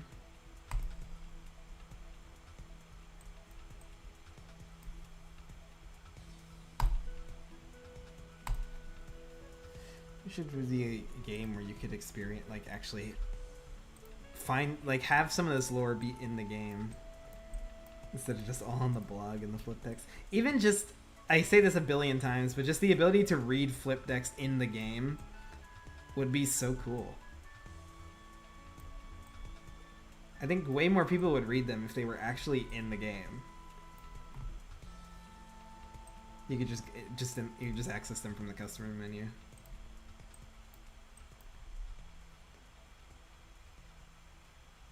I've been pushing for flip text to make game debuts. I've been petitioning.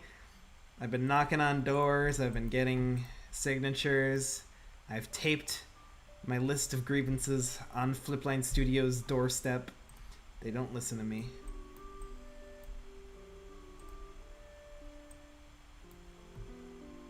Maybe KCV winners would roadblock that. Oh yeah, because then not everybody would have one, but like that doesn't matter. Imagine if Flipline made flip decks a TCG. Like they already have physical decks, but like they add game elements to them, and you can actually play a game. Man, that was a total missed opportunity for the flip decks. They should have had like some sort of basic trading card game that you could play with them.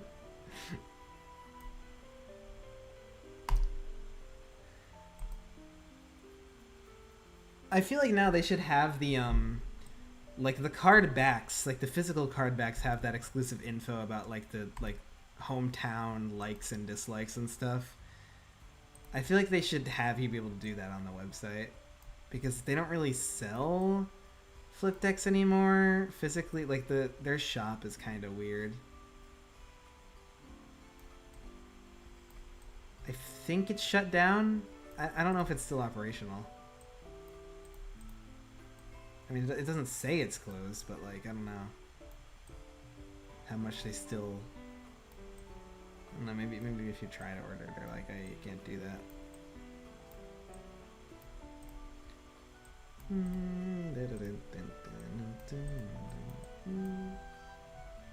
Cards got too expensive to produce. Cost went up. Yeah, that makes a lot of sense. Imagine your own penny deck lost to an onion stall deck. Which flip decks would be top tier? Milana Meyer, absolutely. Milana Meyer would be like the best one.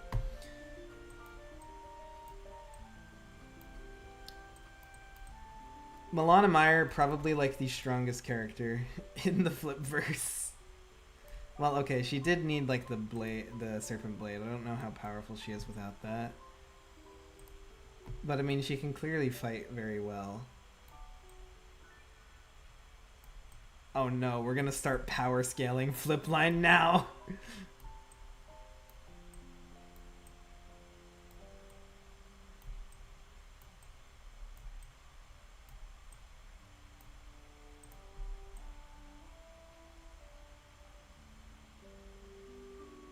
Okay, I think I did that right. Sandra and Zolo have to be up there too. Yeah, they're kind of like mythical beings as well. Santa? Santa could maybe kick your ass if he wanted to. He's also pretty magical. I don't know if he's magical in the Papa Louie universe actually, because they show him in one of the holiday pictures just using warp coins. So maybe he is kind of a regular guy. Did I forget to make that one? Just in case I'll throw it in.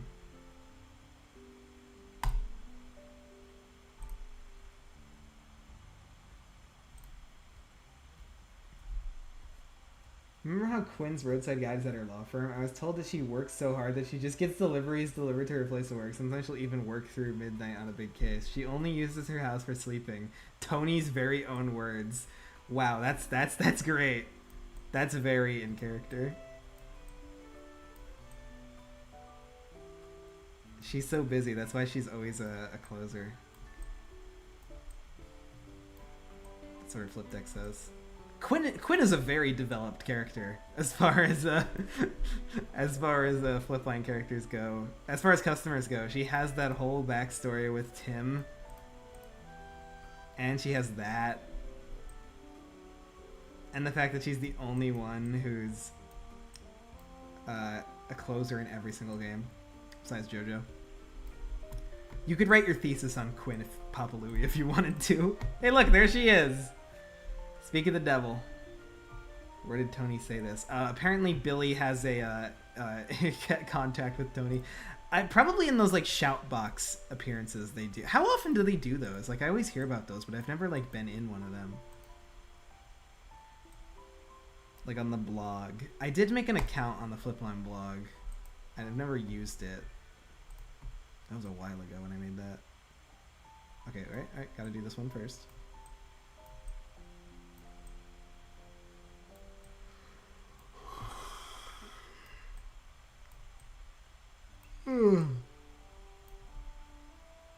Okay. Shoutbox on the day your guide came out. Same day that Adobe said to cancel anime, which is what he was doing there in the first place. Oh! Wow, that must have been interesting. Cause then they like parodied that whole situation in the Nowtime newsletter that week, which is when it was like, okay, so Flipline Studios exists in the Papa Louie in the Flipline Studios exists on Girth, but they make just the non-Papa games, and it's like, man, I wish I had that Flipline.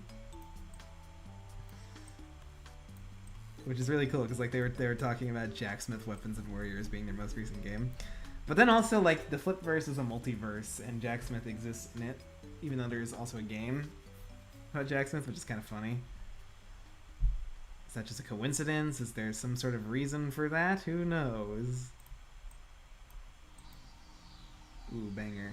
Sean, it's past your bedtime. You can't stop me. You can't stop me. I'm not losing it right now. Oh. I don't need these. What? Where's the other ones? Okay, good. Fucking banger right here. Damn. Look at how. Oh. You fuck up the sauce. It's really funny. Apparently, there's studios in Tastyville, which is where Pizzeria is. So that does make sense. So Cleveland doesn't exist on Girth. Got it.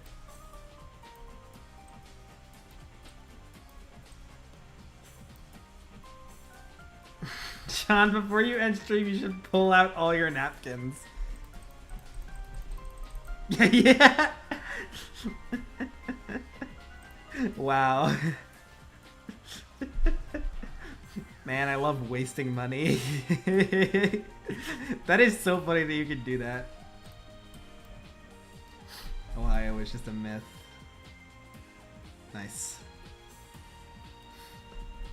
To Thrasher's Heap with thee. That's another insane piece of lore. Matt and Tony make all those arcade cabinets. Ooh, clever, clever, clever, clever.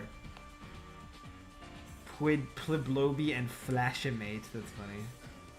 Otherwise, very scary day that was. But somehow we got Quinn lore out of it. That is so funny. Even when they're like stressing out about the fucking program that they used to make everything being potentially discontinued, they're still thinking about the fucking lore. Never change, Flipline. Never change, Tony.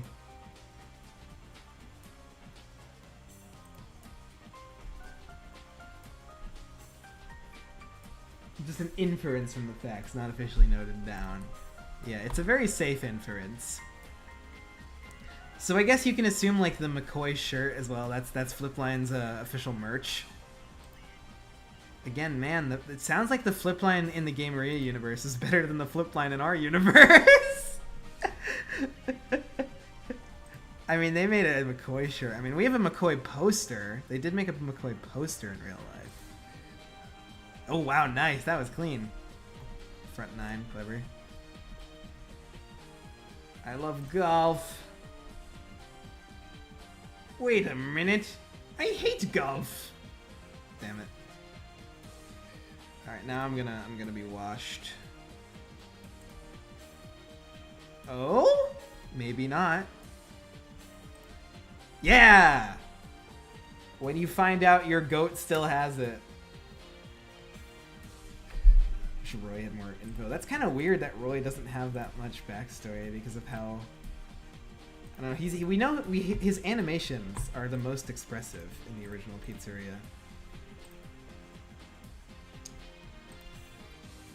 Alright, I'm gonna do one more.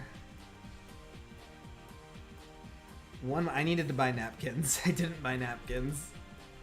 Oh yeah, that's actually crazy that Roy has never been playable in a platformer. That's weird to think about. Alright, we are going napkinless for this day. Oh boy, so scary.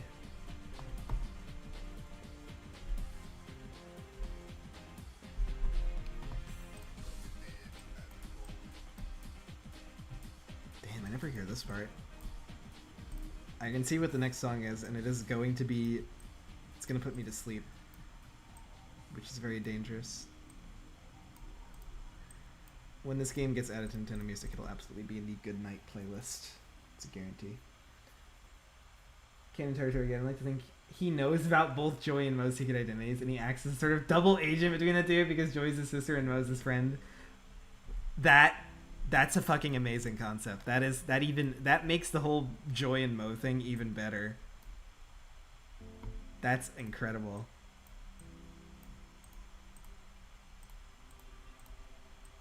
That is so good.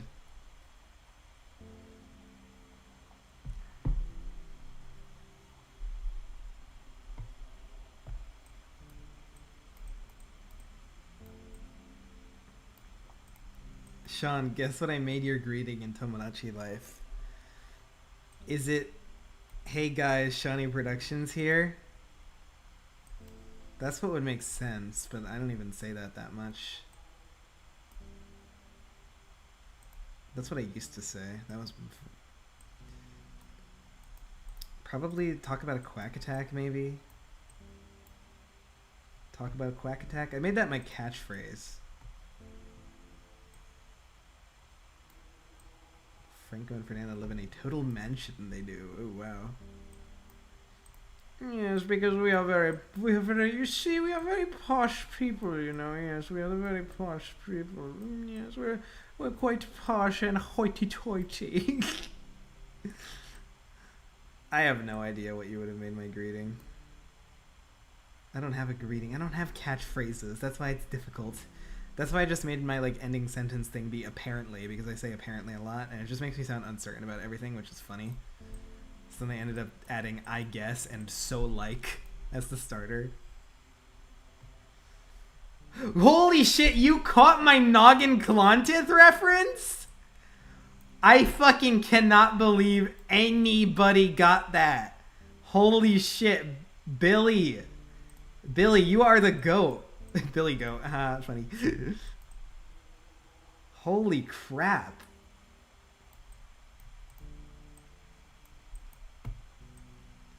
The image of the eagle catching the baseball, that's literally you.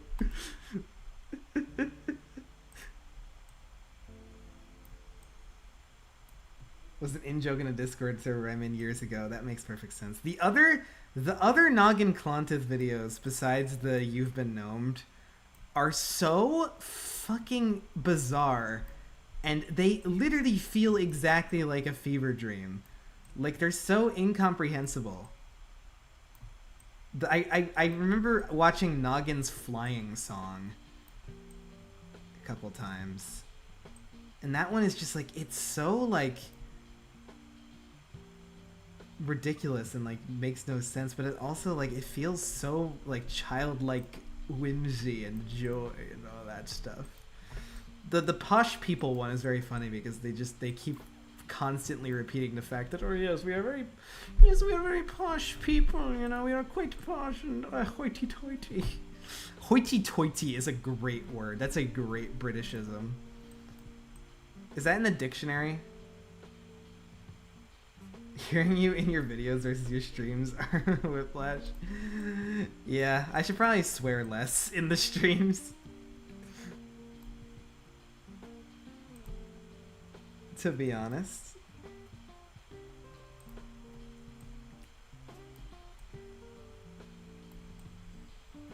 I will say my upcoming video, it has a lot more swears than usual.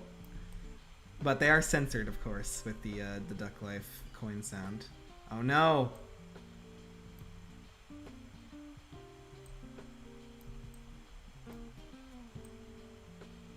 Well, that'll just have to do. I wonder if, like, what's the over/under on the points here? Hoity-toity is a character in My Little Pony. Nice.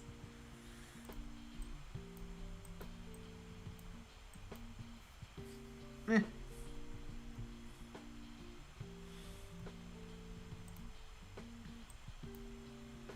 I highly doubt people who watch only your vids wouldn't expect you to have a sailor's mount. That's a double negative. What are you trying to say? He's a side character that no one cares about. I could assume that. We don't need 5. We only need 4. Despite his name, he's a very down-to-earth rich guy. Surprising.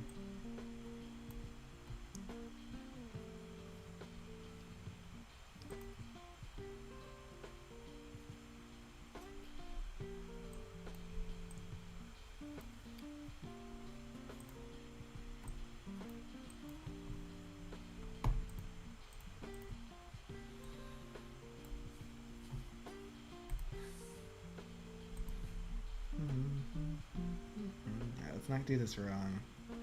I think I fucked up already. Or I just forgot to do the damn boneless ones again. Okay, this is 8. That's barbecue. Yeah, more Persona. This is from Persona 5 Tactica. I did forget to do the boneless again. My damn chud life. I'm having a bad day. It's about time that I get my way.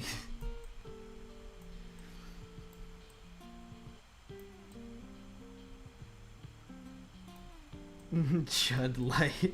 Chud Life 4. Chud Life 3 Evolution. What if Duck Life was called Chud Life?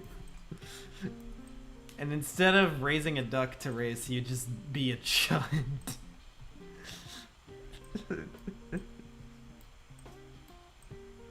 What is, like, when you look up chud, it's like it stands for cannibalistic humanoid underground dwellers or something.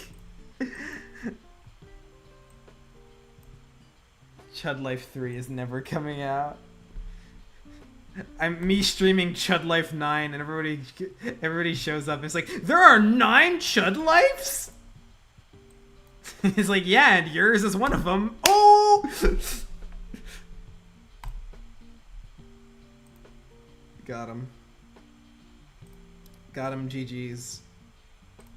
I thought that 5 was an accident because customers ordering 5 wings is pretty rare in this game. There's definitely numbers that people, like, never order. Like, I have a feeling nobody is gonna order 7 wings in this game ever.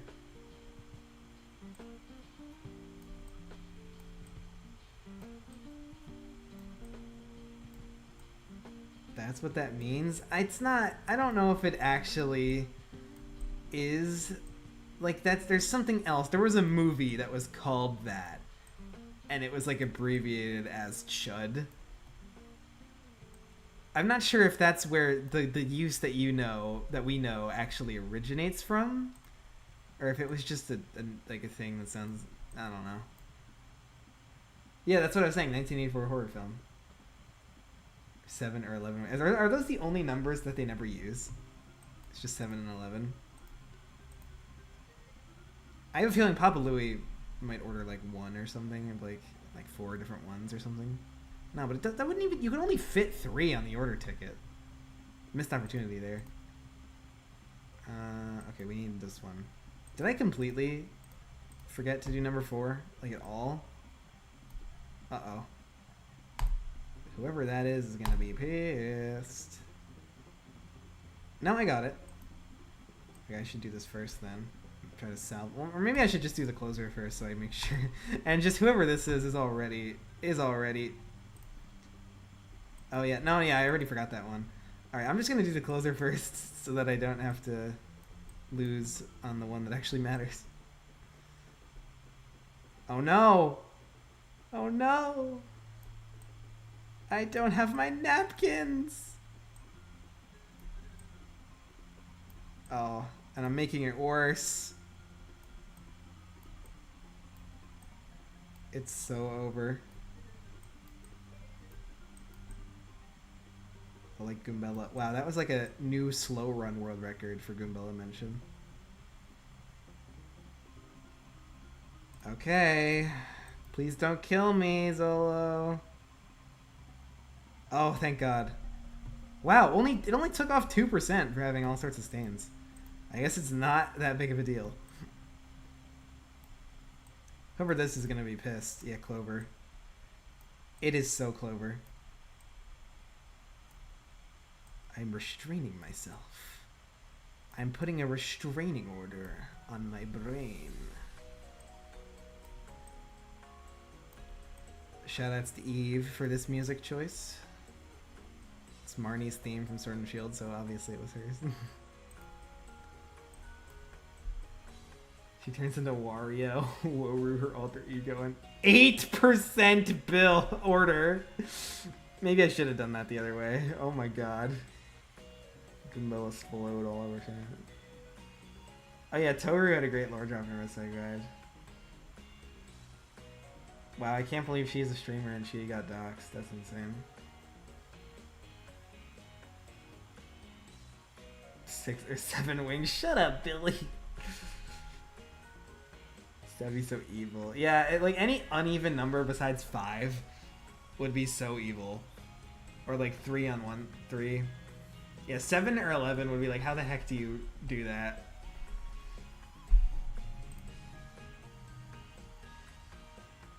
Finding this information. I know that her... Oh, Oliver! You got this? Let's see if you can do this one.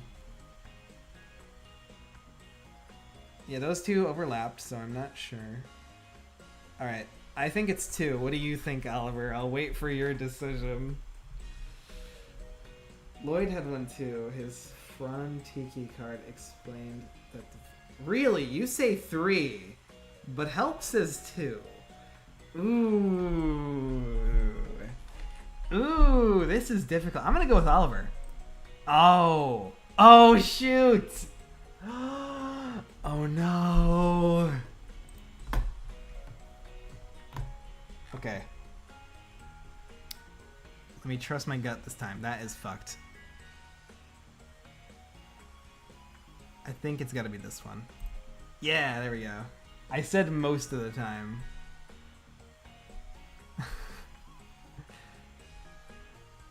Would you rather play all of Mario Party 9 twice or eat every item on the Cheesecake Factory menu self-paced? That's... That is the first time anyone has ever asked that. I lost track of this one. I guess I'll go with 4, but I'll wait to see. Honestly, I guess I'd go with Mario Party 9, and the main reason is just because of the money. Having to go to Cheesecake Factory that many times.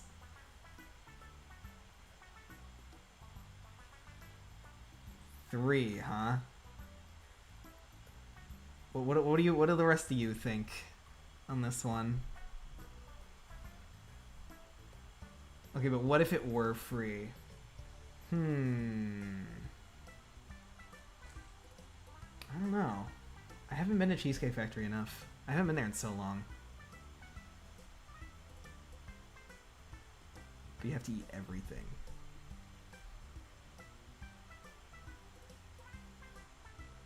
It's 1.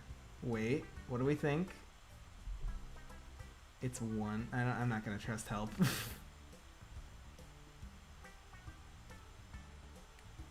can just look back in the stream, but even then it doesn't help that much because they keep overlapping over each other. You'd have to go like frame by frame to really be sure.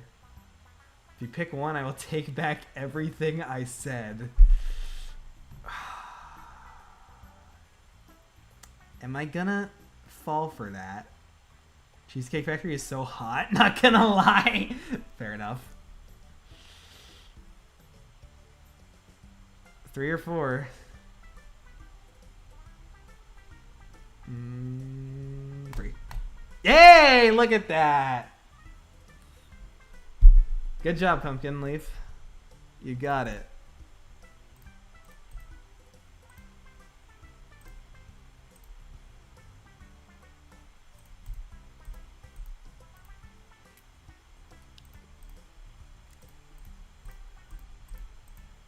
Never doubt me. Well, I mean, that was Pumpkin that time. Oh, come on.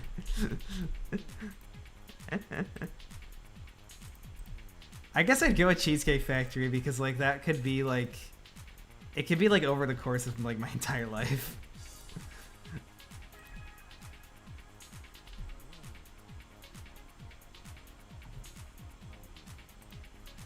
Oh, let's get the JoJo one.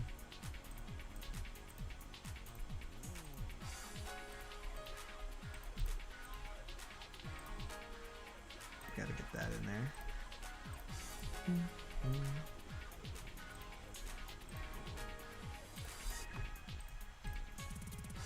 Let's get the Houdini curtain.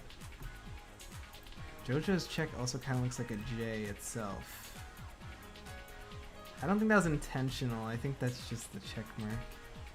I could say the same for Mario Party 9, but like I wouldn't want to just like play Mario Party 9 for like a couple minutes every day. Like I'd have to like sit down and do that.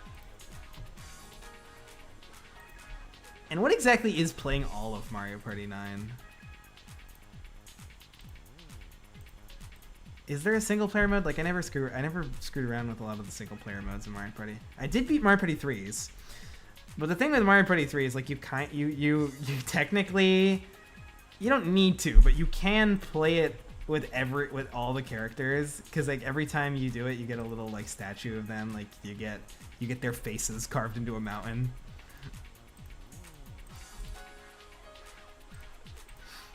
Which is pretty funny. So I need to do a Mario Party Marathon, yeah. Yeah, are you gonna play Mario Party 3 story mode 6 times? I don't think you should.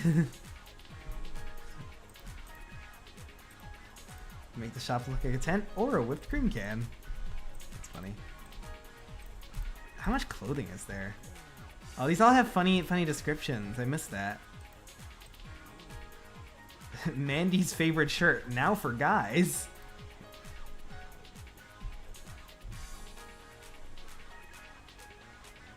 Fuck you mean 6 times with all the different characters?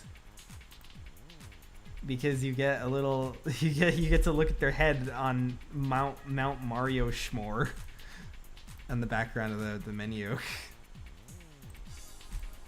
Which is definitely worth playing it 6 times to do.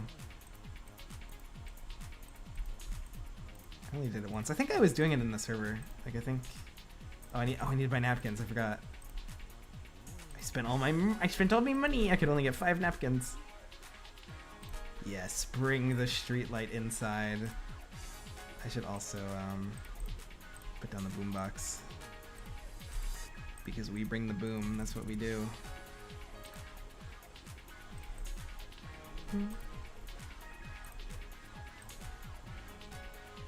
These are so silly, I love them. Yeah, they're a lot of fun.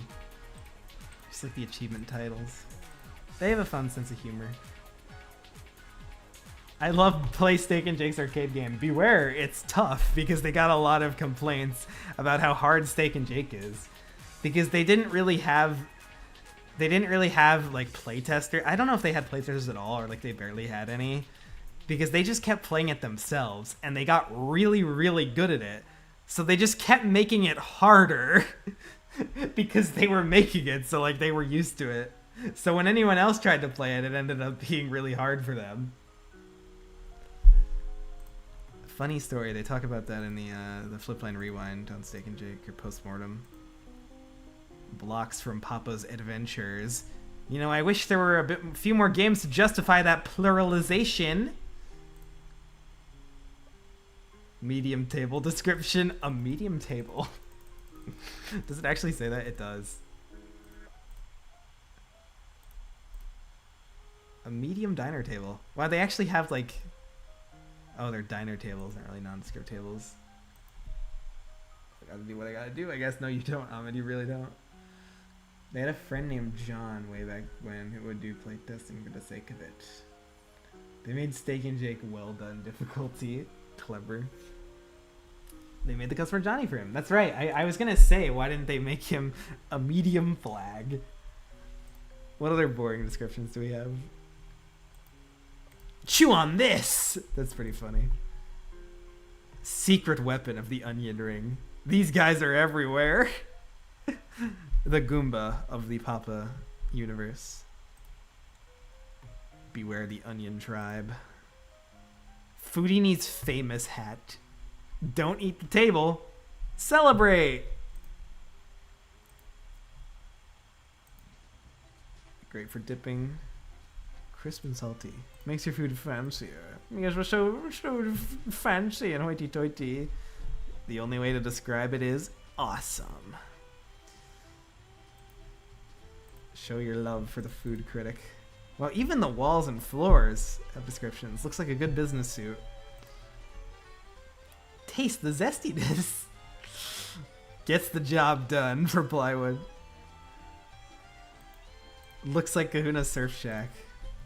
Foodini's plan Harry Houdini, and it follows that Foodini's full name is Fairy Foodini. Imagine your name being Fairy. Designed like the pizzeria break room. Is that what it looks like in the in like the pause screen, or the end of day screen in the original pizzeria. Just like in Papa Louie's first adventure. This is like the Marinara Rapids tile set, I think, in background, just without the sauce. Get your tickets here! Ice cold beer! Spaghetti! Wavy cream patterns. A mosaic tile. Mosaic? No, that is how you... Yeah, mosaic. That's how you say it, I think. Yeah. Isn't the pink carpet actually purple in this game? What the fuck? What? Boy, who did they make that mistake? Pink carpet, it's fucking clearly purple. Oh my gosh. Wow, that is some incredible knowledge, remembering that. Is there a different pink carpet that is called purple carpet? Or did they just make it? No, I think they just made it.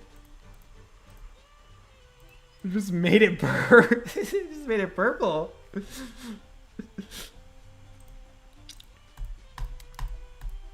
He's gone for a while. Yeah, there was no organizing for these. Not too many. I wonder if I'll be able to, like, because in the previous game areas, I've been able to buy everything, one of everything from the shop before beating the game. This one, I'm not so sure if I'll be able to do that, because there is a lot more in the shop now, thanks to the clothing. I think there's more furniture, too, than ever before as well. More interesting. Okay. It's 3 in the morning. I mean, yeah, I guess there are people who are actually from all over the world, which is crazy. Here.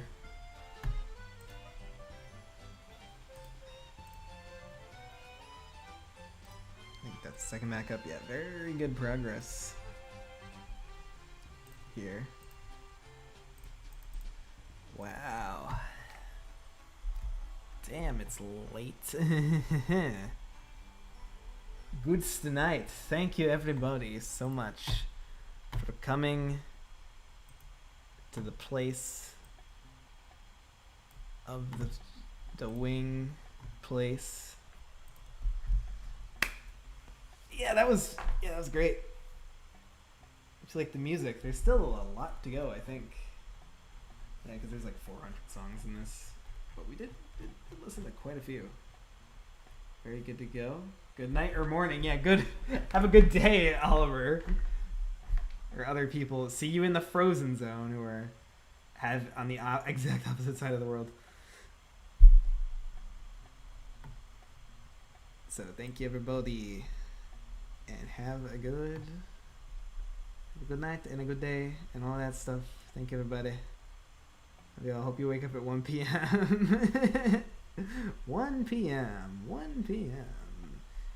Thank you so much. Wait, I can't do that. I don't know. Oh wait, I'm Papa Louie. Do it? Wow! Ugh.